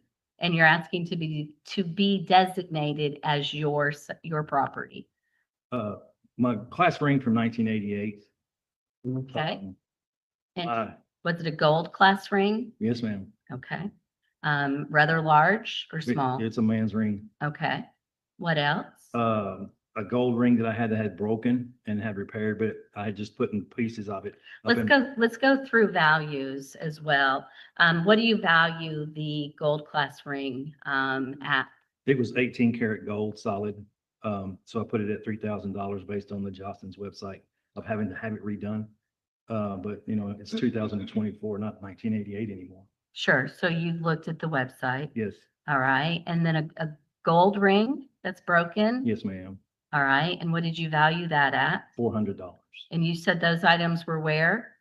They were inside of the bedroom, the master bedroom, there was two closets. My closet was on the right-hand side, and on in that closet, on the wall closest to the door, there was a rack that I put my ties and my belts on. Well, inside that rack, underneath was a little cubby hole where I had stuck stuff like my ring and all that kind of stuff in there, and it was in there. Okay, and you had left those items at the residence? Yes, ma'am. I did. Okay, and then some gold from a tooth? Yeah, when I had a tooth that was lost, and back when I had actually had it pulled, and when they pulled it, they had a gold cap on it, from an old school dentist who actually capped teeth with gold. And you valued that at $700. Is that the value of the gold? Gold, yeah, just gold value. And then you have a DeWalt ratchet and socket set? Yes, ma'am. That was tools. And how did you obtain those items? That was given to me for a Christmas present. All right. And then a DeWalt 20-volt drill. Yeah, yes, ma'am. And the impact drill both were given to me for Father's Day. All right. And how much did you value the drill at? Those come to, let me see, make sure I look this right. $300. They were a set of two. Okay. And a DeWalt work light? Yes, ma'am. That work light and the saws all came together too as a package. Okay. And you valued that at $100? Yes, ma'am. And a DeWalt leaf blower, you valued that at what? $100. Oh, the light you valued at 50, is that right? Yeah, it was just a work light that had a 12-volt battery attached to it. Okay. Was the leaf blower a gift or did you just purchase that? That was just purchased. Okay. And then softball equipment. Now you're kind of a collector, is that right? I am, but this equipment here was, I was a competitive softball player, and this stuff was in a bat bag that I had, and it's actually has my name embroidered on it. My name Okay. is embroidered on the glove. Okay. And I did not get that back when when the first time the softball equipment arrived. I didn't get that back. Okay. And then a Nocona black leather glove. And again, is that a ball glove? Yes, ma'am. It's a glove that I use when I don't pitch. Okay.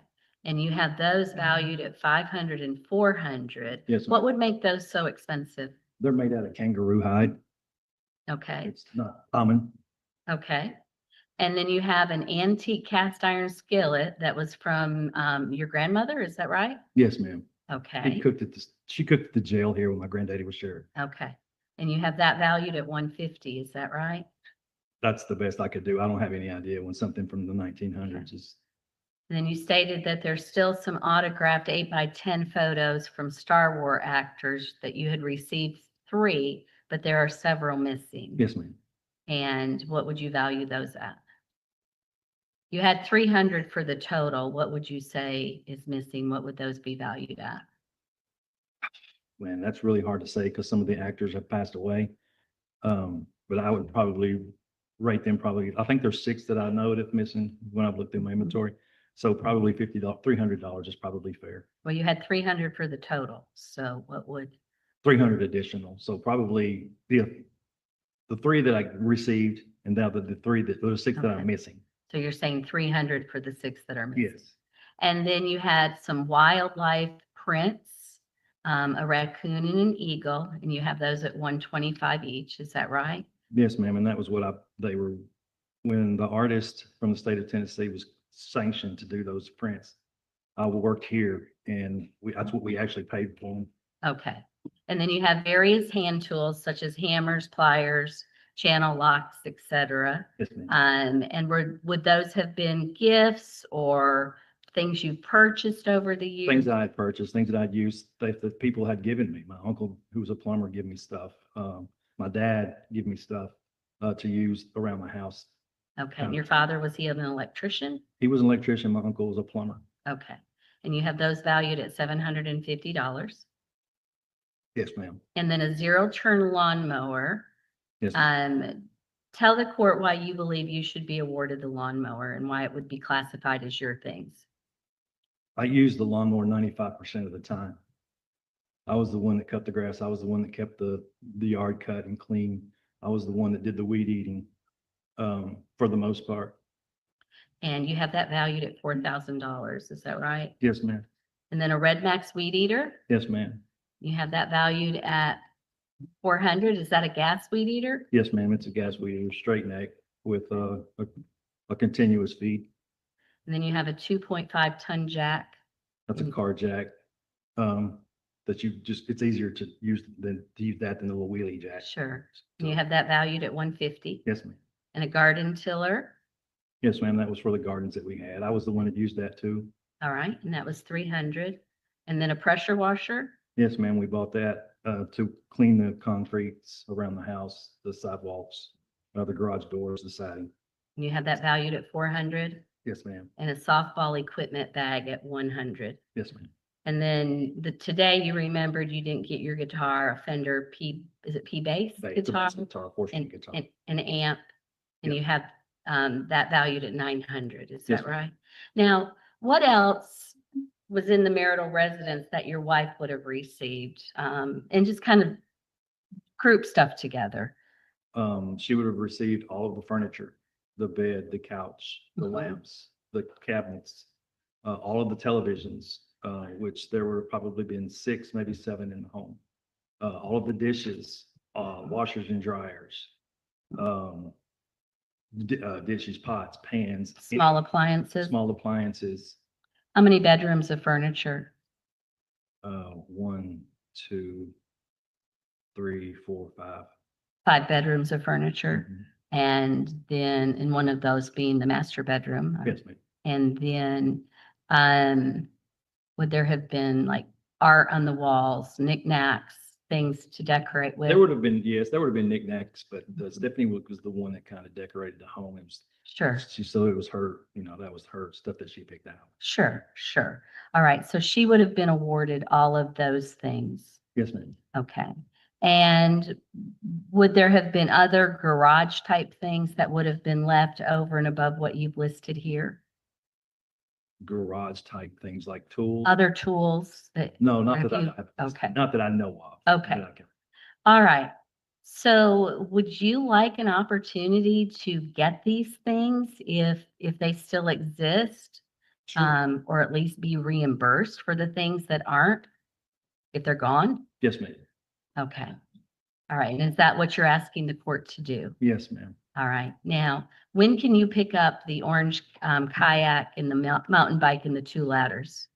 Can you pick those? Whenever I get the okay to do that. You can pick those up very I can get a quickly. truck. Yeah, I can get a truck and have it in an hour.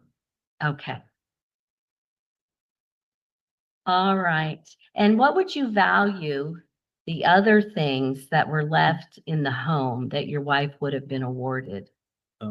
Is that including the vehicles? Well, we'll talk about the vehicles in just a minute. Oh, man, the televisions, we had 2 pretty good sized televisions, that I think I paid right at $800 or $900 for these for. Talk a little bit louder. The leather couch, it was a wraparound couch, I think, The sectional. it wasn't the sectional so much, it was an L, it did come apart, to like redesign. There was a desk. Oh, there was, and I forgot to put it on here. But there was an office chair that my work sent to me to work in. That does have an asset tag on it from Mitchell International. From your employer. Yes, they have asset. It's their asset. It's not mine. Okay, so would you ask to be awarded that so you can give it back to your employer? Or they would let me use it. Yes. Okay, all right. And so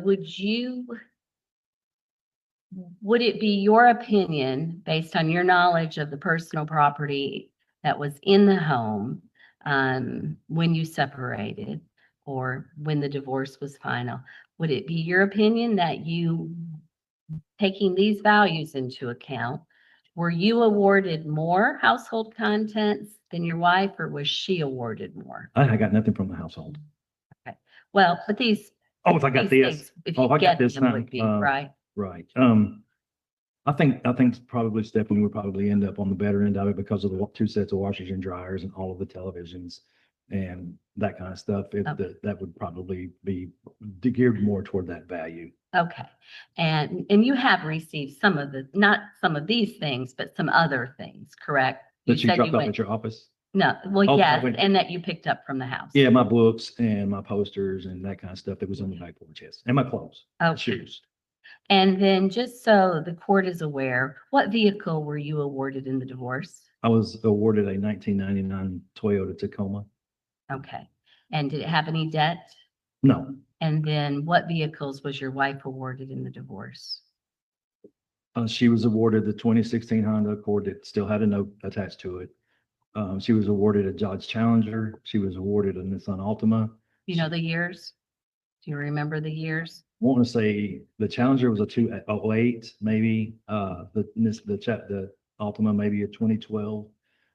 There was a RAV4 that my daughter, my oldest daughter had. I don't have no idea. I've never seen that car. And then I think she might have purchased herself a Honda Civic maybe, and I've never seen that one either.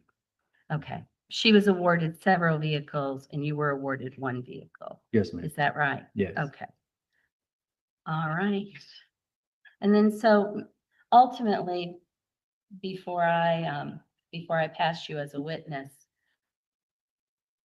are you asking the court to find that the withdrawal of the 401k was necessary to assist in continuing to pay the regular reoccurring bills that you had been paying?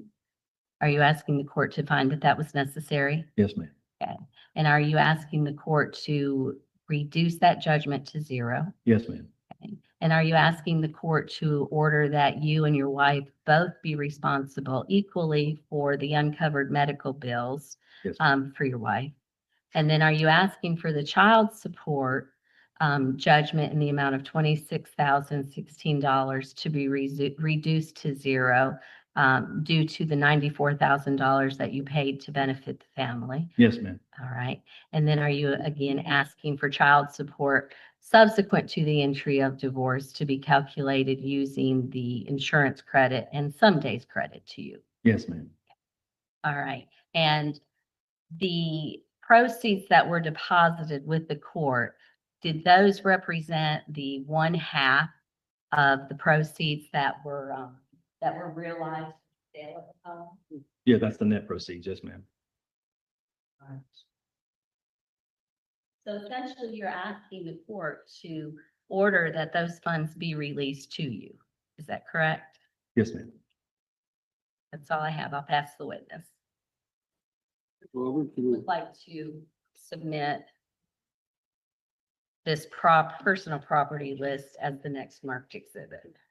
these are the items that he says he did not receive. Yes, Your Honor. And the highlighted portion are items that we were able to agree upon that. They're not in controversy.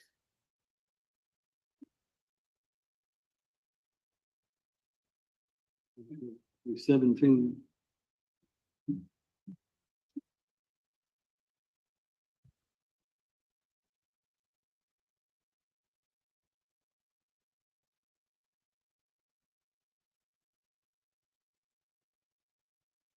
All right, I want to start out by you verifying under oath, sir, that everything you testified on direct examination is true. Yes, ma'am. You understand that you took an oath? You understand that if you lie under oath, it can be perjury? Yes, ma'am. And if you allow this hearing to end without recanting any falsehood that you have made, it can be aggravated perjury, a felony. You Yes, ma'am. understand that? Okay. So do you want to change any of your testimony? No, ma'am. Knowing you're sure? Yes, ma'am. Okay. Now, isn't it true you and your wife were married in 1998? Is Yes, that ma'am. right? And y'all started having some financial difficulty arrived in your marriage as a result of you embezzling money from a prior employer. Isn't that correct? Object as to relevance of something that occurred in 98. Well, it's throughout the course of the marriage and it goes to his truthfulness, veracity as far as money is concerned, Your Honor. We basically are retrying many of the issues in this divorce, so overrule the objection. Any such testimony would go to credibility of the parties regarding their understanding of this situation and whether or not they did or did not understand what was taking place. So overrule. Isn't that true, sir? Restate it, please. Did you embezzle money from a prior employer? Yes, ma'am. Okay. And you had to cover those funds? Yes, ma'am, I reimbursed that company 100% And when was that? in 2000. In 2000, short, y'all were married in 98, 2000 was that. And then there was other financial problems. In 2012, did you not get reported by Community Bank, a bank that y'all worked with, and actually them notify you and concerning that they accused you of check kiting? Yes, ma'am. And again, we have a number of exhibits, but you're admitting to the fact that you were kiting checks, depositing them in one bank, going to the other, not covering, trying to cover your, Yes, ma'am. to I cover. did that. And you did that. Yes, ma'am. And as a result of, again, y'all are married, financial mismanagement, whatever it is, you were trying to cover, you embezzled money first, then you But check. The check kiting is a different issue than that. Right, it is. It's a different, embezzlement was number one Yes, ma'am. in 2020. No, 2000. 2000, I'm sorry, 2000, yeah, married in 98, sorry, just a decade off. Okay, so y'all were married in 98, shortly after you're married in 2000, a couple years afterwards, you embezzled money from an employer. Yes, ma'am. 10 years later, about in 2012, you underwent a check kiting scheme. Yes, ma'am. Okay.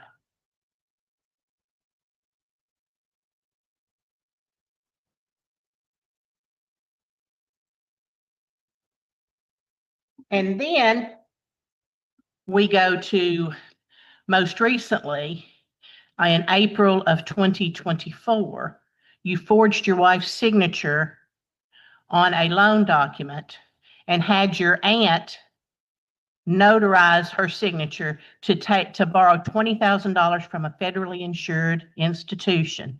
Is that correct? Judge, this time under counsel's advice, I would like to plead my fifth right here. All right, as we stated earlier, you have the absolute right to invoke your right under the Fifth Amendment. And on the civil case, invoking the Fifth Amendment is essentially stating that you decline to answer the question on the grounds that your answer could tend to incriminate you in criminal conduct. So the court will allow you to invoke your Fifth Amendment with that proviso.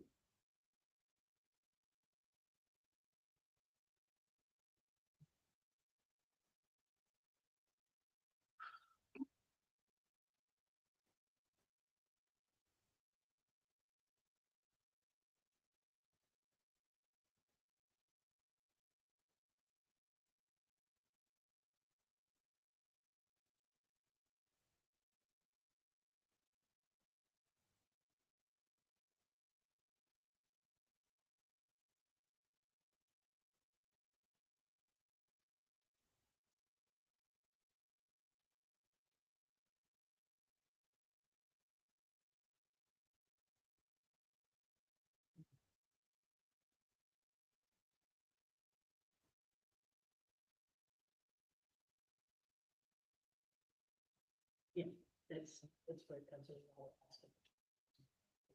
Yeah, I understand. Yeah.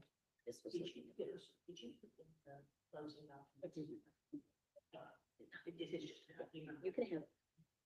This is what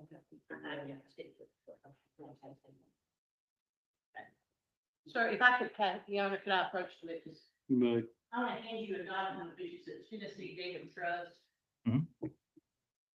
You recognize that document?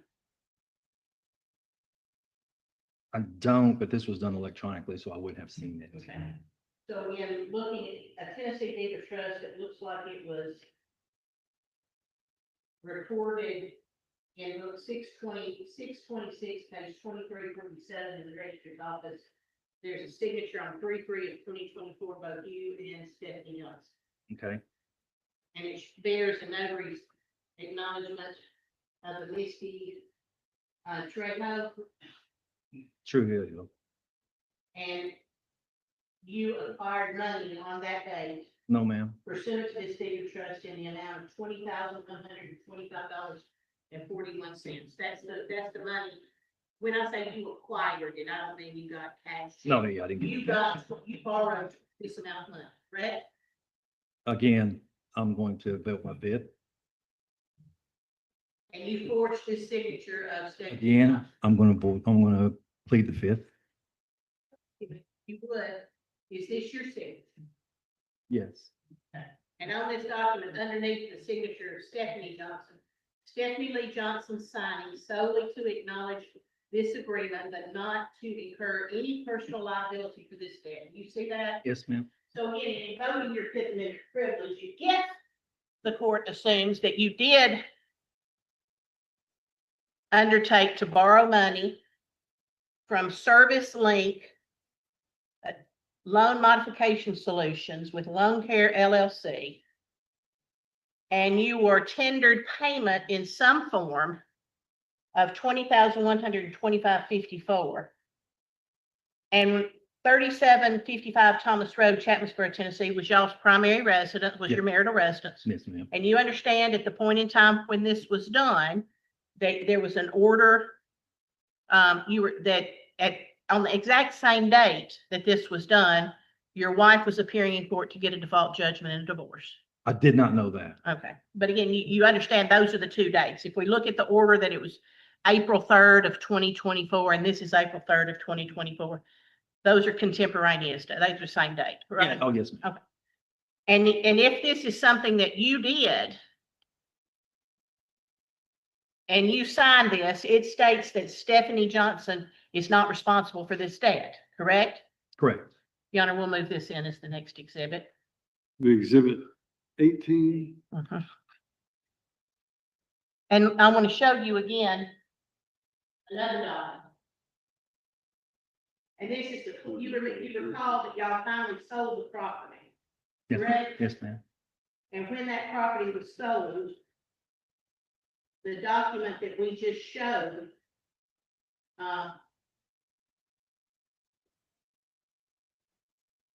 was paid off, wasn't it? Yes, ma'am. To the tune of $20,000 on the second page under payoffs. Mhm. $20,125.54 was paid off from the proceeds of y'all's loan, Yes, ma'am. from the sale of your house. And you acknowledge that that document says that she's not responsible for that.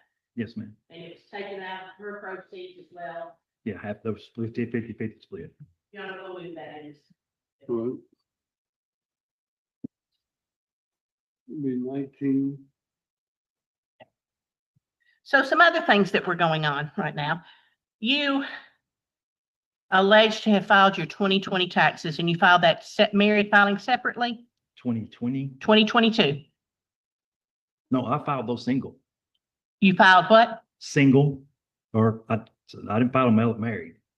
You didn't file married filing separately? I thought you were a tax preparer. 2022. Yeah. Y'all separated? Yeah, because it would have been married filing separately because we didn't have a, at that point, because I didn't file my 2022s until October of 2022 or until October of 2023. Yeah, so married filing separately. Yeah, y'all weren't divorced till April of 2024. Right, yes. You separated early in April, I think February. April 22nd. April 28th of 2022, somewhere around there, y'all separated. Yes. And so for the bigger part, 2 quarters of the year, almost 2.5 quarters of the year, y'all were living separate and apart. Yes. You were working. Yes. Did you get a refund? From 2022 taxes? Mm-hmm. Yes. Okay. So you being a tax preparer, figuring out, you cashed out a 401k in 2022? Yes, ma'am. And y'all have submitted evidence in there showing that there was $11,000 taken out in taxes, Yes, ma'am. but you got a refund. Yes, ma'am. So why did you not tell the court? Why are you asking her to pay half of money that you got back? Because my business was the one that took the loss that caused the refund. Well, we're going to talk about that business now. Thank you for segueing in. Where's the income from that business? It's through my PayPal stuff. It's the income comes in, income goes out. Oh, yeah, again, because you haven't produced your bank records. You've just produced transaction records. I don't understand the difference. Well, there's a summary page on all of them saying how much was deposited, how much was withdrawn, all of that. And all you've done is cherry pick some transactions out. Is that right? I submitted all of my bank records.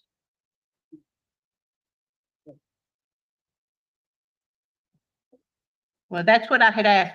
Miss Salinas forwarded me some bank records that were attached on, and there were no summary. You should have both. You should have through discovery received the entire bank Okay. statement. Okay. And then All right. So in 2022, you filed married filing separately. Did you claim any of the kids? No, ma'am. Stephanie had emailed me and said, I'm taking all the kids. Okay. You had income from your employer. Where were you employed? Mitchell International. And then you had income from where you do people's taxes. Very little, yes. And you have an income where you buy and sell trinkets and collectibles. Are you talking about a gross income or net income? I'm asking income. Net income, it was no. No, income. What did you make? Not what your expenses are. You made money off of that. No, I lost money. Okay. But you don't have any of that to show. It was on my taxes. Okay. But again, y'all were married and all those things that you were selling were marital assets. There are baseball cards that come before the marriage. Well, did you not buy baseball cards during the marriage? To and from, but it was not. Where's that inventory? I don't have it anymore. Where did you divide between marital assets and things that you bought during the marriage and things that you brought into the marriage? And Well, in the personal property stuff, the baseball cards were given to me. Well, but yeah, we didn't talk about the value of those though, did we, sir? Don't know, not right here today. Well, what are they value? Because again, you're saying, oh, she got a car and she got this and she got that, and how much did she get? But you never once testified on direct examination how much you got. You got signed Star Wars figurines that you're buying and selling. You got baseball cards. You got collectibles. You got all of that stuff. So where's your valuation on that, sir? It's just whatever that I would get from the auctions. I didn't have a valuation per se. So you're not very good at your job. You don't know if you buy something on the internet, on eBay, and think, ooh, this is a steal. I'm buying this Ewok for $10. And then I can go sell this Ewok for $42. Or I can buy the Ewok for You're referring to an Ewok from Star Wars? He collects Star Wars stuff. I used to. I don't do that anymore. But anyway, I could buy the Ewok also for $170 and turn around and sell it for $15. Well, that's why I said you're not good at your job. Who would buy a $150 Ewok when you come? Because I didn't set minimums on my bids when I sold stuff. I just started at 99 cents and let it run. So again, not just very good at your job. Whatever you think. So, but you're not coming in here saying all this personal property and things that you want. You don't come in here with one shred of evidence about the value of the things that you got, that you're buying and selling from 2022 when you left until today. But part of that buying and selling and the money that I received of that was also some of the $97,000 that I paid.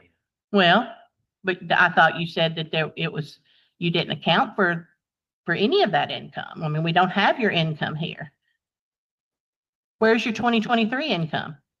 I haven't done my taxes on that. Well, I didn't ask about your taxes.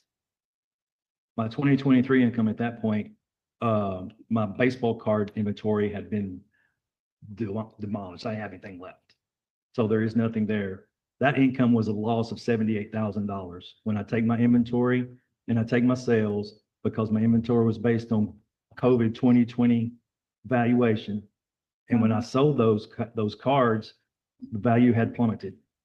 So that's why I'm having to have somebody else look at my 2023s, because I didn't spend enough time in that business for it to be qualified as a business anymore. It was a hobby. And you can't carry over that many losses in a hobby.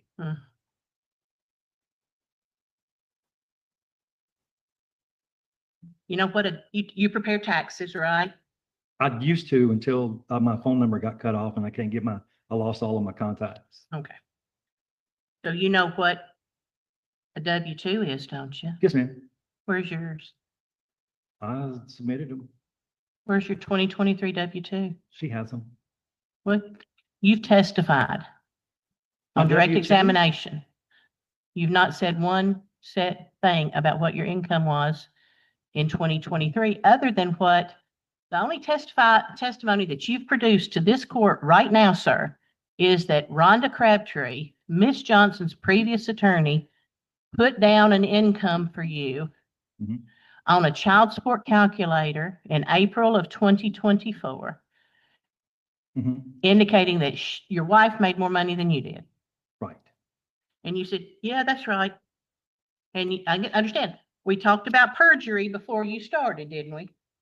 Yes, but I don't have any idea how much money Stephanie makes. I just thought it was close. Oh, You know, and I'm gonna object to reservation because I think, and I said, and it's gone up incrementally since that time, and he said yes.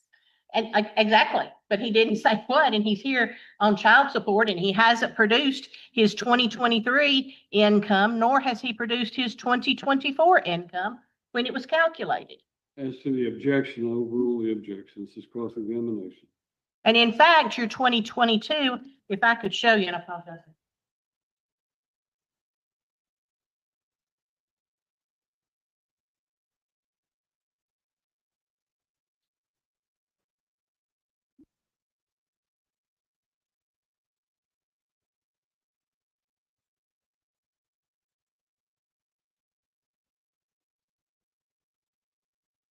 So when Ms. Salinas was questioning you on direct examination, I think she read out and said that the child support guidelines that were attached to the worksheet was, and it looks like they were prepared on 3/27/2024. Okay.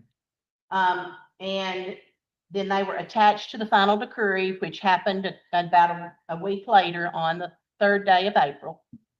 And she read out that Ms. Johnson had income of $6,500 and you had income of $6,250. Mhm. I want to show you your second W-2. Mhm. Okay. And then this is your W-2 for 2022, Mhm. indicating that you had income of $79,885.07. Mhm. Did you see that? And additionally in that year, and it's already been submitted into evidence, but you cashed out and you got a 1099 for that year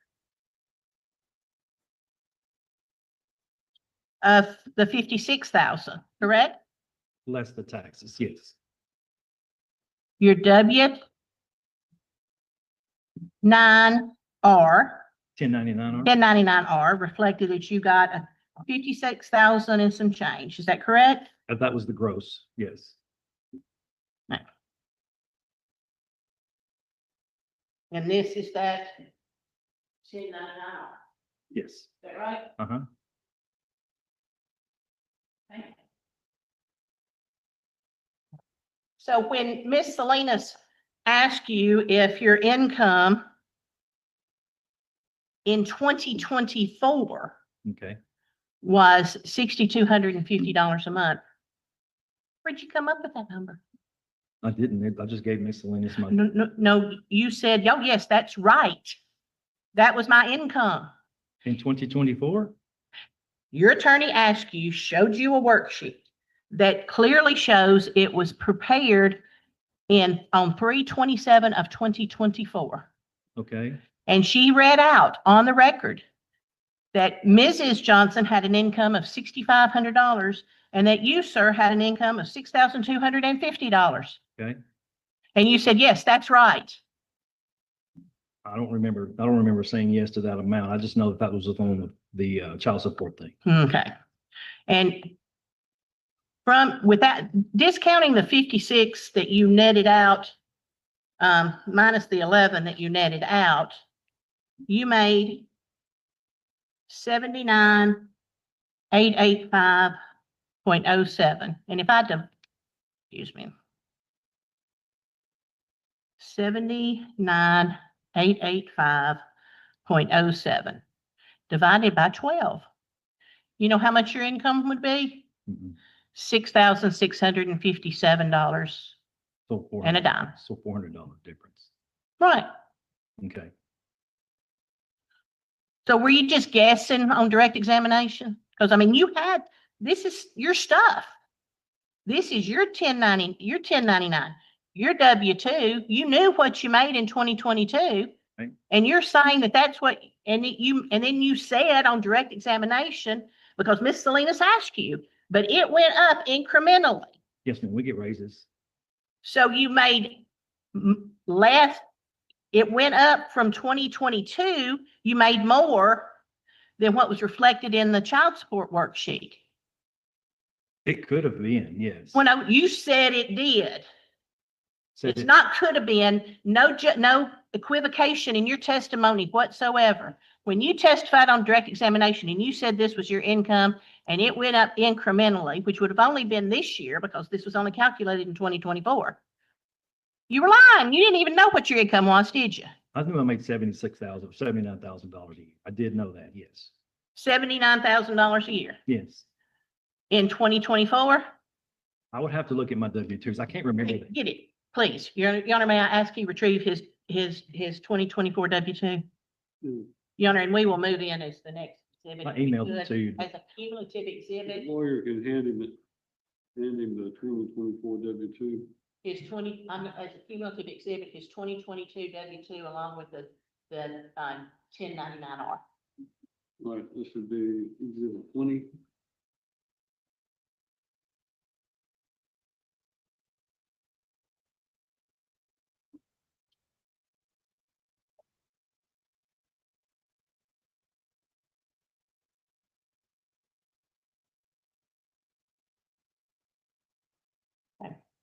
Ms. Salinas has handed me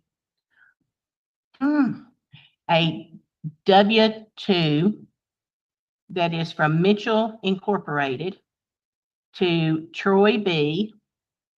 with your address in Clarksville, indicating that you made $85,301.84. Would you like to see that, sir? Your Honor, may I approach? Okay, that makes sense. I wonder make it 83,000 this divorce did. That's the problem. I just didn't put two and two together. I wasn't thinking about that. Financial consulting. I'm an actuary. Okay. So how did you not know that you made more money in 2024 and that your child support calculator that was used and what your child support that, by the way, you didn't pay was based on a lower income? I did know that. I just didn't think about it as far as it tying together. So in your prayer for relief saying, I want it recalculated, I want to use the wrong income that's lower, No, ma'am. but I want credit. That's what you testified to, sir. Well, I don't want to do that. Then why didn't you tell that when you had the opportunity? Because I didn't put two and two together. I just told you. So now in 2024, based on 85,000 without the rest of the income, and we're going to get into all of the income that you got because in producing all of this other stuff, was $7,108.48. Hi. Well, because it was listed, as we said earlier, your child support was calculated on $6,250, when in fact, it should have been $7,108.48. Okay.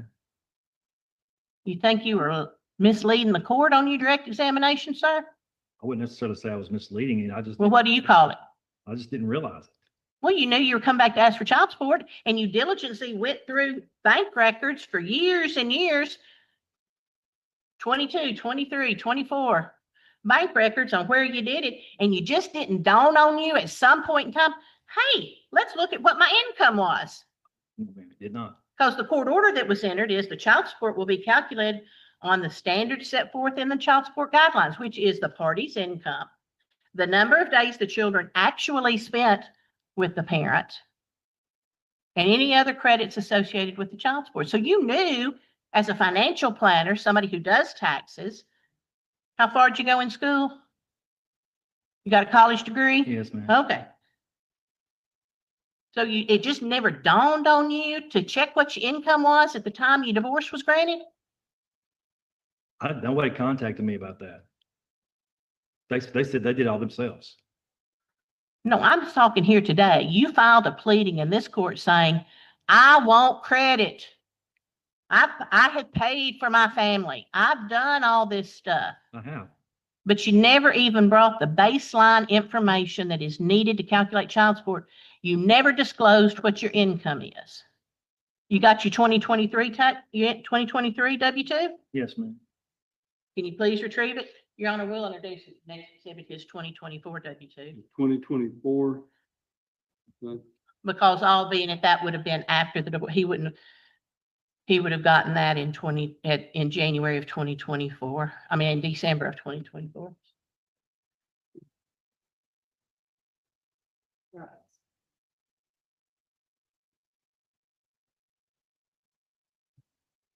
2023 W-2, you were working for Mitchell. Still living at, well, this had your address at Chapmansboro. Your W-2. Did you get this delivered to you? It's all online. Well, again, I just want to make sure you got this. If it was mailed to the address where your wife and children Yeah, were. they don't mail them. And so you just got it. So you hadn't notified them that you left in what'd you say, April of 2022. And you didn't let your employer know to change your address because this would have been mailed out to you in February of 2024, by end of February or January of 2024, right? Yeah, January 31st, if they mail Yeah, them. they have to mail them out by January 31st. Right. So your employer still thought you were living at the Thomasville Road property. Yes, I guess so. Okay. And this has you making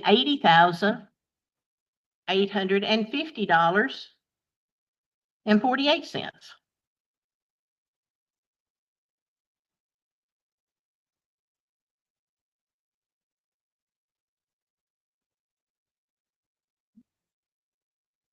Divided by 12, your income would have been $6,737.54. Okay. So why didn't you tell us that? It didn't. I just didn't think about it. It didn't dawn on me. I thought we were just talking about a single occurrence. No, not you the whole time. were thinking about, I want credit, but you weren't given the information to show what your actual income was, did you? I was thinking I wanted credit for the health insurance. Well, I'm going to jump to that right now, and then we'll come back to this information. How much does it cost for your children to be insured? Because checking with HR with Mitchell International, you have the option of having single coverage, correct? Yes. You have the option of having single and spouse. Yes. You have the option of having single and child. Children. Well, child No, they first, don't sell and then you ones. have the option of having single and family. Family, yes. But Yeah. the single and child is all the children. Well, if you only had one child, you don't have to get a group policy. You can swap single and spouse. I mean, employee spouse, Right. employee child, or employee children and family. Well, employee and family. Employee family. Yes. Okay. And you got employee family. No, ma'am. You don't? I have employee and child. You have employee child. Yes. No, you have employee children. Children, which is the same as child. No matter if you have one child or if you have 17 children. Where is that? It's in our HR. Okay, but you have employee child. Yes.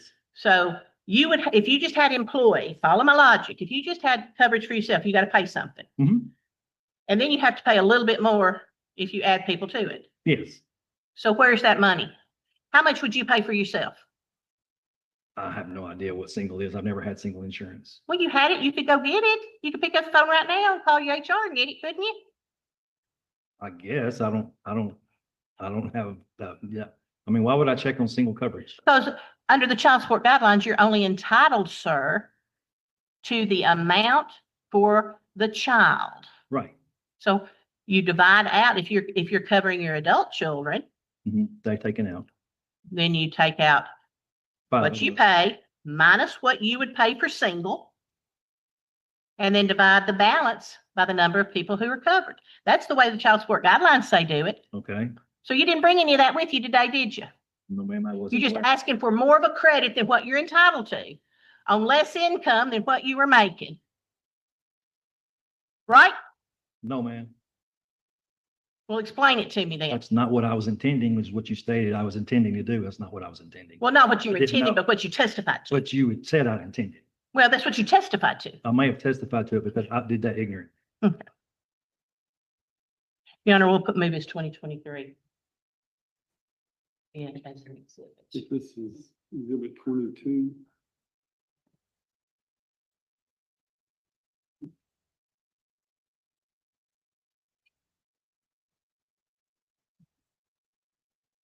You had 0 days with your children under the child support calculator, Yes, correct? They didn't give me any days.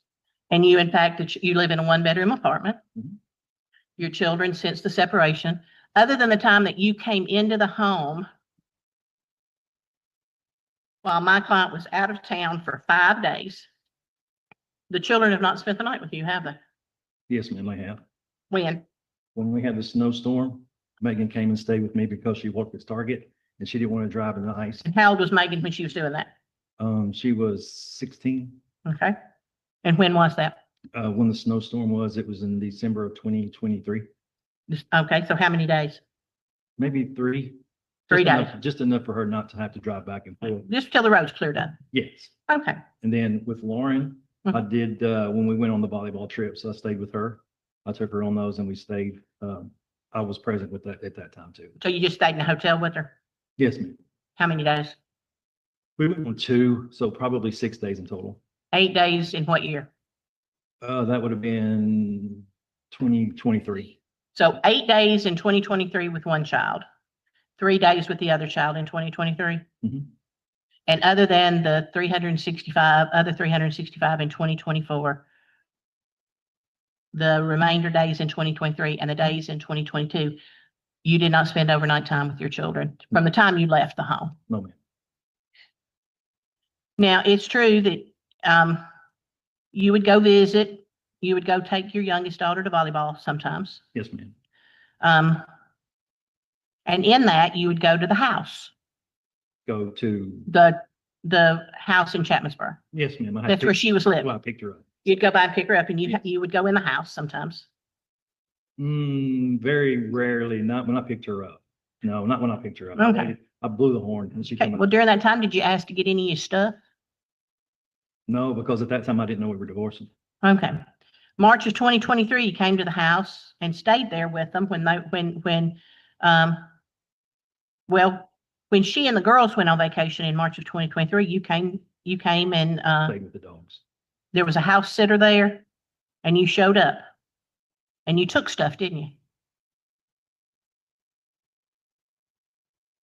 I don't think so. You sure? I'm pretty sure I did. I wouldn't, I have no place to store stuff. Well, again, your cards and your collectibles that you were selling on the Oh, I may internet. have taken my cards. Oh. Okay, yes. I may have Yeah. taken my cards. mhm. Okay. You took cards and collectibles, didn't leave a note and say, this is what I took, did you? No, they didn't care. They didn't care? No. Stephanie despised cards. Well, I don't doubt that, but Yeah. again, the fact of the matter is you took them without an inventory or an index and now saying that she's done something with your stuff. So you went into the house without anybody's knowledge or permission, and albeit you owned it. I'm not disputing that. But when she and the girls were out of town, you went into the house and took stuff. And the only way they knew about it was because she had a house sitter. Right? Yes, I guess. And you could have gotten all your clothes out the closet then, couldn't you? Well, at that point in time, I hadn't gotten served for divorce papers. I didn't know that we were divorcing. So all of my stuff was still there. All of it. Mm-hmm. So why would I take it if I didn't know? Well, you sold it, didn't you? My clothes? No, the stuff you took. You didn't take your clothes. No, some of the stuff I would have graded. And do you understand what grading is? Mm-hmm. Okay, so I might have graded it and it didn't sell, or I traded it, or I mean, anything could have happened with that. Right. Some of it I still may have. Yeah, but we don't know because you didn't produce a list and say, oh, I took this. Right? I mean, she didn't care. She said, it was your stuff, take it. Right. And you had an opportunity to take more stuff because she didn't like the cards and the collectibles and the little toys and stuff. Right. But I didn't take it because again, we weren't served and I didn't know I was divorced. September of 2023, you came and stayed at the house for 5 days with Megan and Lauren because she had to be out of town, Yes. right?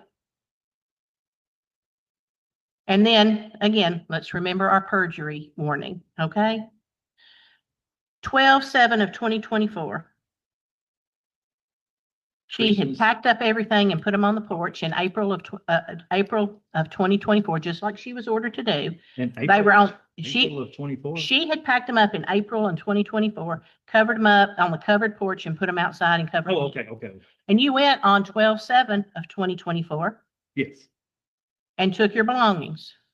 Well, I don't know the date exactly, but I was Well- showed up 3 times. Well, if we know through cameras and surveillance, Mhm. you wouldn't dispute it, would you? No, I just don't remember the dates. 12/8, you came to the house and then you made the comment that you took poor Sheriff Binkley out of church. No, I called him out of church. He sent me Walter Ramen sent me one of his deputies. Oh. It wasn't Tim Binkley. You said something about I had to interrupt the sheriff at church. Yes, he did. Okay. And this was an arranged time Yes, ma'am. for you to come to the house and you elected just not to get it. No, ma'am. I was told at that time that Stephanie would be there and she was not there. That was the agreement. Your Haven't- stuff was there. I did not know that. It was packed on the back. Now, again, I never walked around, and you can check that. yeah, I know, I'm going, I never walked around to the back of the house on that day. Never did. You got- They got out of the truck. I saw Megan and I saw Lauren. I Mhm. said, "Where's your mother?" She had to work. she had to work. But she would have known that before. So she just chose not to show up or she sent me there at a date that she knows she wouldn't be there. Well, why did she have to be there? Because y'all told me she did. No, I have emails. well, again, your stuff was available and you chose not to take it. Without her being there and me being charged with it, I didn't feel safe. Well, but again, never were you were you told that you were going to have access to the house? But some of my stuff was in the house. No. How do you know that? You hadn't been in there since September of 2023. How do you know that she hadn't packed it up and put it on the porch that was available for you to go get? Because I could see it in the garage. You could what? See it in the garage. Well, how? The garage door has windows. Well, you walked around on 12/8, and you just said, I didn't go around. I couldn't see what was packed up. Was that when I picked it up off the porch? You picked it up you picked up some of your belongings on the 7th, Okay, so. and then you went back on the 8th, That was the 8th, was at nighttime. Okay, yep.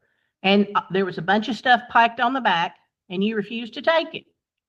I took everything. The last day I went, I took everything that was off the porch. You're telling me on 12/8 of 2024, you came to the house with a U-Haul with a Okay. civil standby Yes. to pick up your belongings, and Yes. your testimony under oath Mhm. is that you took everything on that day, yes or no? No. That is not my testimony. You didn't go Testim- through it and see what was there? Not that day. I didn't even look for it. When she wasn't there, I turned around and left. I told the police officer, I'm not doing this. This doesn't feel right to me, and I left. But you came the next day to get it? Because I was given an email that said, all of my stuff is packed up on the back porch. You can go anytime you want to and get it. And you could have done that the day before. That's not what it was. That's not the instructions I was given the day Okay. before. And then I went the next day to pick up my stuff, and And- without the civil standby, Stephanie shows up on her own. I didn't feel comfortable at that time. I didn't know what was going to happen. Oh, the first time you didn't feel comfortable because she was there. No. He wasn't there. Wasn't there Then the second time you didn't feel comfortable because she was there. without a civil standby, which is what was required of me. Well, why'd you go if you didn't have a civil standby? Because I was told I could go with be back there. I didn't know she was going to be there. What, did she come running up with a gun, machete? And this is irrelevant. I didn't feel comfortable. No, the answer is no. She was just standing there. No, she come running up and she came walking up and she talked to the neighbor who was over there with me as a witness. Hey, how you doing? And I left. I mean, it was not aggressive. It was just, hey, how you doing? There wasn't a civil standby. I was not going to do something that I was not asked to do. But you didn't bring the civil standby, No, because I was told I could go anytime I wanted to. and you went, and you Yeah. decided not to get it. Because you said I didn't have, nobody said I had to. Why would I take a civil standby if she's not going to be there? You're the one that keeps saying I left because there wasn't a civil standby. I'm not the one that brought up the civil standby, sir. You're the one that requested it. That was the day before and you didn't get it. I did get it. No, on the 8th, the day before, on the 8th, you didn't go get it. No, it was the day before. On the 7th, I had the civil standby. No, 7th you came and picked up some stuff. The 8th, there was other things on there. And that's when you brought a civil standby At nighttime. and you refused to get anything. And then you came back the next day and got the neighbor. And then the day after that, that night, I brought another civil standby because the day before Stephanie showed up, I brought a civil standby that night at 10:30 and got the rest of my stuff off the porch. Well, and you did that. Did you itemize any of those things that you got? Mhm. Where are they? Where's that itemized list of what you Oh, I picked didn't up? put it in paper. I just checked it off. You didn't. I didn't what? You didn't document what you took. I went through it. Yes, ma'am, I did. Okay, so, but you didn't document it and bring it here today and. No, I didn't do all Okay, that. to say this is all what she gave me. No, I didn't do that because But you produced a list that y'all provided me before of a class ring, ratchet set, filing cabinet, all of this initial stuff. yes, ma'am. That's the stuff I could remember after I got the stuff on the porch. Yes, ma'am. That wasn't true proceeding, was It was true to my knowledge. it? Well, they said you drop off Miss Lewis's office that her assistant. This was- Yeah, and they're both there on the, you don't it. No, ma'am, this was the first list that I did. And you And produced. This was the first list that I did, and then I did nothing. Object, because and that was real close to the break. We realized that was the list that was attached to the motion, and he did receive things after the motion was filed. I believe he So then he testified updated. on direct that he had, the list that he was using today was had additional items on it that were not on the list attached to your motion. That's correct. That's a list that we, at the lunch break, that we composed. We went through and took off what he had, what was brought to the office, and added the guitar, which he thought of today. And just to clarify, Your Honor, this is going to an issue. Initially, we were given a list and I objected to it before lunch. And that's the list that I have here that he's just identified. I then brought up that many of the things that he had on his list that he said that he was testifying to about he didn't have, that we actually carried to Miss Salinas's office and he got. That's all and then they produced, after the lunch break, Miss Salinas went back to her office and created yet the third list that deleted what we dropped off at the house. And that's- I just want to clarify the record and put all of that in. That's correct. The list that I pulled out was the list that was attached to the motion. Subsequent to the motion being filed, items were brought to my office and it hadn't been updated. And the reason I'm putting it in, Your Honor, is that he has come into this court to prevail himself of a Rule 59 that somehow in the manifest, there would be manifest injustice done, or there's a clerical error or mistake, or there's an error in law or evidence. He was going to testify, and again, I should have not objected now in hindsight and let him put in here and then let him commit perjury again, where he says he hasn't got this stuff, when in fact, he had got it. And I stopped it to clarify, and I simply want to introduce these two documents in to complete the record. Well, I think we've established that those were two lists. And we've established that Ms. Salinas prepared a subsequent list that acknowledges the items that he has received, as well as those items that he claims are still missing. And I think you've well made your point that there were different lists that were prepared. And is there any reason to continue on this line of questioning? Other than my client, through her and the assistance of family, packed up your stuff that you were supposed to get pursuant to the final decree and carried it to Miss Salinas' office. And these are the things that you picked up at her office, correct? Yes. Your Honor, we'll move that in as the next.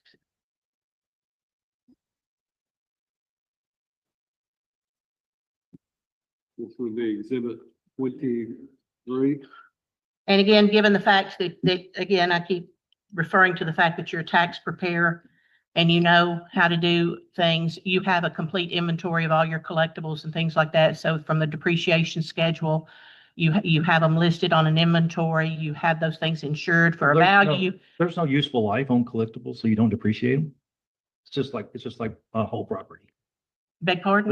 They don't depreciate. They go up in value. They appreciate. Well, say you testified earlier that I might buy something for $150 and only sell it for this. So to me, that would, Could, but that's. so why that you would do- be if I bought it and the true value as a collector that I know was $150. And I bought this, again, I think I said an Ewok. You buy an Ewok for $150. And that was the value at the time. A shrewd business person would have that and have that established and show I spent $150. And then I sold it for only 50, so it's depreciated in value by $100. Well, not necessarily. And then you could, that's one way to do it, correct? Yes, ma'am. You could sell And it. then you could, and then another way it's just, I bought it too high and I sold it for a loss. So is that treated differently in a tax situation, that if it was valued and it depreciates and I take it off on my depreciation schedules, Yes. as opposed to just taking a paper loss? I mean, a physical loss. physical loss, I mean, actually a dollar loss? Yeah, because you can't like put a appreciable asset like a sports card on a balance sheet. You had, like in a long-term balance sheet, you have to, you can, those things are considered short-term assets. Mhm. And you wouldn't depreciate a short-term asset over 3 months Mhm. or anything like that. So you wouldn't put a depreciation schedule together for a sports card collection because they go in and out so often.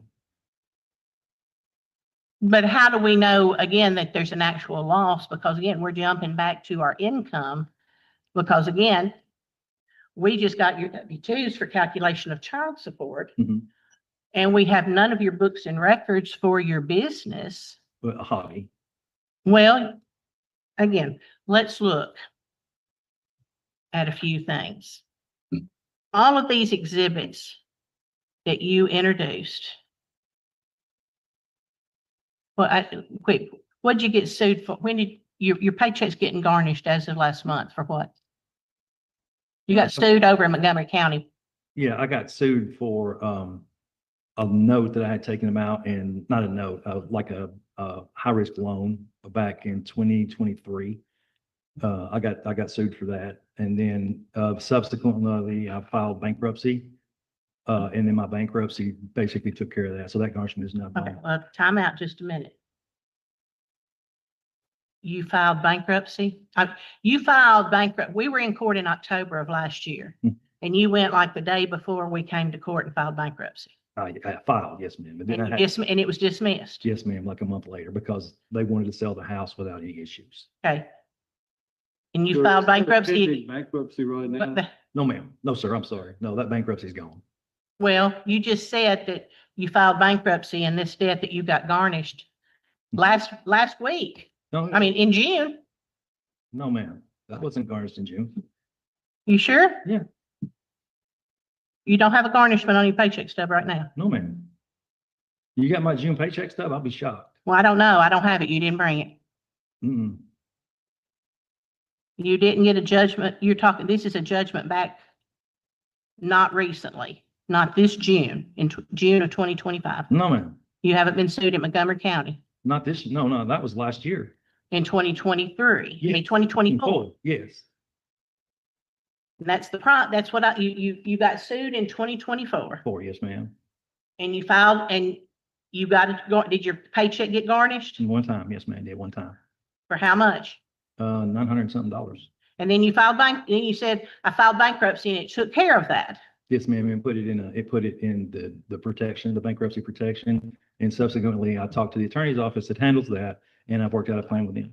Okay, so there's not a bankruptcy and a bankruptcy didn't take care of this. You didn't get a discharge. No. I Okay. did this. I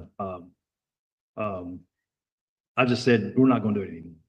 So Yeah, you got dismissed out of bankruptcy court. yeah, primary dismissal, I think is what it was. I didn't even go to scheduled Right. creditors. Because in that bankruptcy, did you list the debts to your wife? The debts to my wife. Yeah, you had 3 judgments. Oh, yeah, they had to take all that into Okay. account. So you filed a federal bankruptcy, and again, you've admitted it. You filed a federal bankruptcy petition with the federal district court in the Middle District of Nashville. Mhm. And you signed that under penalty of perjury. And you swore that those were the truth, correct? Swore what was the truth. What the debts you listed on there. Yeah, they actually listed the debts. They went and did it. Well, you had to prepare your petition. Yeah, I did. I prepared them. And you listed on your bankruptcy court saying true, that it was true, that you owed her. I had the child support was on there. You owed her $28,076.36 from the half of the Vanguard. No, ma'am, I didn't list that. You didn't? Mm-mm. Did you list that you owed $4,422.38? No, ma'am. You didn't? Mm-mm. And did you list that you owed $26,000 in retroactive support? Yes, ma'am. Okay, and you acknowledged that that was true at the time you filed that bankruptcy petition? And now you're asking to change that? Change what? You acknowledged under the bankruptcy court that you owed your ex-wife $26,000 in retroactive support. I'm gonna object as to the relevance. The bankruptcy has been dismissed. It doesn't mean that it's not a valid admission. It's a judicial admission if he filed it in a pleading, and therefore it's admissible. If that's the reason to go, with this line of questioning, but if it's to show that he's asking to change, I would think that it's not, but It's admissible. I withdraw my. We're gonna push the pause button. Mr. Odell, A copy of let me take up the, I have to pull back the bankruptcy. you don't have to leave or anything, but I want to deal with the Douglas Mayo versus Janice Hyden for a moment.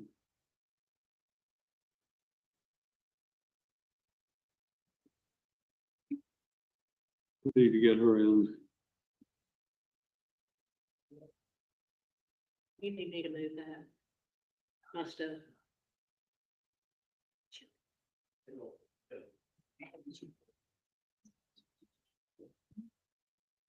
Mr. Odell, what do you have on 29th of this month?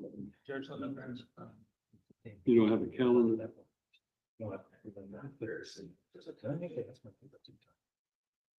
Things I think it's going to be distributed.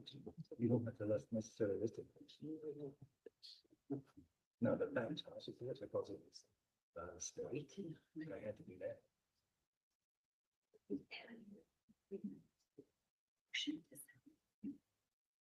Yeah, because it was the 29th of July. I can be available.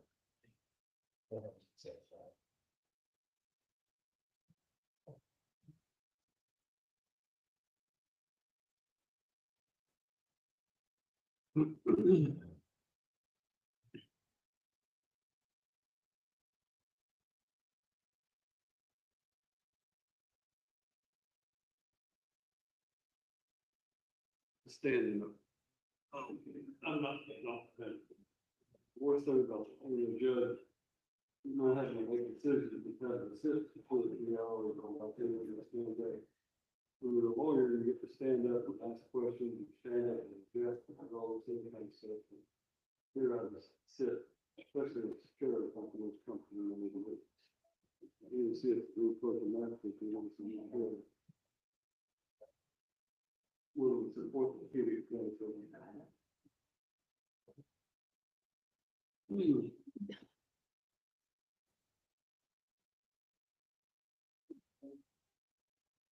Plus, there's all these court. Yeah. The other one was what something. Sit in it, and I go home and do with my back hurting because I'm about to. This is better. But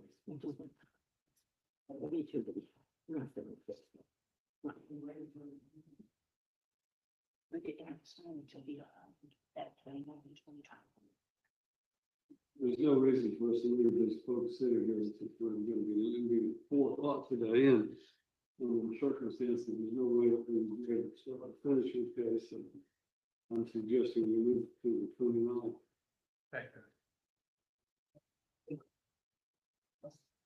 And I'm just going to go ahead and tell you, we're moving it to the 29th at 9 o'clock. Okay. And you can inform her when she arrives. That'll clear out the rest of this day. I don't expect us to finish this. Okay. So I'll try today for these folks to come back if they don't finish it. Hey, I'll prepare an order and serve it. Just showing that you were bumped from the docket because the preceding case did not conclude. You time to hear yours. Now, Ms. Roberts and Mr. Johnson, if you'll return to the witness stand.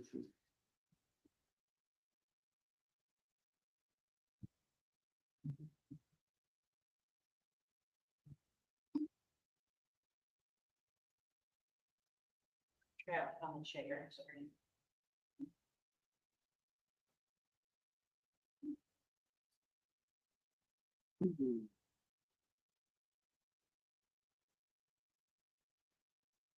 Now, I forgot where I was. Oh, let me get my notepad.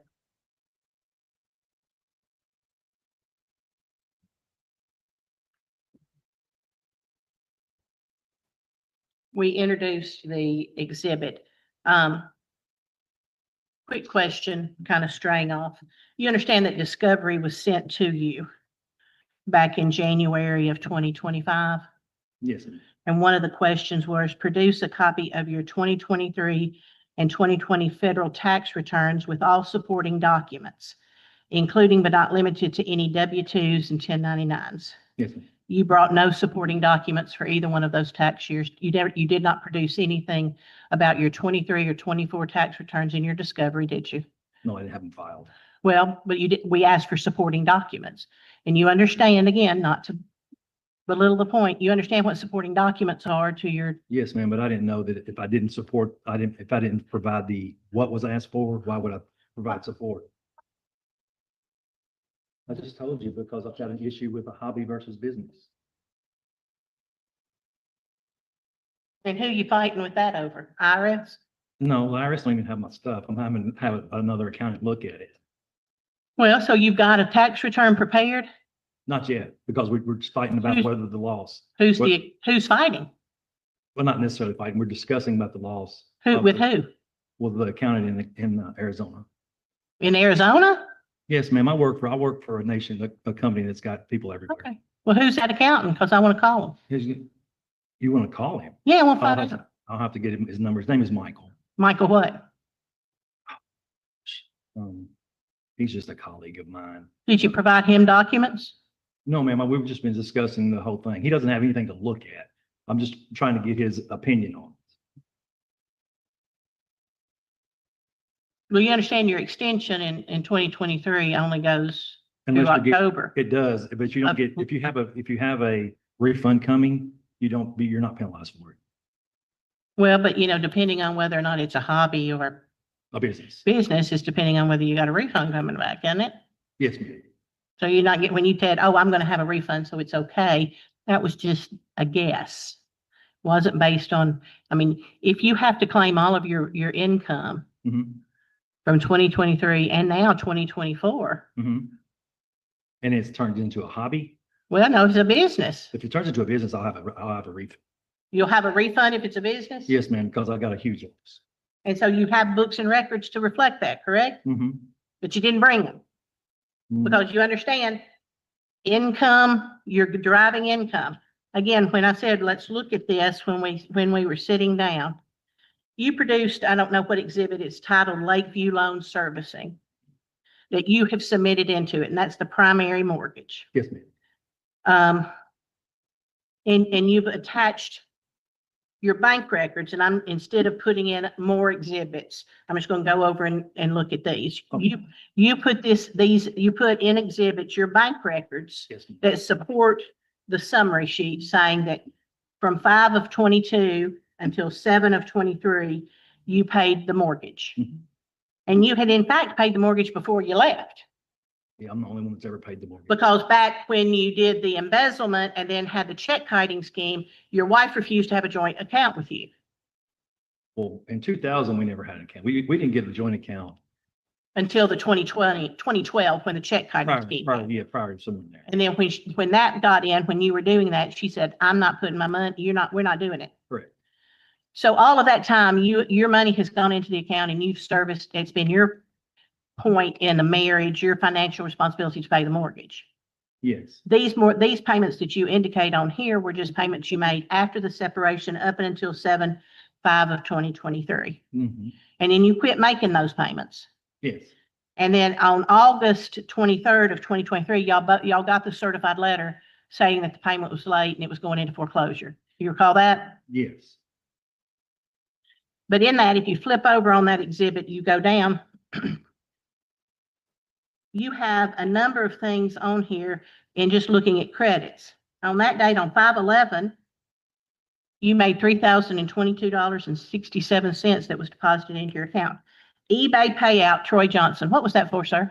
That was been for my sales of my cards. Okay, what'd you sell? I just told you cards. Okay, but what cards? Did you sell a Mickey Mantle? Did you sell a Joe DiMaggio? It would have been numerous, probably 100 cards. Okay. Well, how much did those cards cost you? It would have depended on how much. No, I'm asking on this transaction, how much did those cards? How much other expenses did you have? Postage? Grading fees. But you do your own grading. No, ma'am, it's third party.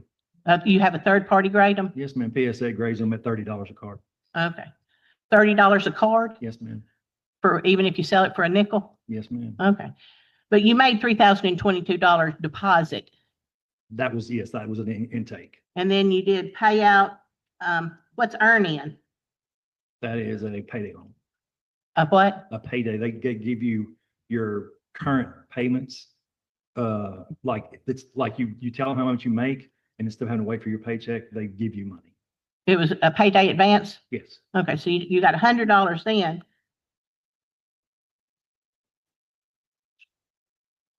So where is that reflected on your income? What's that? That 3,000 and the $100. So the $100 is not income because I have to pay it back the next week. When did you pay it back? They draw it directly out of my account. You'll see a debit for earning in there. 266 from on 5/31, 266.22 from eBay. Okay. 605 from eBay. And then your paycheck, 2,643.92 from Mitchell. Another payday advance on the day that you got your paycheck on the 3rd, and you got another $100 payday advance from Earn It. And then just a few days later on the 6th, you got 3 more $100 payouts from Earn It. You got $100 from Earn It again on the 7th. What are you doing? That's me trying to keep my head above water. Okay. Payout from eBay, 107. What's Vanguard Group? Vanguard Group is the 401k. $6,710.26 put into your account on 6/28. Of 2023. Well, let's see, 6/22. Because my Vanguard No, that would have been in 2022. I mean, if I could approach. My Vanguard withdrawal was not done all at one time. I didn't take out $58,000 at once. I did it in steps. I think I did it in 3 steps. Okay, so you got $6,710.26 from Vanguard on 6/28. Yes. Another payout from eBay, 176.83. Another payout from eBay, 1,089.24. Is that right? Earn It, a $200 advances that you're saying is a payday advance loan. Yes, ma'am. VSA Credit Cash App, 49.12. That would have been my cash out card. I probably swiped it for something. eBay, 482.16.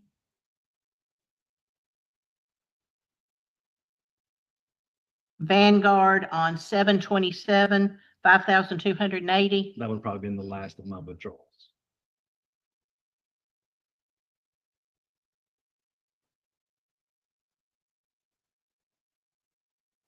Three payouts from eBay where you're doing this hobby, 116, 111, and 36. eBay payout 292.27. Yes. eBay payout 370.17. Venmo cash out So somebody paid you through Venmo at $200? Yes, ma'am. I don't know who that could have been. I'll have to- Well, because again, we asked for the supporting documents and you didn't give them. And you would have that on your tax records if this was part of your hobby/business. If that was just somebody repaying me for something. Vanguard disbursement, 9/27, $1,040. Would that have been the 3 times that you got Vanguard? Or than the last time. It's all the Vanguard stuff ties into the 50. What's Coinbase? That is a cryptocurrency. You buying cryptocurrency? I have before. I don't Well, even, you got no money. Why are you buying cryptocurrency? I don't anymore. $236.40 you got from, I guess, exchanging I sold it. cryptocurrency. I probably sold $140 from Poshmark. What'd you sell on Poshmark? shoes, pair of shoes. What kind of shoes? It's just tennis shoes. Just You buy them? I owned them. I didn't steal them. Yes, I bought them. Okay. I mean, I'm not a shoe person, okay? I don't spend a lot of money on shoes.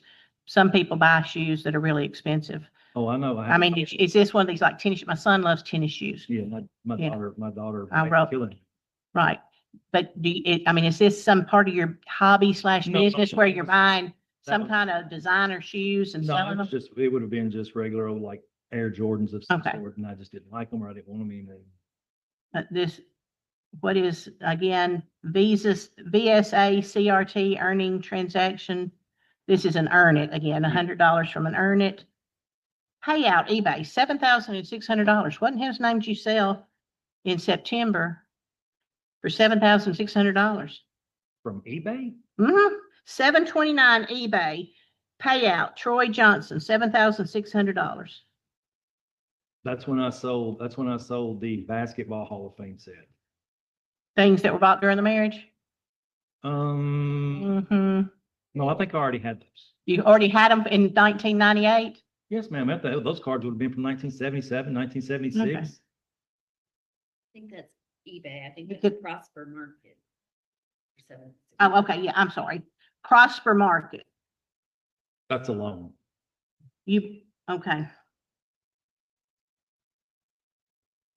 You took a loan out Mhm. for what? I needed money. Okay, and then payout eBay, $1,058. Okay.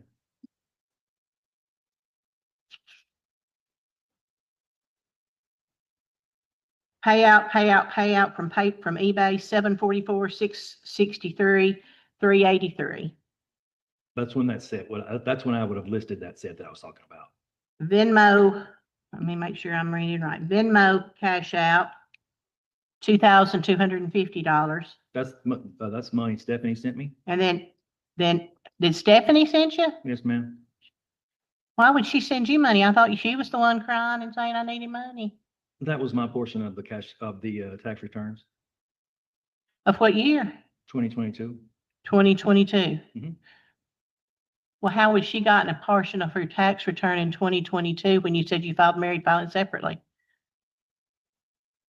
Did you file jointly in 2022? She got the whole tax return. She took the kids. So she got your tax return? In 2022, Mm-hmm. I know she sent me. So you wouldn't have filed your 2022 taxes until after January 31st of 2023. October of 23, I would have filed. Okay, and then you had it, you. So is that- Opportunity, then you got an extension until October of 2023. And you said you got a refund, so you wouldn't have gotten that refund until sometime later in late 2023 or even early 2024. Okay, so what is the date that I don't have even what you're seeing. I can't. I apologize. We didn't give you the exhibit back. Your Honor, could we see the list, the stack of exhibits? The ones where she has the late view. Here you go. Thank you, sir.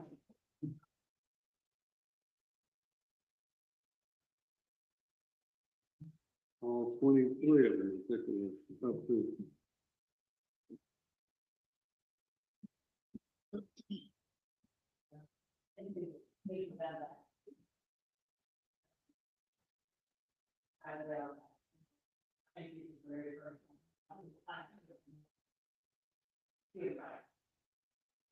Sure, you can ask that to him. Thank you, sir. What exhibit are we referring to? What exhibit number's on the front of that? 2. Exhibit 2, which is titled Lakeview Loan Servicing, correct? Yes, ma'am. And supporting documentation. If you'll go over to page 5 of 9, which would have been the, and it showed Venmo Cash App of $2,250.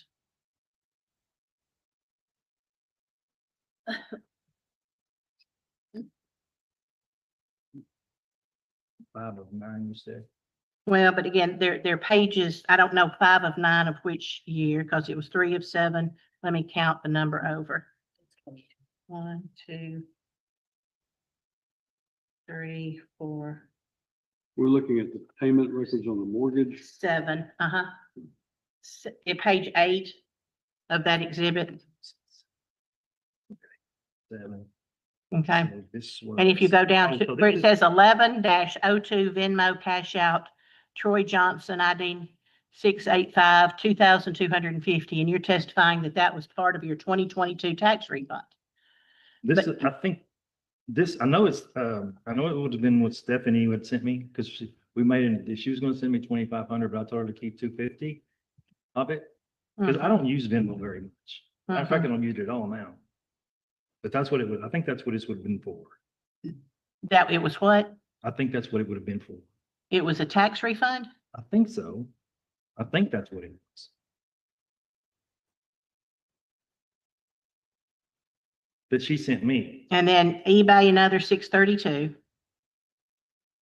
And then down on 3, another eBay of 160.69. Mhm. Then you've got your payroll. Use this Coinbase as some more e-currency something. It's cryptocurrency, yes. ma'am. Okay. And then $100 from what are this Earn It transfer portfolio, and you're saying that's a payday loan. So this is from 2022. So yes, this is actually 2022 date. Yeah, that's So this would have been this would have been my tax return refund from 2021. okay. That was a tax. The 2,250 was a tax refund. From 2020. Okay. But then these $100 you're saying are payday, are recurring payday loan? They're kind of like, yes, ma'am. I wouldn't necessarily say it's a loan because it's so quick to. An advance. Yeah, an advance. That's probably better. And again, 300 CVS, CRT, eBay, 357. Your payroll,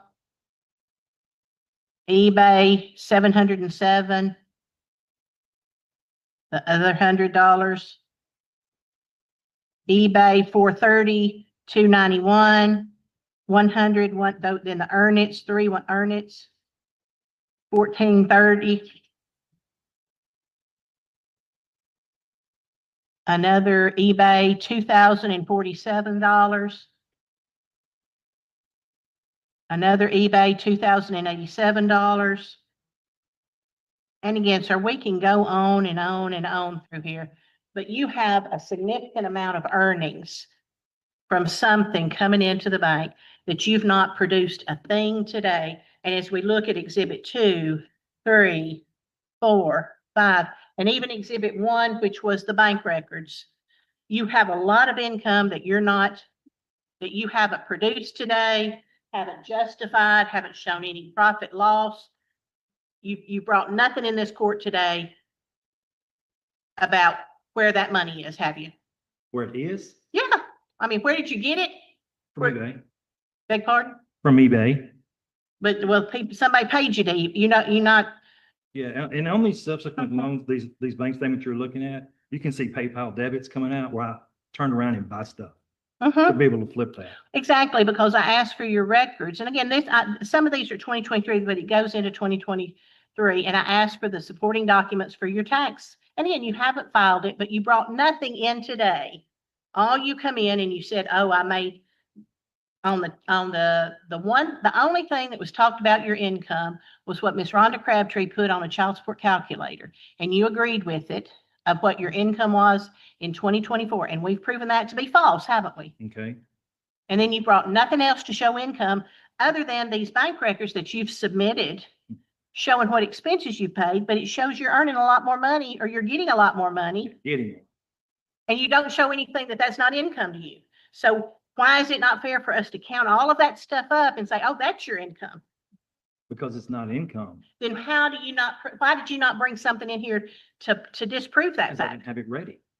You didn't have it I ready. didn't have the financials ready.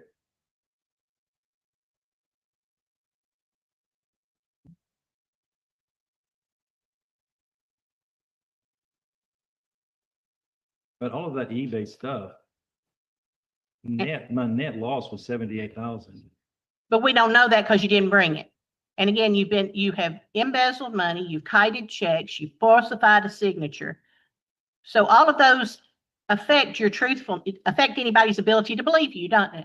I didn't admit to falsifying a signature. Well, I realize you invoked your Fifth Amendment privilege. Yes, ma'am, I sure did. And you understand that and the judge explained to you before we started this, and then again, when you took it, that in a civil proceeding, that when you invoke your Fifth Amendment privilege, you're doing it because it would incriminate you. You understand that? So again, we're assuming based on your Fifth Amendment that something that I questioned you about would incriminate you. I think we've established, and I think we're now venturing past.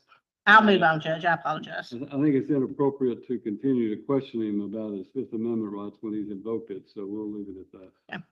But again, you want us to take your word for the fact that all of these deposits into your checking account, into your bank account, are not income. We just want to take your word for it. Well, if you're going to look at the deposits, we got to look at the negatives too.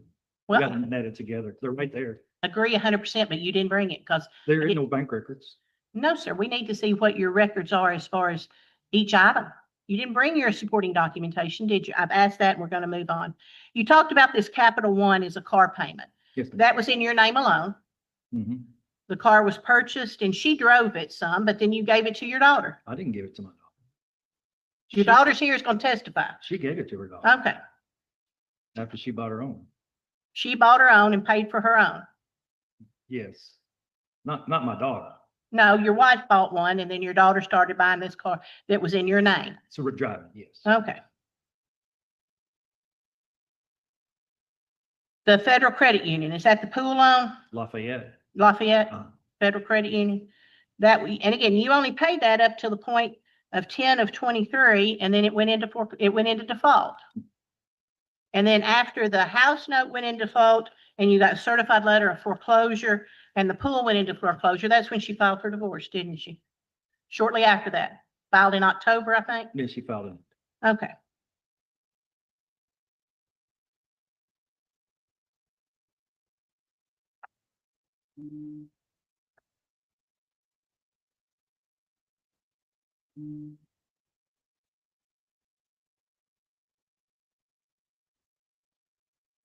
Medical bills, exhibit, I don't know the exhibit number, but the document's titled the medical bills. Okay. Okay. Your daughter Hannah was hospitalized when y'all were living together, right? Yes, ma'am. And and during this period of time, you had a health savings account. Yes, ma'am. That your wife used to pay these bills. Yes, ma'am. That I funded. Okay, did you go and find out exactly whose these were for? Were any of them yours? I know none of them are mine because I never use it. You never went to the doctor? No, I'm a guy. I don't go to the doctor. Okay. Well, at that time, I wasn't going to the doctor. I do now. Okay. You know how much was your wife's or whose was whose? I don't. You just know that a health savings account during the course of y'all's separation was used to pay medical bills. Yes, ma'am. You understand that was income, and you were not ordered under, that was marital income. Y'all were still married. What was marital? Your health savings account. No, it wasn't. It wasn't? What was it? Income, it's counted on my W-2. Well, you were married. Yes. Okay. And it was used to pay marital debt. Correct? Yes. Well, and you think you're entitled to get half of that back? Not necessarily debt, but she was paying bills for the kids too. You can see Pinnacle Dermatology, that kind of stuff in there. With a health savings account. Mm-hmm. But again, the divorce decree that you're seeking to modify, you're seeking to amend, mm-hmm. She didn't seek any uncovered medical expenses for you, did she? Because there She was, said it was paid. You don't have a judgment for uncovered medical expenses in this final decree, do you? no, Okay.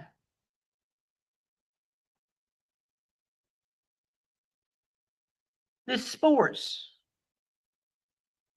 This is extracurricular activities for your child Mhm. that you voluntarily paid. Mhm. You went to some of these a things? couple of things I did, yes. Okay. Your wife went to some? No, ma'am, She never went? no. Never went to a soccer game, never went to, And that stuff is listed right there, no. well, these are just fees you paid. Did Right. you go to these? Huh? I went to some of them. Okay. Did you, the DoubleTree hotels, That's where I went. to. $629. So you want your wife to pay for your hotel stay? That was for Lawrence too. Well, Your Honor, again, that's a mischaracterization. He's not asking for anybody to pay those. He's just asking for those expenses to be taken into consideration and to be calculated as support towards the family, in regards to the child's. That's the way I took his argument. His argument is that, look, I paid all of these things. These were paid for the behalf of the children. It ought to be considered in the overall distribution of property and assessment of debts. and again, you went to the Hampton Inn. Mhm. You went to DoubleTree. Mhm. What was the Clarksville Volleyball Club, 637? That was her fees, That was just the the fees for her. enrollment fee, like. Yes, there was like 4 of them. Okay.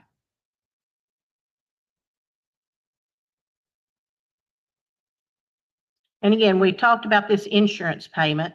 You don't have it broken down. You've got family premium. You don't have any information and have not produced anything about what it would cost for you to keep health insurance on yourself, correct? No, I have not, because I was told in the decree I had to keep it on the Okay. kids. And through the time of y'all separation, sometimes you were giving money to your wife when she would request it, if she was running short, and then you gave some money to your kids directly. Yes, ma'am. Okay, do you know how much she gave? You only paid this and she had to pay the rest, didn't she? I don't know what she did. Well, she had to buy all their food. Okay. She had to buy all their clothing, correct? Okay. She had to pay the utilities Mhm. that the kids used. Mhm. She had to pay their lunch money, Okay. had to pay school fees. Well, I paid some of those too. Well, again, school fees, you saw sports fees.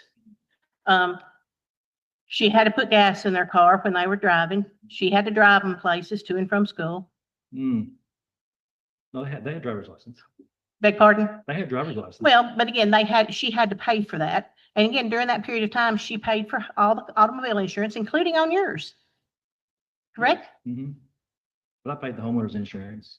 Well, no, it wasn't paid separately, was it? It was in an escrow. It's paid on the mortgage. You didn't pay a separate check. It's escrowed into the payment. Yes. Okay. She had to buy all their incidentals, all their female products. Who paid for their proms and their dances? I don't know. Well, I don't know because I was never asked. Well, but she did. Okay. She paid during this period of separation. You understand she had had three people. Well, how many, when y'all left in 2022, it was her and how many kids living in the house? All 4 of them, right? 4 of them. Kayla was in and out. Kayla was in and out. Kayla's the oldest and Yes. she's the one that went to tech. Yes. Okay, and so she was in and out on the summer. So she had 5 people in her household and you had 1. So she had the expenses of 5 and you had the expenses of 1, Okay. right? Mhm. Okay.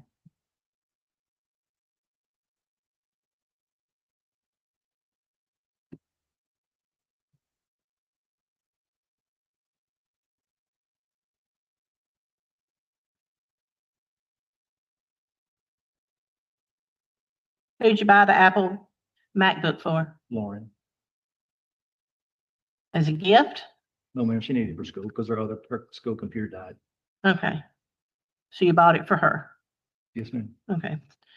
Who paid for the internet at the house so she could use that computer? Yes, they did. You guess she did. Okay. Does she have a MacBook from school or some type of a? Whatever she had whatever they give out, and like the school Mm-hmm. systems provide computers for the children now. And you understand that unless you're on free or reduced lunch, you have to pay an insurance amount for that. Did you pay that? I don't know. Hers died. Okay. She didn't have it anymore. Well, And she just didn't go turn it back into the school and get another one because they had to give you one. I don't know what she did. She just asked me to replace it. She just asked you to get her a MacBook. Or a computer. She said, get a computer, and she asked her what kind. That's what kind she wanted. Well, do you understand that the school didn't use an Apple-based product? They used. I didn't know anything about the schools. Well, you're the one that testified, not me. I just asked, did you buy her a computer as a gift? And you said, no, I bought it for school. That's what I was told it was for. Okay. And you bought some pool products in 2022 and 2023. But you quit making the payments. Then you made Tennessee Tech to your daughter.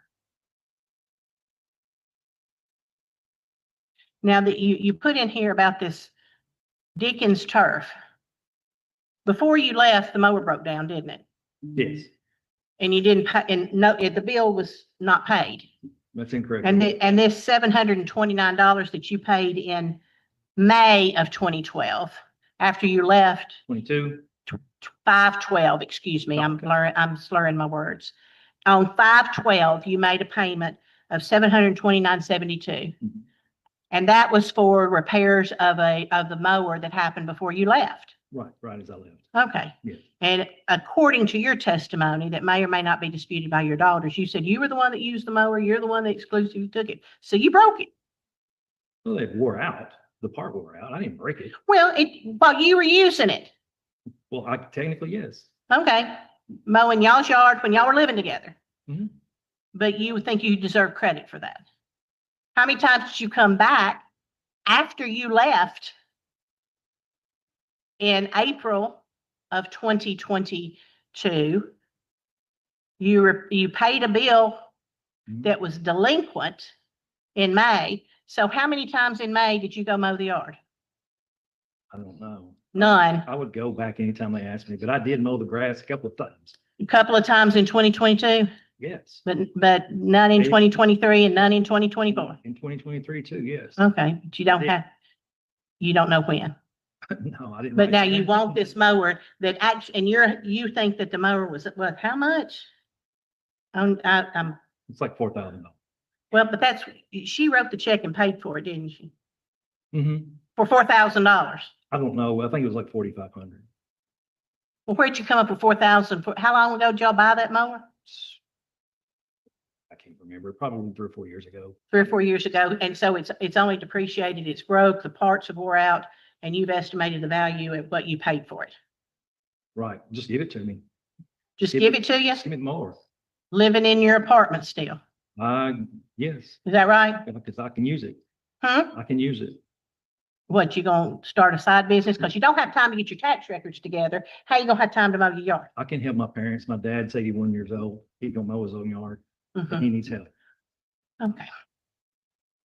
And you've only made, since the divorce, you understand you were ordered to pay $775 based on an incorrect calculation of income. You were supposed to pay $775, and you didn't do it, did you? I paid $6. You paid, and again, on our calculation, you paid child support on October 31st and November 11th of last year. And then in May of this year, you paid, Wait a minute. I had 2 in October, didn't I? Didn't I have 2 payments. I had $775 and $775. you paid 3 payments. And You then- paid an October and a November 11th, but there were 3 payments. I don't know which ones were put together, but you paid 3 payments of $2,325 in 2023. Right. Excuse me, 2024. Sorry. Yes. After the divorce, you understand you owed 12, you only paid 3. Well, I paid 4. I paid 6 because it's. Then this year you paid 3 more. Okay. Now I'm. Okay. Yeah. So y'all were divorced, and again, I apologize because you weren't divorced till April, so you didn't know 12. I apologize. You were divorced in April. Mhm. Your child support was supposed to start in May, Yes. and you only paid 3. Mhm. And then we're here in the 7th month, Well, and your last payment was due in June. So would have been 6 payments. 3 more. and you only paid 3. Mhm. But you had the ability to buy stuff on eBay and, No, I haven't done that in a minute. I haven't Okay. bought anything in a minute. So- I had to actually quit that in 2023. okay. You quit doing anything on eBay in 2023? You sure? Be careful, because I got your butt records right up here. Anything, of any kind of substance. Okay, no. And I was- You said I quit doing it in 2023. Was that a true statement or a false I statement? misspoke. Okay, I so, misspoke.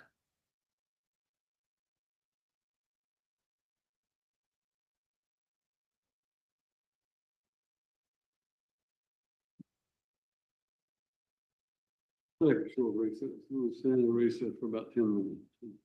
Oh.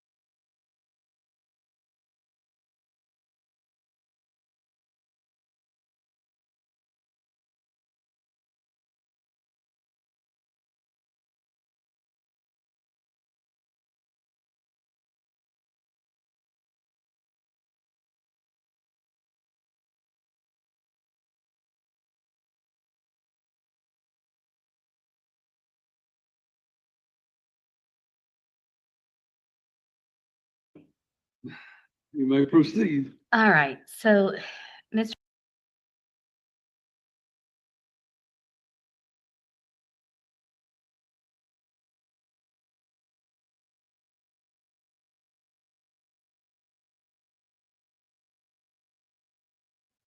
is true. Yes, ma'am. You understand that you took an oath? You understand that if you lie under oath, it can be perjury? Yes, ma'am. And if you allow this hearing to end without recanting any falsehood that you have made, it can be aggravated perjury, a felony. You Yes, ma'am. understand that? Okay. So do you want to change any of your testimony? No, ma'am. Knowing you're sure? Yes, ma'am. Okay. Now, isn't it true you and your wife were married in 1998? Yes, Is that ma'am. right? And y'all started having some financial difficulty arrived in your marriage as a result of you embezzling money from a prior employer. Isn't that correct? Object as to relevance of something that occurred in 98. Well, it's throughout the course of the marriage and it goes to his truthfulness, veracity as far as money is concerned, Your Honor.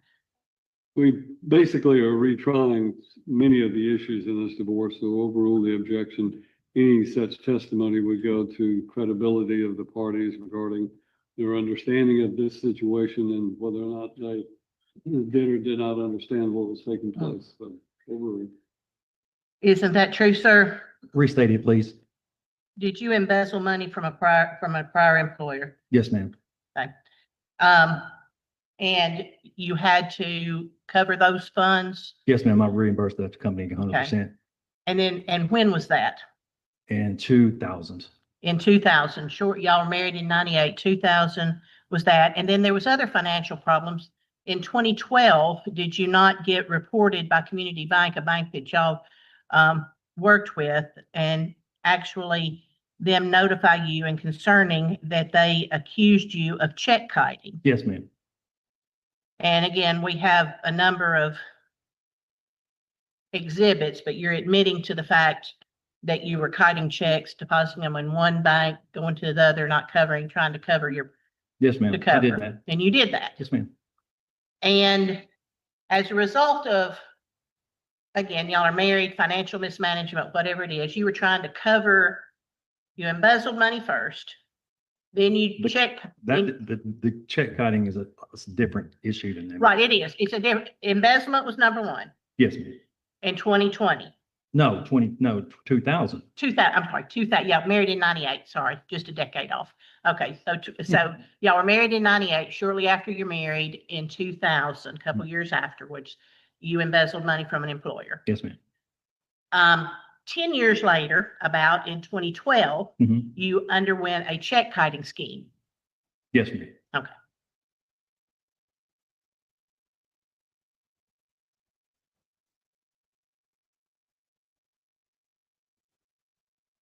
And then we go to most recently, in April of 2024, you forged your wife's signature on a loan document and had your aunt notarize her signature to borrow $20,000 from a federally insured institution. Is that correct? Judge, this time under counsel's advice, I would like to plead my fifth right here. All right, as we stated earlier, you have the absolute right to invoke your right under the Fifth Amendment. And on the civil case, invoking the Fifth Amendment is essentially stating that you decline to answer the question on the grounds that your answer could tend to incriminate you in criminal conduct. So the court will allow you to invoke your Fifth Amendment with that proviso.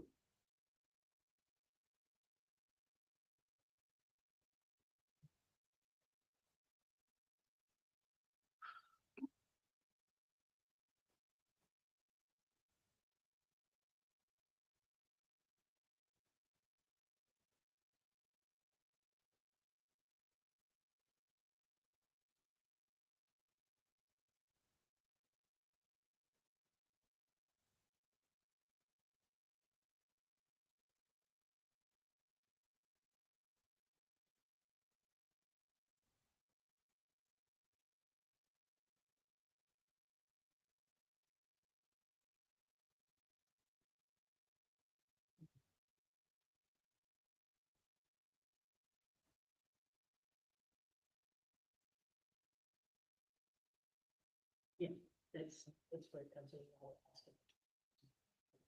Yeah, I understand. Yeah. This was. Did you put in the closing document? You can have.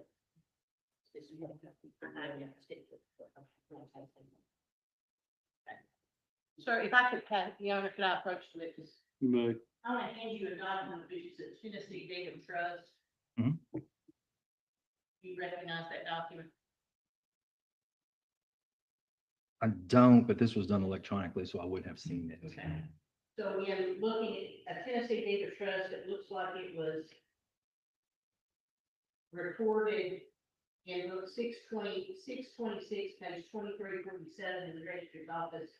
There's a signature on 3/3 of 2024, both you and Stephanie Johnson. Okay. And it bears a notary's acknowledgement of the Misty Trejo. True. And you acquired money on that date No, ma'am. pursuant to this deed of trust in the amount of $20,125.41. That's the money. When I say you acquired it, I don't mean you got cash. No, yeah, I didn't get You borrowed this amount of money, right? Again, I'm going to vote my fifth. And you forged this signature of Stephanie Again, Johnson. I'm going to plead the fifth. You would, is this your signature? Yes. And on this document, underneath the signature of Stephanie Johnson, Stephanie Lee Johnson signing solely to acknowledge this agreement, but not to incur any personal liability for this debt. You see that? Yes, ma'am. So again, in invoking your Fifth Amendment privilege, you get, the court assumes that you did undertake to borrow money from Service Link Loan Modification Solutions with Loan Care LLC and you were tendered payment in some form of $20,125.54. And 3755 Thomas Road, Chapmansboro, Tennessee was y'all's primary residence, was your marital residence. Yes, ma'am. And you understand at the point in time when this was done, there was an order, on the exact same date that this was done, your wife was appearing in court to get a default judgment and a divorce.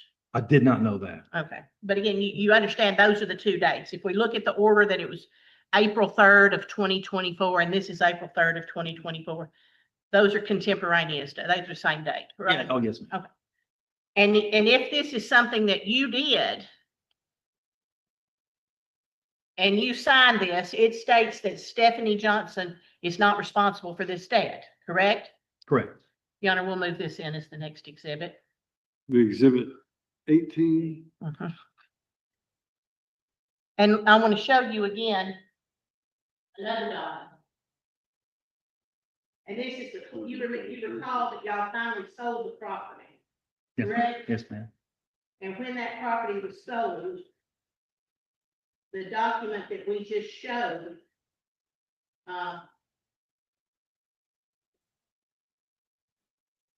was paid off, wasn't it? Yes, ma'am. To the tune of $20,000 on the second page under payoffs. Mhm. $20,125.54 was paid off from the proceeds of y'all.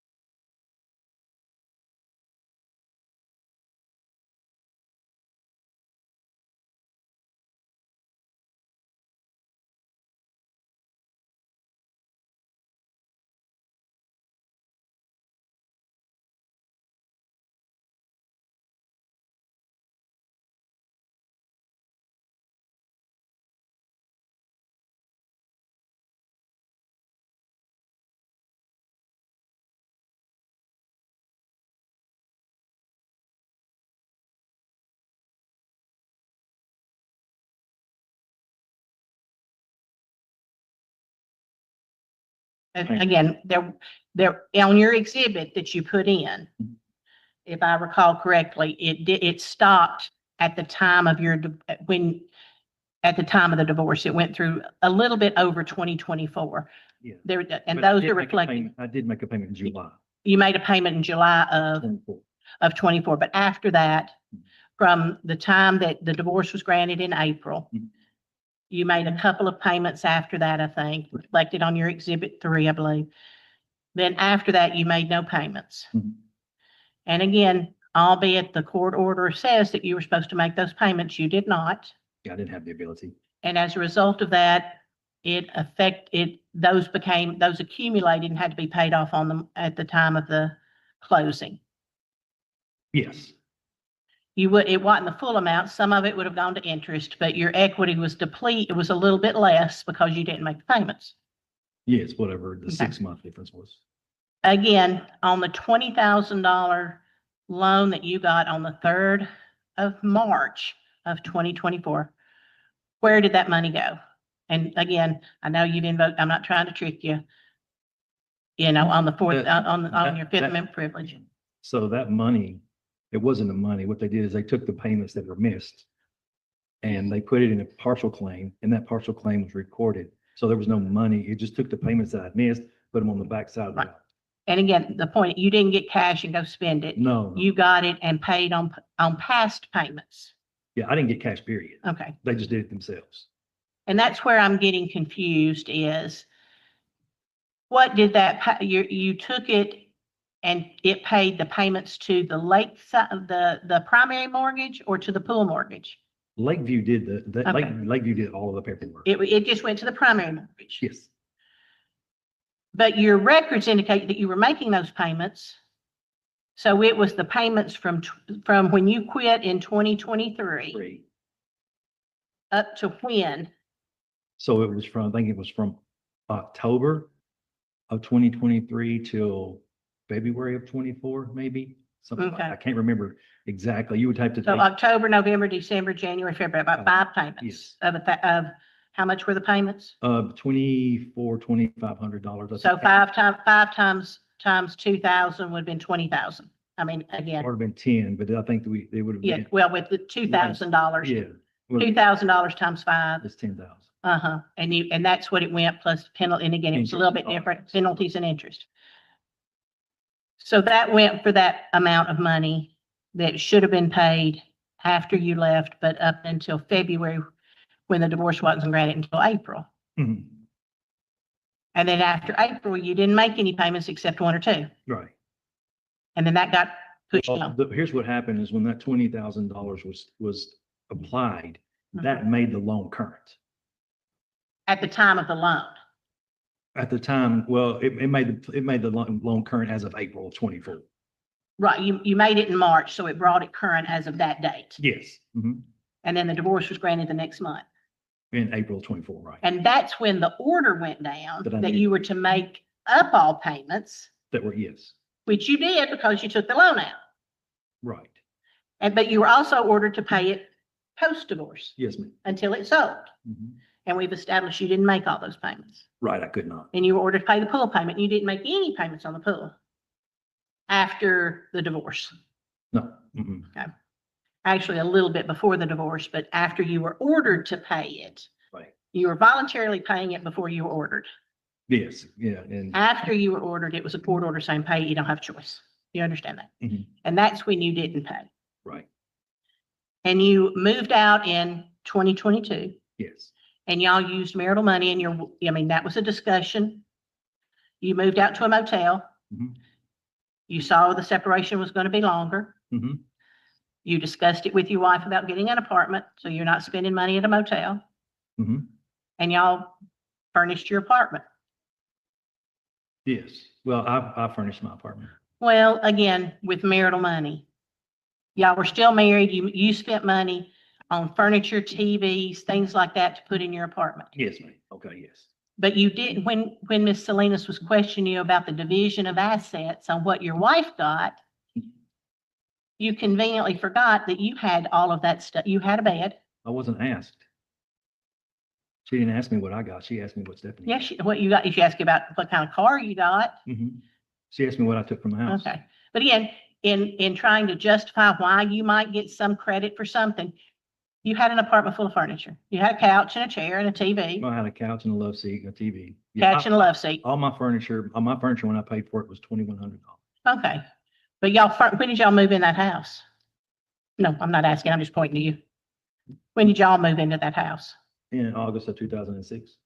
And y'all bought furniture? No, we already had some, but they subsequently bought some after. But again, it's all used furniture that she got. Y'all raised 4 kids in that house. Yes. That's all.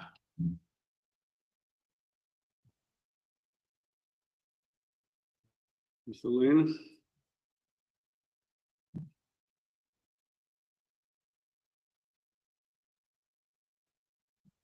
You said the furniture that you purchased was $2,100. Yes, ma'am. Did you buy it used or new? I bought it new. What was it for 21? The furniture that he bought after he had moved out. All right. And did your wife know you were buying furniture? Well, no, she didn't know I was going to, but I would assume she would have known because I had to go somewhere You had to have something to sit on, and something lay to my sleep bed on. down. Okay. All right. And you said that you didn't have the ability to pay the house payment and the pool payment. At that point, let's say around April, May of 2024, what was your financial situation? It was at that point, my eBay sales that I was doing to generate income had gone. They were very much depleted compared to the year before. And so at that time, I'm trying to pay the house note. I'm trying to pay the car note. I'm trying to pay my rent, my electricity, my internet. And I just couldn't. I mean, I could keep it all afloat. Were you just getting deeper and deeper and deeper? Well, that's why you see the payday things. I was taking out paydays to basically rush next week's check up to this week so I could take care of that. And groceries. And then I subsequently started having health issues, and I had to deal with that too. All right. And Mr. Johnson, I mean, you were paying those things when you weren't ordered to pay those, right? Yes, ma'am. If you could have paid those after being ordered to pay those, would you have? Oh, absolutely. My credit is shot now. I'm sorry, what? My credit is shot now because of that. Sure. And your wife, well, and you don't know because you weren't here, but was she ordered? Did it appear she was ordered to pay anything in the final decree of divorce? No, not anything that I got in black and white. What debt would there have been as far as installment debt that the two of you would have had at the time of the divorce? You had the car payment for the Accord, right? Mm-hmm. The pool payment, Mm-hmm. the house payment. Mm-hmm. Was there any other installment debt? Not that I'm aware of. Okay. So essentially, would it be accurate to say in the final decree of divorce, you were ordered to pay all the debt? That you just mentioned, yes. Okay. And the house, the marital residence, had it been recently refinanced prior to the divorce? Yes, ma'am. It was refinanced somewhere around December of 2021. Of 2021. And was it refinanced with a 30-year mortgage? Yes, ma'am. All right. So some 3 years later, there had been very little principal that was getting paid down than with that mortgage payment. Is that right? Okay. All right. Let me back up to your income. Now, when I asked you about your income, you haven't filed 22, 23, or 24 No, I filed yet. 22. I'm sorry, you have filed 22? Yeah, 22 has been filed. Okay. I was just never asked. You have, okay, it wasn't asked for in discovery. Mhm. You haven't filed 23 or 24. And I think you said in 23, you had a $72,000 loss. 78. $78,000 loss. So when your return is prepared, ultimately, your income is going to be far lower than what your W-2 income reflects. Is that true? It'll be negative. It'll be what? Negative. Just going to interpose an objection. Again, that may be true, but what we're just dealing with is for child support purposes, and there's certain things that, again, just because he takes a paper loss, depreciation and paper losses are not necessarily reflected on income. And I understand, but there was an inference that he was basically lying about his income. And so taking the totality of the circumstances. Rule the objection. So again, sir, if you look at those losses ultimately and your actual income from your primary job, could it be that your income was far less per month than what was stated in the final decree of divorce? Yes, ma'am. Okay. And would that be similar for 2024? 2024 last year, it wouldn't have been as bad. Okay. Because my sales basically, they dipped really badly. And so I wasn't selling stuff at a loss. And then I got a small increase at work. And so I probably would have broke even on my eBay sales in 2024, right at maybe made about $1,000. So yeah, in 2024, my income is going to be considerably higher than 2023 when you had the $78,000 loss. Yeah. Okay. But again, at this point in time, you really don't know for certain until you have that prepared, right? I still have October to do that. All right. And in retrospect, now going forward, have you maybe come to the conclusion that maybe eBay, baseball cards, those types of things aren't what you thought that they would be? Yeah, I don't do that. I mean, it's very rare. I think I've made in 2025, I'm going to say I've made 11 sales total. Okay. Now, you were asked about some incidences, and I think the second one was with Community Bank and a check kiting scheme. That was in 2012. Yes. And we're now in 2025. Mm-hmm. You bank with First Federal, is that right? Yes, ma'am. And yes. And in First Financial. First Financial, sorry. And we've in full transparency, those records have been produced. Yes, ma'am. And And I don't write checks anymore. Just for the record. all right. I don't Well, write I checks, think, period. I've seen some maybe where you're writing cash to yourself, where you're getting some money. Oh, the little Yeah. ones they have at the teller line, but All they right. write those out.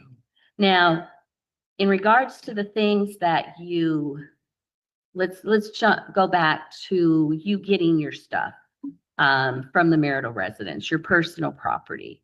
You were asked a lot about December 7th, the 8th, and maybe the 9th.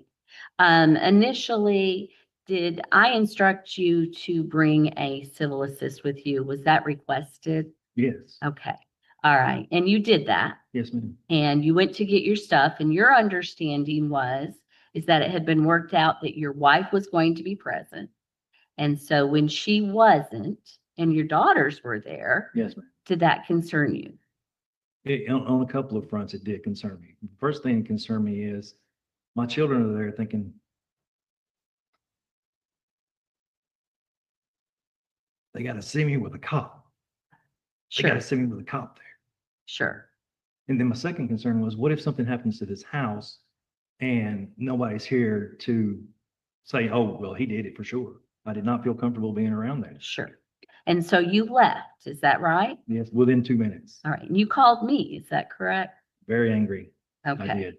And ultimately it was worked out where you could go back and get your stuff the next day. Yes, ma'am. I was told that I could go get it anytime I wanted to. Okay. And I want to be very clear because there was a lot of back and forth. Tell the court what happened the next day. So I'll go to my dad's. He's going to go with me because you requested I take a witness. Sure. And I took my dad because I didn't know if the neighbor was going to be there. So I get there, I walk over, and Robert, who is the neighbor, is there.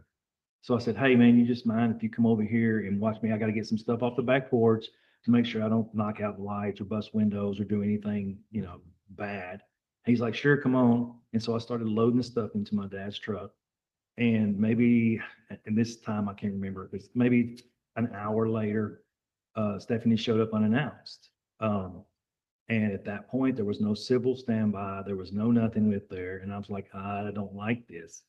I don't like her just showing up because then it's her word against mine. And, and so I just left at that point. I left whatever was left on the porch there. And Robert told me, he said, hey, I'll make sure nobody messes with it. And I left. Okay. And then you came back the next day? The Is next that day, right? and late at night, I Okay. came back. I actually had a civil standby that night. He Okay. came with me. He sat in the driveway and I carried my friend Preston. Preston came with me to help me get the rest of the stuff. Okay. Again, I could still see stuff of mine in the garage that I couldn't get out. Okay. And then ultimately later, after the motion was filed to have your stuff returned, you did in fact receive some things that were brought to my office. Yes, ma'am. Is that right? Yes, ma'am. Okay. And the list that we provided to the court today with the highlighted area, that is an accurate list of what you feel is still missing from what you feel you should have been awarded. To the Is best that of my right? recollection. Okay. All right. And are you simply asking for those things to be returned to you? Yes, ma'am. Okay. Now, what happens if the class ring, if let's say it stayed at the house? I mean, you understand that there may be some of those things that just don't exist anymore. I do understand that, and it's completely disappointing, especially from a class ring from 1988. Sure. All right. And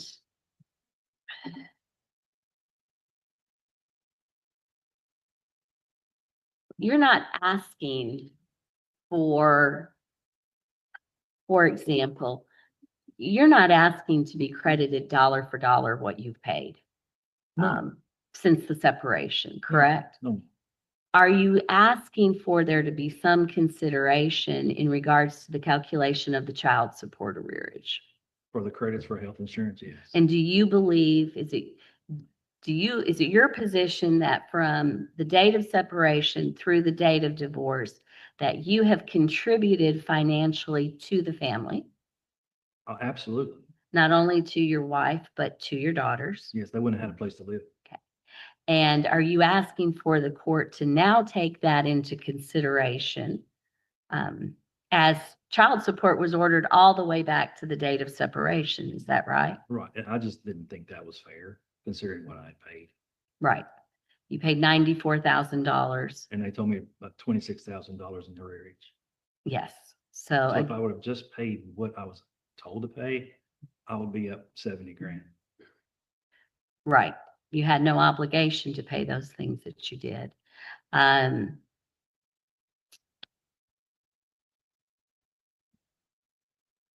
And then you're asking, as far as the Vanguard account, you're asking at a minimum that there be some consideration with the taxes that were withheld from the monies, right? Yes, ma'am, not based it on the gross, based it on the net. Okay. And then you're asking also for those medical bills to be divided. Your wife's medical bills, not the children. Let me ask you, that brings me to a question about the HSA. The money that was put into the health savings accounts, those were monies that were deducted from your income, right?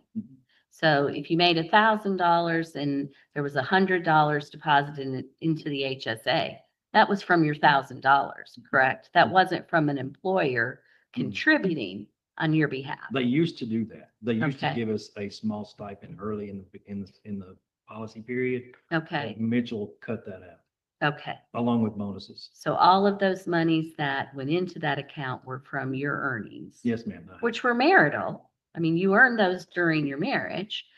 Your wife had earnings during your marriage as well, right? Yes, ma'am. And your wife wasn't contributing towards any of your expenses, was she? No.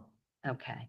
And then I want to clarify that that $2,250, that was from a 2021 tax refund. Yes, ma'am. And that was paid by agreement between you and your wife. Okay. Now, when your house sold, and again, you bought your house in 2006? We built it in 2006. You built it in 2006. All right.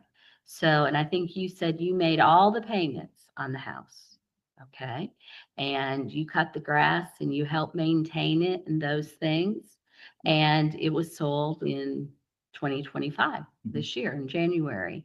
And your wife received half of those proceeds. Is that right? Okay. How many dollars of those proceeds that were realized from the sale have you received? None. None. All right. And you're asking the court to release these funds that are being held by the court right now to you. Is Yes. that right? Yes, ma'am. Okay. Or at least, of course, whatever the court determines is equitable, but is zero equitable? No, And that's what you have right now. I have zero. That's all. Mr. Roberts, any recross? Yes, Sean, just briefly, if I could from here, you just testified again under oath that she contributed to none of your expenses. Since I've been moved out of the house now, Who paid your automobile insurance? except for the, oh, okay. I Who missed- paid your cell phone bill? My supplement has been canceled. When? I don't know. I just.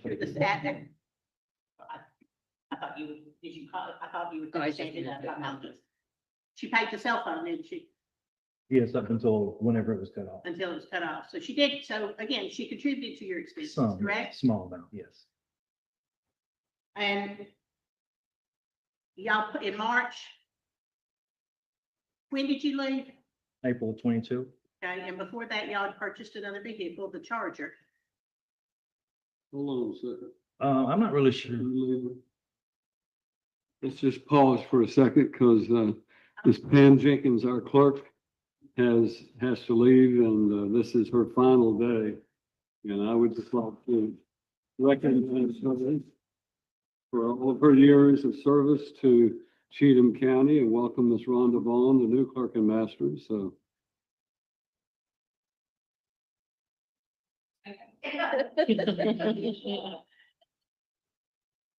Ms. Jenkins, we were gonna have a big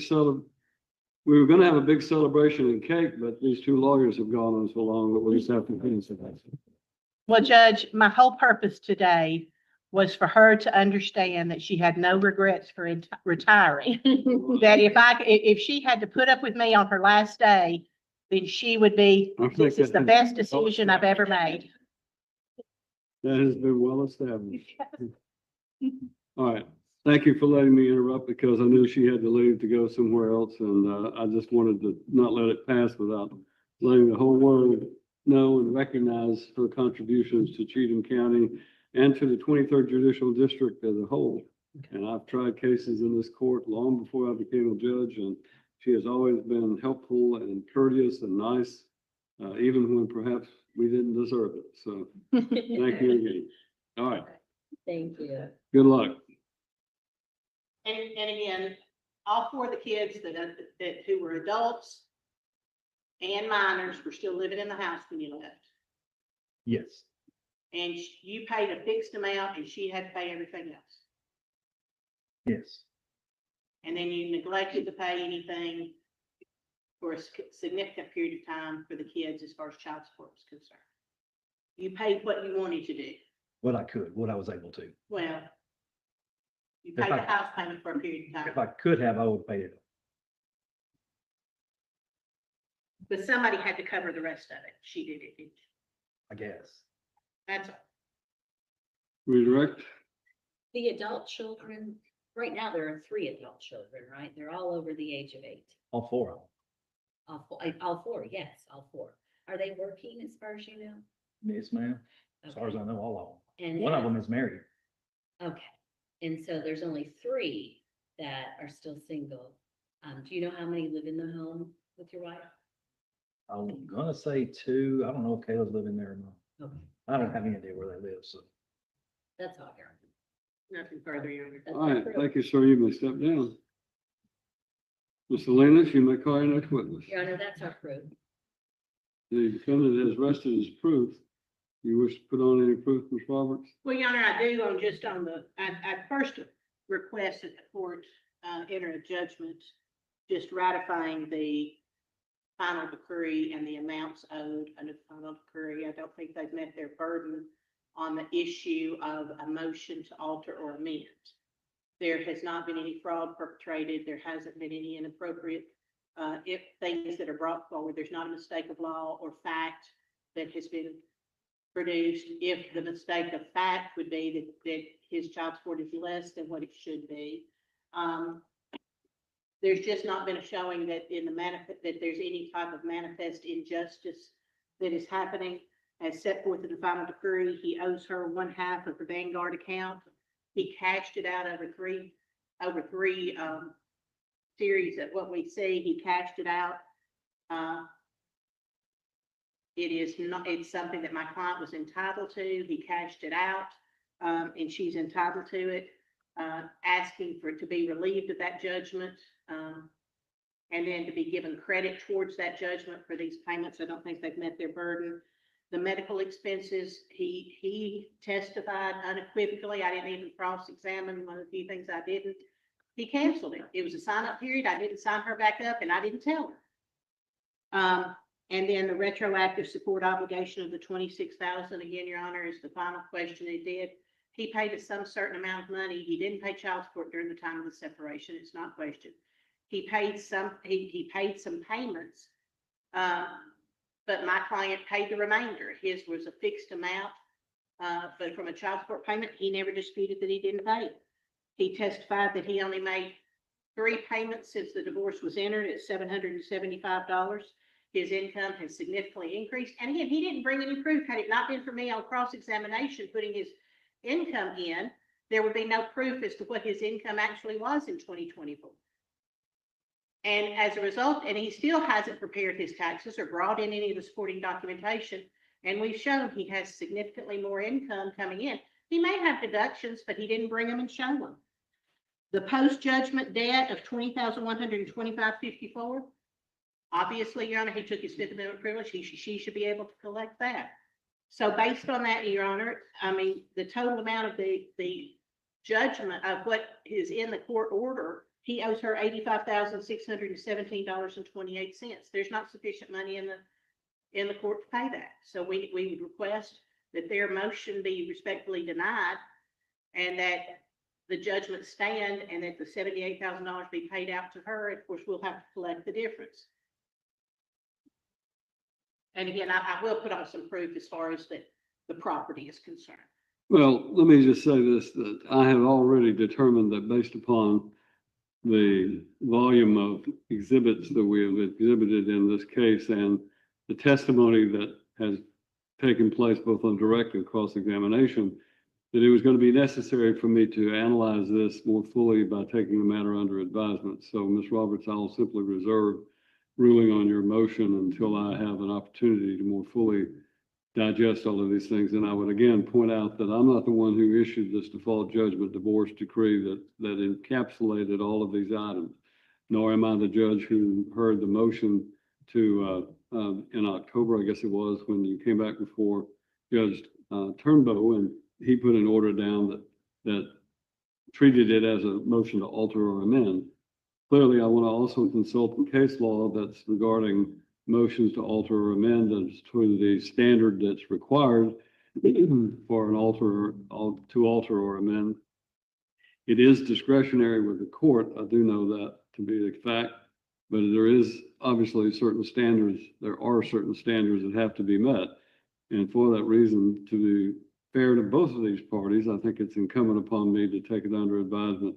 Now I can give you a court date to come back and we can, I can announce my ruling if that's what you wish to do. And Your Honor, if I may just. Come to the podium. Ms. Roberts, I can hear without much of a enhancement, but Ms. Salinas, if you will come to the podium, I would appreciate it. It's the order that we entered in October of last year. The order sets that the motion to set aside the final decree is and shall be amended to a motion to alter. Judge Turnbow, right? That's correct. Well, we had actually we reached an agreement and made an announcement. So he didn't hear proof, but he did sign the order. And it says that the motion to set that aside would be amended to a motion to alter or amend as it relates to the following: the amount of money owed to the wife from the husband's retirement account, including but not limited to the funds withdrawn by the husband prior to the filing of the divorce matter. And number two, the amount of money owed to the wife, mother, of retroactive support calculated from the date of the party's separation up to the date of divorce. I normally would be fine with you reading through that, but I've read through that. Sure. And I'm familiar with what the provisions are of that, and I have it before me in the court file. So unless there's something you can add to it, just simply reciting what's in that order, please feel free to expound on how you think that impacts. Well, I think how it impacts Ms. Roberts' legal argument is that it was agreed and it was made in order that those specific items would be brought before the court, and the court would determine then if it was appropriate for there to be any offsets granted against or to those judgments in favor of the husband. So your interpretation, if I'm understanding you correctly, is that the entry of that order more or less changed the standard for altering and amending an order, but by saying these issues will be reserved for the court to make a determination. That would be correct, Your Honor. That would be. I'll consider that argument when I make my ruling. Thank you, Your Honor. Your Honor, if I could, just one clarification on what Ms. Salinas said. When we were here in October, that's when I advised Ms. Salinas that her client had filed bankruptcy. That is correct. And we could not go forward because there was an automatic stay had gone into effect, and I got notice through my client that there was an automatic stay. So we could do no financial issues, and so that's important on what Ms. Salinas, what the interpretation, as it said, finding that the announcement in keeping with the best interest, the motion to set aside is and shall be amended to a motion to alter or amend as it relates to just these issues. And they had a right to put on that proof. But again, they still have to prove, again, what Your Honor said, and I won't belabor the point, but I did want to make sure you understood. We could not go forward in front of Judge Turnbow. And only after that happened did we, dealing with the closing agent, were we able to get the bankruptcy dismissed because we weren't going to be able to sell the house. We was going to put a whole nother term on this. Well, as I said, I think it's incumbent upon me the two of you have been dealing with this case for a long time. This is the first time I've touched the case. I want to make sure that I'm treating both sides fairly and in making the rulings. So I want to review all of the documentation and exhibits that have been done, as well as the prior rulings of the court. And then I will also look at the case law. If either one of you want to supplement submitting any case law on the standard for a motion to alter or amend, then I'm happy to do that. But So I want to put on my proof as though you denied my motion so that it's in the record. Is that correct? yes, Your Honor, I'm calling. all right.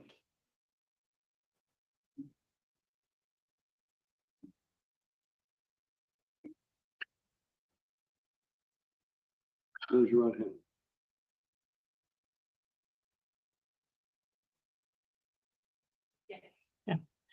Ms. Johnson, you filed for divorce in this court with Ms. Rhonda Crabtree back, I think that, was it October of 2023? Or sometime, October is correct. okay, of 2023, correct? Had you and your husband been separated since April of 2022? That's correct. What was the basis on why you filed for divorce? Was your husband soliciting prostitutes? Yes. Okay. And you filed and were granted divorce on the grounds of inappropriate marital conduct. Is that correct? Yes. Y'all had lived separate and apart, and at the beginning, was there an attempt when y'all separated? Was it, I'm done with you, or was it, let's see if we can work on our marriage? I think for the most part, we tried to be cordial for the children for a few months, and yeah, that was about. Well, you heard his testimony saying that he moved into a motel because he didn't know how long the separation would last, and then y'all discussed, and he moved into an apartment, and he still didn't know what was going to go on, whether y'all were going to reconcile or not. Yes, okay. I did know he moved into an apartment until after the fact. It was a while before I knew. Okay. Now, as far as you going to court and asking for the relief that you sought, had you received regular and routine payments from him from the time of the separation? No. You don't dispute that he began paying the mortgage, is that correct? I'm sorry? He had been paying the mortgage. Yes, he always had. And that at time that had always come out of his account. That is correct. You heard his testimony, and when I questioned him, that you no longer agreed to do a joint checking account with him back in 2012 when he got with the check kiting scheme going on. Is that correct? Mm-hmm. Okay.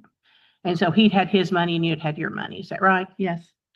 Were there certain during the course of the marriage, did y'all, as most couples, divide out, I'm paying this and you're paying that? Yes. As part of that, what was your obligation during the course of the marriage and that leached into the separation? Yeah, I paid all the utilities at the home. I paid everybody's car insurance. I paid everybody's cell phones.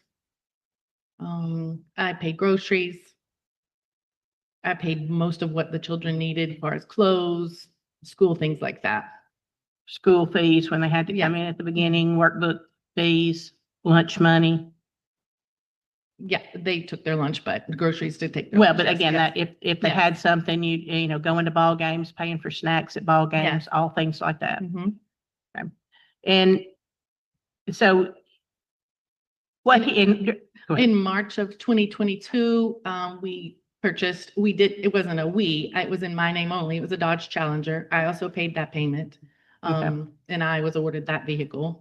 But I did pay that payment as well. Was that just something you just willy-nilly went out and bought, or did y'all go out and look and buy a car? For sure, we were together. Okay, so y'all were together, so y'all purchased a car and you made a car payment. Mm-hmm. You had previously driven a car that was in his name, but it was purchased during the marriage, is that correct? Yes. And at what point in time did that car get transferred over to one of your daughters? When you She- bought the one in March? Yeah, she turned 16 and she got the car. Okay, and at some point in time, that car was paid off? So we were told that, but the car was totaled and we found out that it wasn't paid off, that we had been told that it was. Okay, and what happened to that check? That check went to me. Okay, okay. And was it jointly made? No, it was to me. I paid the car insurance, so it came to me. Okay, the check was in your name? Yes, it was. Okay. Did you ever forge his name? No. Okay. the check wasn't bought jointly to you and, No. but joint and you deposited into your account or anything like that? If he makes accusations that you forged his name all the time, would that be true? No. Okay.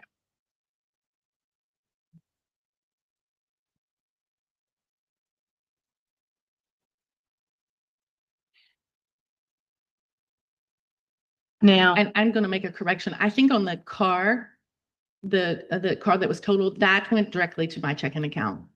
there wasn't a check. There was no check.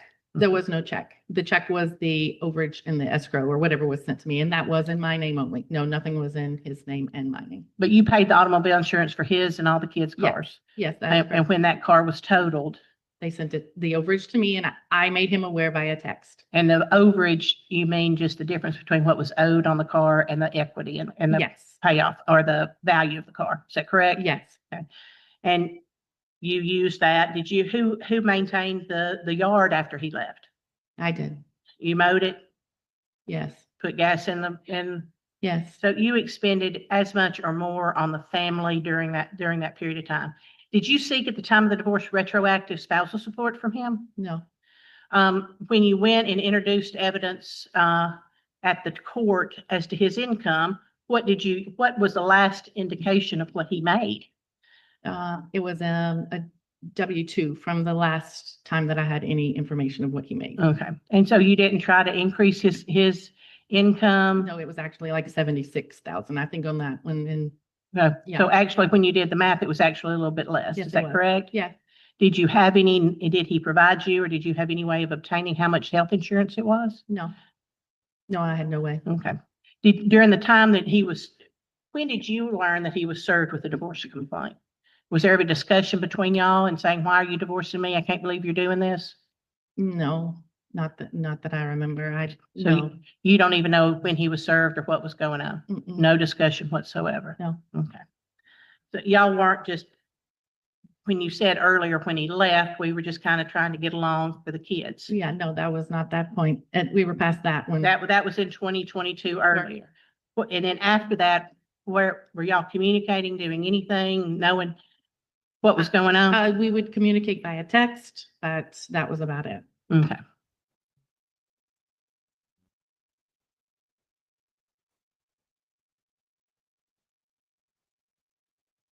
Sure, I think I've given you one of these. I'm going to show you just a little synopsis to assist in your testimony. Pursuant to the final decree, he was ordered to pay you one half of the Vanguard account. That's correct. When did you learn that the Vanguard account had been depleted? When the W or the 1099s or whatever you get from that, I received, because his address was still the marital address. The tax paperwork came to the home. And you're just asking for half of what the account was. It's been entered, the 1099 has been introduced. Is that correct? That's correct. And and again, I can pull and get, but I don't know that it's necessary. You were listed as the beneficiary as of that 401k had something happened to him. Is that correct? I am not aware of that. I do not know. And did he notify you as his spouse at the time that he was cashing this out? No, he did not. Okay. And he did that in 2022? Yeah. Do you know did y'all receive a refund in 2022? Or he said he filed married filing separately. Or did y'all file jointly in 2022?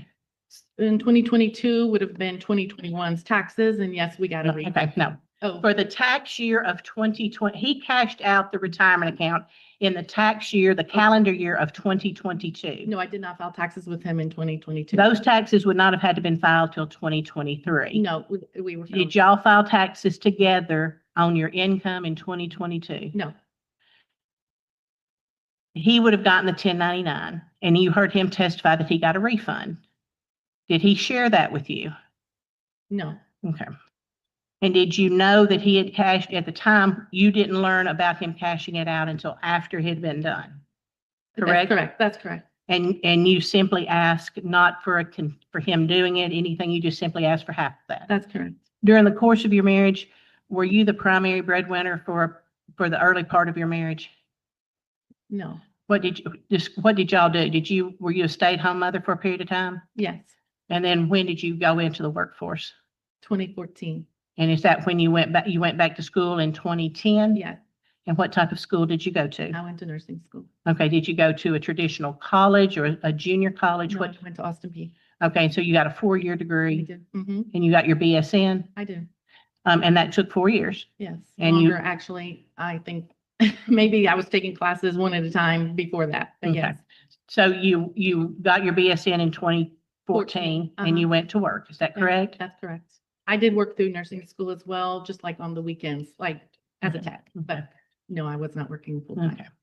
And so he was the primary breadwinner. So from 98 when y'all married, up and until the time that you went in the workforce, were you able to save or develop a retirement account or anything like that? I did early in the marriage work at credit union as a clerk, but that was before we had children. Once we had children, I worked maybe 6 months and then I was home with Okay. the children. But during that period of time, you were not in the workforce, so you were not paying into Social Security, correct? No, You did not have a retirement account no, during the major part of your adulthood until 2014.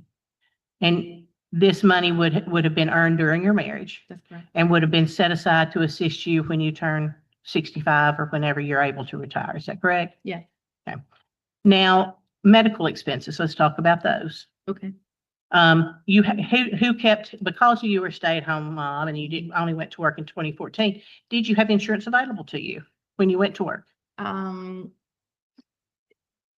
When I was a tech during nursing school, no, because I was just PRN. He's always had my health insurance. Okay. Always. When did you discover that, was there any discussion after the separation or anything of saying, hey, I'll get my own insurance? No, You heard him testify that he had an open enrollment and he just didn't re-enroll you and didn't tell you about it. yeah, no. I found out when I went to get prescriptions filled that I had no insurance. And then shortly after that, did you have a medical emergency that resulted you in the emergency room? I did. When you found out, would you have found out that he canceled the insurance, It was in November of 2023. in November 2nd of 2023 when you went to get a prescription filled? Shortly after that, when you found out you had no insurance, did you immediately go to your employer to sign up? Yes, and I had a very limited, it actually was our open enrollment. I had like 5 days to sign up, but I did sign up, but it did not go into effect until January of 2024. So I went at least 2 months without insurance. And you had a medical emergency in December Mhm. 5th and had to end up in the emergency room. Is that Mhm. correct? Correct. And you incurred debts on that. Yes, I did. And again, you heard him testify that the employee family was the same amount regardless of how many people were on it. Mhm. So based on that, was there some financial windfall he got by knocking you off of it? Based on what his testimony was, he was Not that paying I'm the same? Not that I'm aware of. So you want those medical bills paid and the court saw fit to do that, is that correct? Yes, And have those been paid? yes, Who paid them? I did. So that's money to reimburse you. Yes. When you got those, was it affecting your credit? Did it get turned over to collections? No, You just, I've made payments on them and paid them. now, did you have the money just to pay it all at one time? No, made payments on them. Okay. So that was a debt that was incurred during the marriage for a medical necessity, and you paid that, Yes. correct? Mhm. Okay. Now, the retroactive support, let's talk about that. Okay. Did you, with the assistance of the Child Support Receiving Agency, Miss April Miller, sit down and run the guidelines? Yes, we did. And do you recall what incomes you used in getting those all the way back to the date of separation? I believe it was 6,500 for me and 6,250 for him. And was 6,500 at your income? Yeah, yes. And again, did he have any overnight visitation or any significant time No. with the children? And you had a lesser amount, and now we found out you used a lesser amount than what he actually earned. Is that correct? That was the last thing that we had was W-2. I think that she can testify to that. I don't think she knows what he actually earns. Well, based on what we've heard today.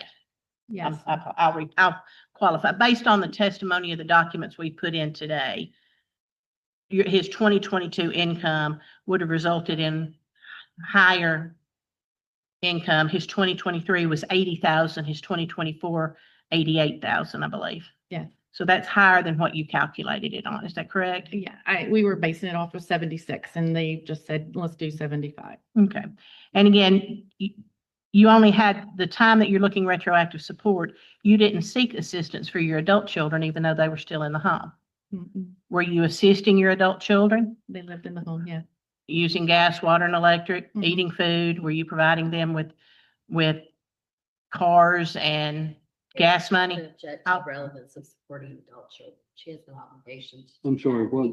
For the relevance of her supporting adult children. I will take that stipulation and ask that you strike all of the payments made for the adult children.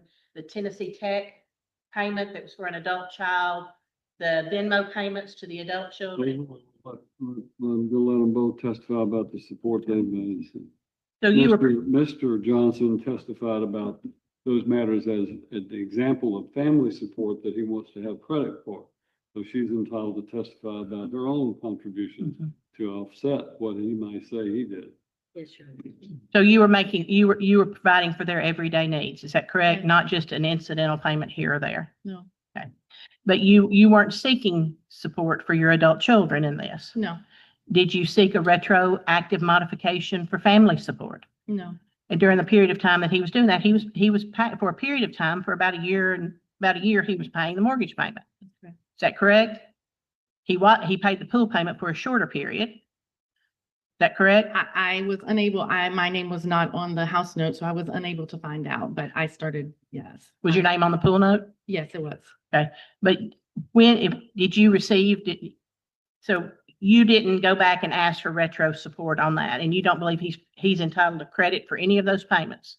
Did you pay as much or more than what he did? Yeah, yes, Now, again, you think these child support calculations are fair? yes. Okay. And of that 26,016, has he paid anything? No, And based on, and you had, at the time of the divorce, you only had one child at home, is that correct?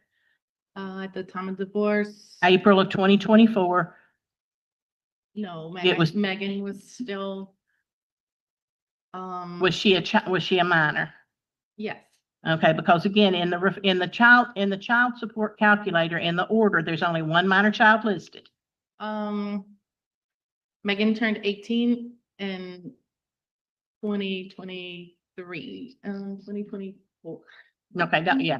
I don't know if their birthdates are on there, but Well, again, if we're looking at the order, and I can Okay. pass it to you, you calculated the parenting plan has one child, LBJ, okay, and that's y'all's youngest child. okay, And it's based child support only on one child. okay. The current support. The Yes. current, that's what I'm talking Yes. about, current support now. Yes, Retroactive was only for two children. But by the time y'all went to court, you calculated child support for one child at $775. and the retroactive was also including 3 children for a short time, and then 2 children, and then current for 1 child. Just one child. Mhm. And you have given him, and we have stated from the beginning that he's made 3 child support payments. And the last payment he should have made was June of 2025. Is that correct? That's correct. She just turned 18 last week. And so from April of 2024 to June of 2025, that was 15 months. Is that correct? Yes, And so he should have paid you $11,625. Is that correct? yeah, And given him credit for basically the 6 payments he made. He owes current support of $6,975. Is that right? yes, Did you sign to borrow $20,000 on the house? no, it did not. I want to show you Exhibit 23. Well, you've seen Exhibit 23. Was that your signature? No, it was not. Did you ever appear before his aunt to sign that? No, I did not. Did you ever acknowledge or give her permission to notarize your signature? No, I did not. Does it even match your signature? No, it does not. When did you discover that there was a secondary loan taken out without your permission? No, that's not what she was looking for. She was looking for the deed of trust. That's all. I'm sorry, that's a She's already moved on.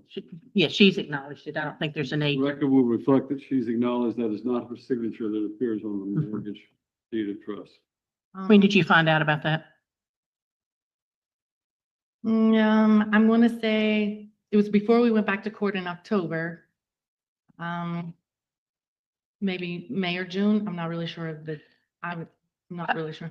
Post-divorce, post-filing of Oh, yes. his motion to set aside the final decree, Yes. correct? Yes.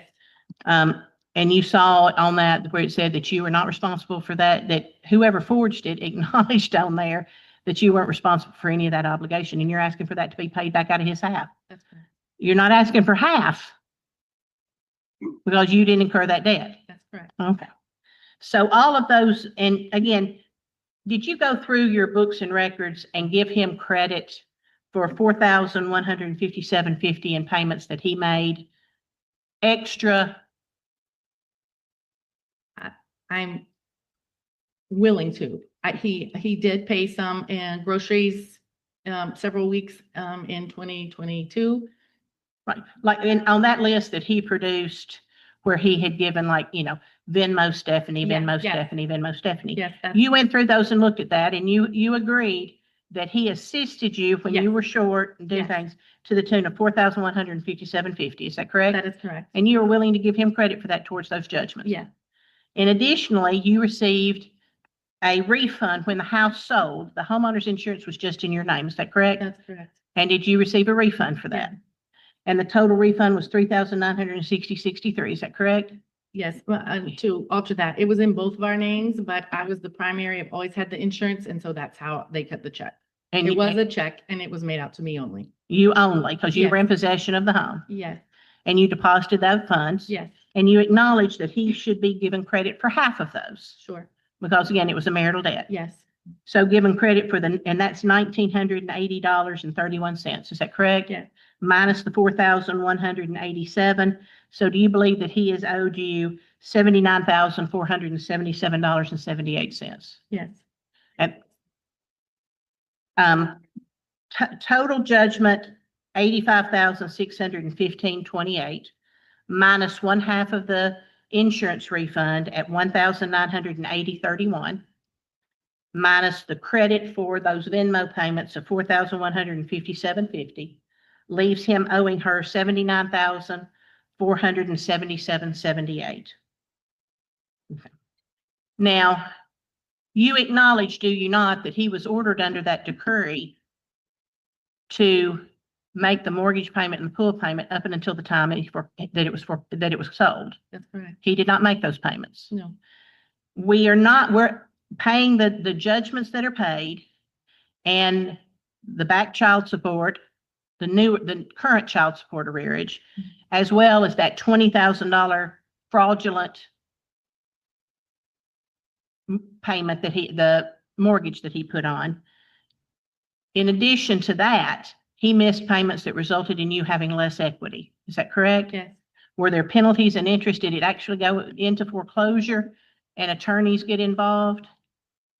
On the house, I do not think so. I think it went into default. It went into default. I got several letters. They were showing up at our home, leaving notes on the door.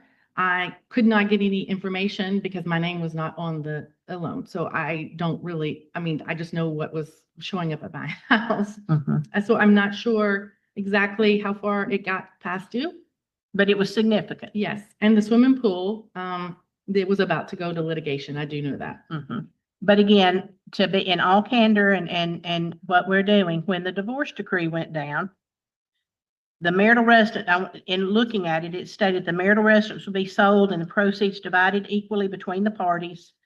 And it does say in there, until the marital residence hold, the husband shall solely responsible for the indebtedness on the residence and the pool, and he would indemnify and hold you harmless from those. That's correct. Those have affected your credit, have they not? The pool. Yes. Yes, it did. And you have lost percentage points on your credit because he failed to pay it. That's correct. No real way to quantify how much that is. Right. And you're not asking necessarily for a money judgment, but is that a reason why the court should not grant him any credit? Yes. In addition to all the other payments that you have made. Now let's go on, if we could, ma'am, to this list of personal property. He was ordered pursuant to the decree to come with, you were ordered to pack up his belongings. Did you do that? I did. And where did you place them? They were in random places in the home in boxes. Okay. Since April. His closet was packed up. He left the whole closet. There was clothes in his closet. So yeah, that was packed up in April, and that he was we had discussed it and he was going to come in April. And then he said, no, it's going to rain. I'll come back. I'm not sure his exact verbiage, but he never got back with me. So you heard him testify that he got the final decree handed to him from his mail lady Yes. about 3 weeks after the order was entered. He thought it was, the order was entered in April, the 1st of April, and he said he got it towards the end of April. Okay. And then after that, he contacted you, did he? Or you contacted him about picking the He was stuff supposed up? to come April 28th or 27th. So it was not even, it was within the 30 days. Right. So he would have had to, if he would have had to receive the final decree sometime, if y'all had arranged the 21st or the 27th, he would have had the decree before then. That's correct. And did y'all plan a date for him to get it? We did. And who canceled that date? He did. Why? He said it was supposed to rain. Okay. Did he request an alternate date? I just said, I'm not going to put your things out there until you tell me you're coming, because they were, he said, just put them out on the porch. I don't want to come get them when y'all are there. So I said, I'm not going to put your things out there until you tell me you're coming. And that was it. I never heard from him Okay. again. And then you heard him testify that until he got Miss Salinas involved in it, he never asked again. That's correct. Okay. And we got a request to get that after we were in court in October. Is that correct? We discussed it in the court in October. Yes. Did you ever, you understand we had emails back and forth between Miss Salinas and I where he just wanted to come in the house and go through the house. Yes. Was that ever an agreement that you consented to? No. When the first agreement in April, he said he did not want to come when we were there, just put his stuff outside on the porch. And you took him at his word? Yes. And did you do that? I did not. He canceled and I said, let me know when you're coming. I'm not putting your stuff out there until you tell me you're coming. Okay. And so through all of the stuff that was going on in this case, at some point in time in,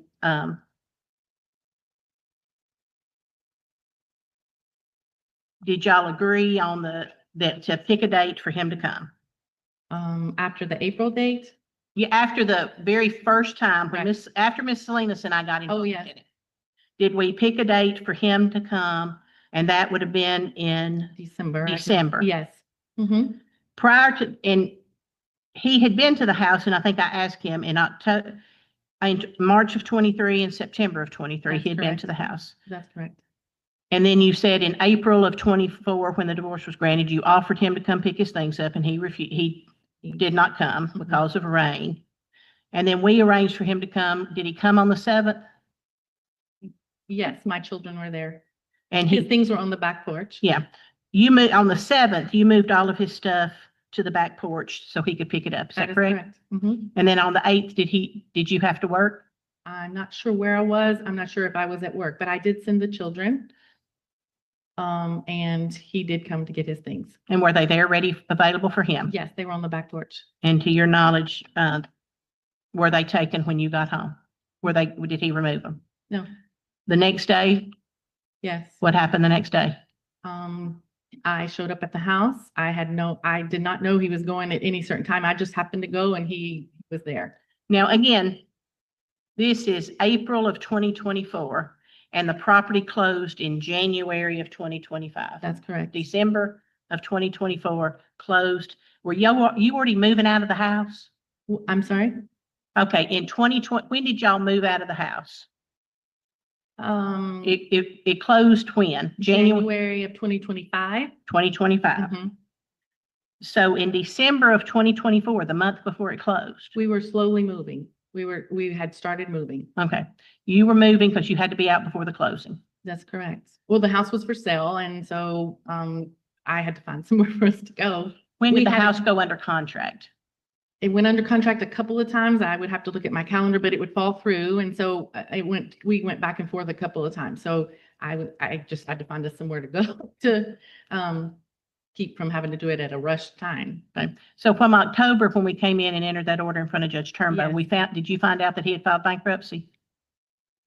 I think actually the day I got home from the hearing, I found something in the mailbox. Well, that- My mail had been being delayed because of the forwarding issue, but yes, the same day that we came here, I found out that he had filed bankruptcy. Okay. And and so you had already listed the house for sale, correct? Yes, the Okay. 29th. Yes, Did you already secure a place where you could go by that time? yes. Okay. And so again, did you ever consent to him just coming in the house? No, you had his things ready for him to pick up. Yes. Yes. And on the 8th, he didn't. The 9th, he came back. Was there some altercation? You heard him testify that he showed up and he was angry the day before because you weren't there. But then when you were there on the 9th, our neighbor was there. And no, I just happened to walk up and he was getting his things. Okay. I had to walk around the back of the house. I didn't even know the neighbor was there until I Okay. walked around the back of the house. So the house closed in January and you had to be out. Yes. Did you have to pack up some of his stuff that he didn't get? Yes. And where did you put it? Moved it with me. Okay. We're not asking for the expenses associated with that, are they? No. In January and in February, excuse me, I can't even think right now. In April of this year, did you carry some items to Miss Salinas' office? The children did, yes. And again, we had that when we had that list, Miss Olivia over there signed off on it. Yes. So you had to store those because he refused to take them on the day that we agreed to. Correct? There was things left that I found along when clearing out the house. There was things that I was like, oh, that's his, like things that, weren't his clothes or his stuff from his office. So yeah, there were a few things that in the end, I was like, oh, I'll take these with me because he's going to want this. Okay. But did you purposely keep or anything that he had requested? No. Again, may I just stand beside her so we don't get the exhibit back out? It's fine. We're about to adjourn for the day. Well, you just finish this up and then it'll be the stopping spot, just on this. This is the list that they came up with today. Yeah. Okay, do you know, and we're gonna take the first three, Johnston solid gold class ring, men's gold ring, and a solid gold hat from his team. Do you even know what those are, where they are? No. Y'all moved out of the house. Yes. Did you take them with you? No. Did you know anything about where he kept his ties in a cubby under his tie? I knew where his ties were, but the children also helped me pack. I don't know. I have not seen a class ring in years. I don't know that I've seen it in, I don't have those items. I do know. If you don't have a problem with the discovered anywhere, he can have it. Sure. Like Did you take them, hide them, steal them, give them away? No. Throw them in the trash or do anything with those three items? No. These DeWalt's, the next series, did you agree for him? Again, the court order says what it says and he gets his personal items. Nothing specific. Did you believe the DeWalt ratchet and socket set, the drill, the impact drill, the sawzall, the work light, and the leaf blower were his separate property? No. Were any of those given to him as gifts? I am unsure of that. Did you take those things? I have some of those things. Do you know which ones you have? Not exactly, but whatever was in the tools that I use. And are those tools that you use Yes. around the house? Yes. Do you believe that was what the intent was of the division, Yes. that you kept those? Yes. Softball equipment. I returned everything that I found in the home that was softball equipment. And now, a personalized glove and a black glove. I don't know. There were 2 gloves that I returned to him. I don't know that I don't know that that was them. I returned everything that was in the corner in the garage that was softball equipment. Again, you had to lug around the orange kayak, the balance, 450 motorbike, 2 laps. Yes. Were you able to carry those to Miss Salinas' office? Did you have a vehicle? No, I do not. You agree that those are his and you don't have a problem getting? Yes, those are his. But it should be his responsibility to get them. Sure. Antique cast iron skillet, do you have a clue what that is and where it was? I did not even know there was such a thing. I do have cast iron skillets, but I did not even know we had a cast iron skillet from his grandmother. No. I mean, was it an antique cast iron skillet that was kept in a No. Place of? No. Okay. Autographed 8x10 photos of Star Wars actors. Were those returned? He says he's received 3, still have several. Everything Star Wars in my home has been returned to him. State of Tennessee wildlife print, raccoon and an eagle. I do not have that. Were they in your home? They were. And do you know where they are? I do not. It was not in the move. It did not get moved. Okay. Do you know whether you put them in the stuff again today? No. They weren't there? No, that's not, no, that was something we got a long, long time ago. No, Were they just hanging in your home or? no, it was up in the attic. Okay, so it's not something you, on the wall? No, no, it hasn't been in our home hanging in years. Various hand tools, hammers, pliers, and chainsaws. Were those just tools that you believe you were awarded? Yes, The zero turn lawnmower. yes. When did you purchase that? I purchased it for $3,000. It was a used mower. I'm gonna say at least 10, 12 years ago. It's been a very long time. I made payments on it to Terry Small Engine. I don't know exact dates. I could ask them. I paid for the mower. But after, before the separation? Oh, yes, yes, years ago, years ago. Years ago. Yes, And the debt that he says, but, you know, that's when he says he used it, and then it was worn out, part wore out when he was using it. Was that debt he paid actually something that predated the separation? yes. And it. Our neighbor our neighbor told him where to take it, and he didn't pay these people for a very long time. Yes, Red Max weed eater. yes, Y'all have, you got that? I do have that. You think that's yours? He was on any yard tools or anything like that? I use it weekly. 2.5 ton jack. I don't have that. Don't you even know what it was for or what you did? No, The garden tiller, no, I do not have a tiller. pressure washer. Yes, I have a pressure washer. And you use it? Yes, He would wasn't, it's his uniquely personal one. no, Wasn't given him as a gift or purchased? I purchased it. You purchased it? Yes. Not for his, No, not a gift. Again, when we talk about softball equipment, you don't have any. no, he has everything. And then all of a sudden today, he's come up with a Fender P-Bass guitar and paint. Last I saw that, his oldest daughter had it. So I do not have that and haven't seen. Be sneaky. His oldest daughter or y'all's oldest? daughter? Our oldest daughter has that. Just wanted to make sure there wasn't a child. So No. you're saying the oldest daughter has the Fender As, guitar? at last that I knew, I'm not sure if she still does. I do not have it, in my possession. Sometime at the house? It hasn't been in years that I am aware of. And again, I'm looking at pre-separation.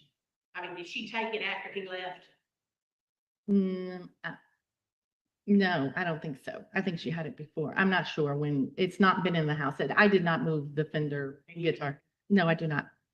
And so if your daughter has, Explain to it, was it purchased during the marriage? Was it a gift to him? Was it his premarital? It was purchased during the marriage. Okay, so it was a marital asset. Mhm. Okay.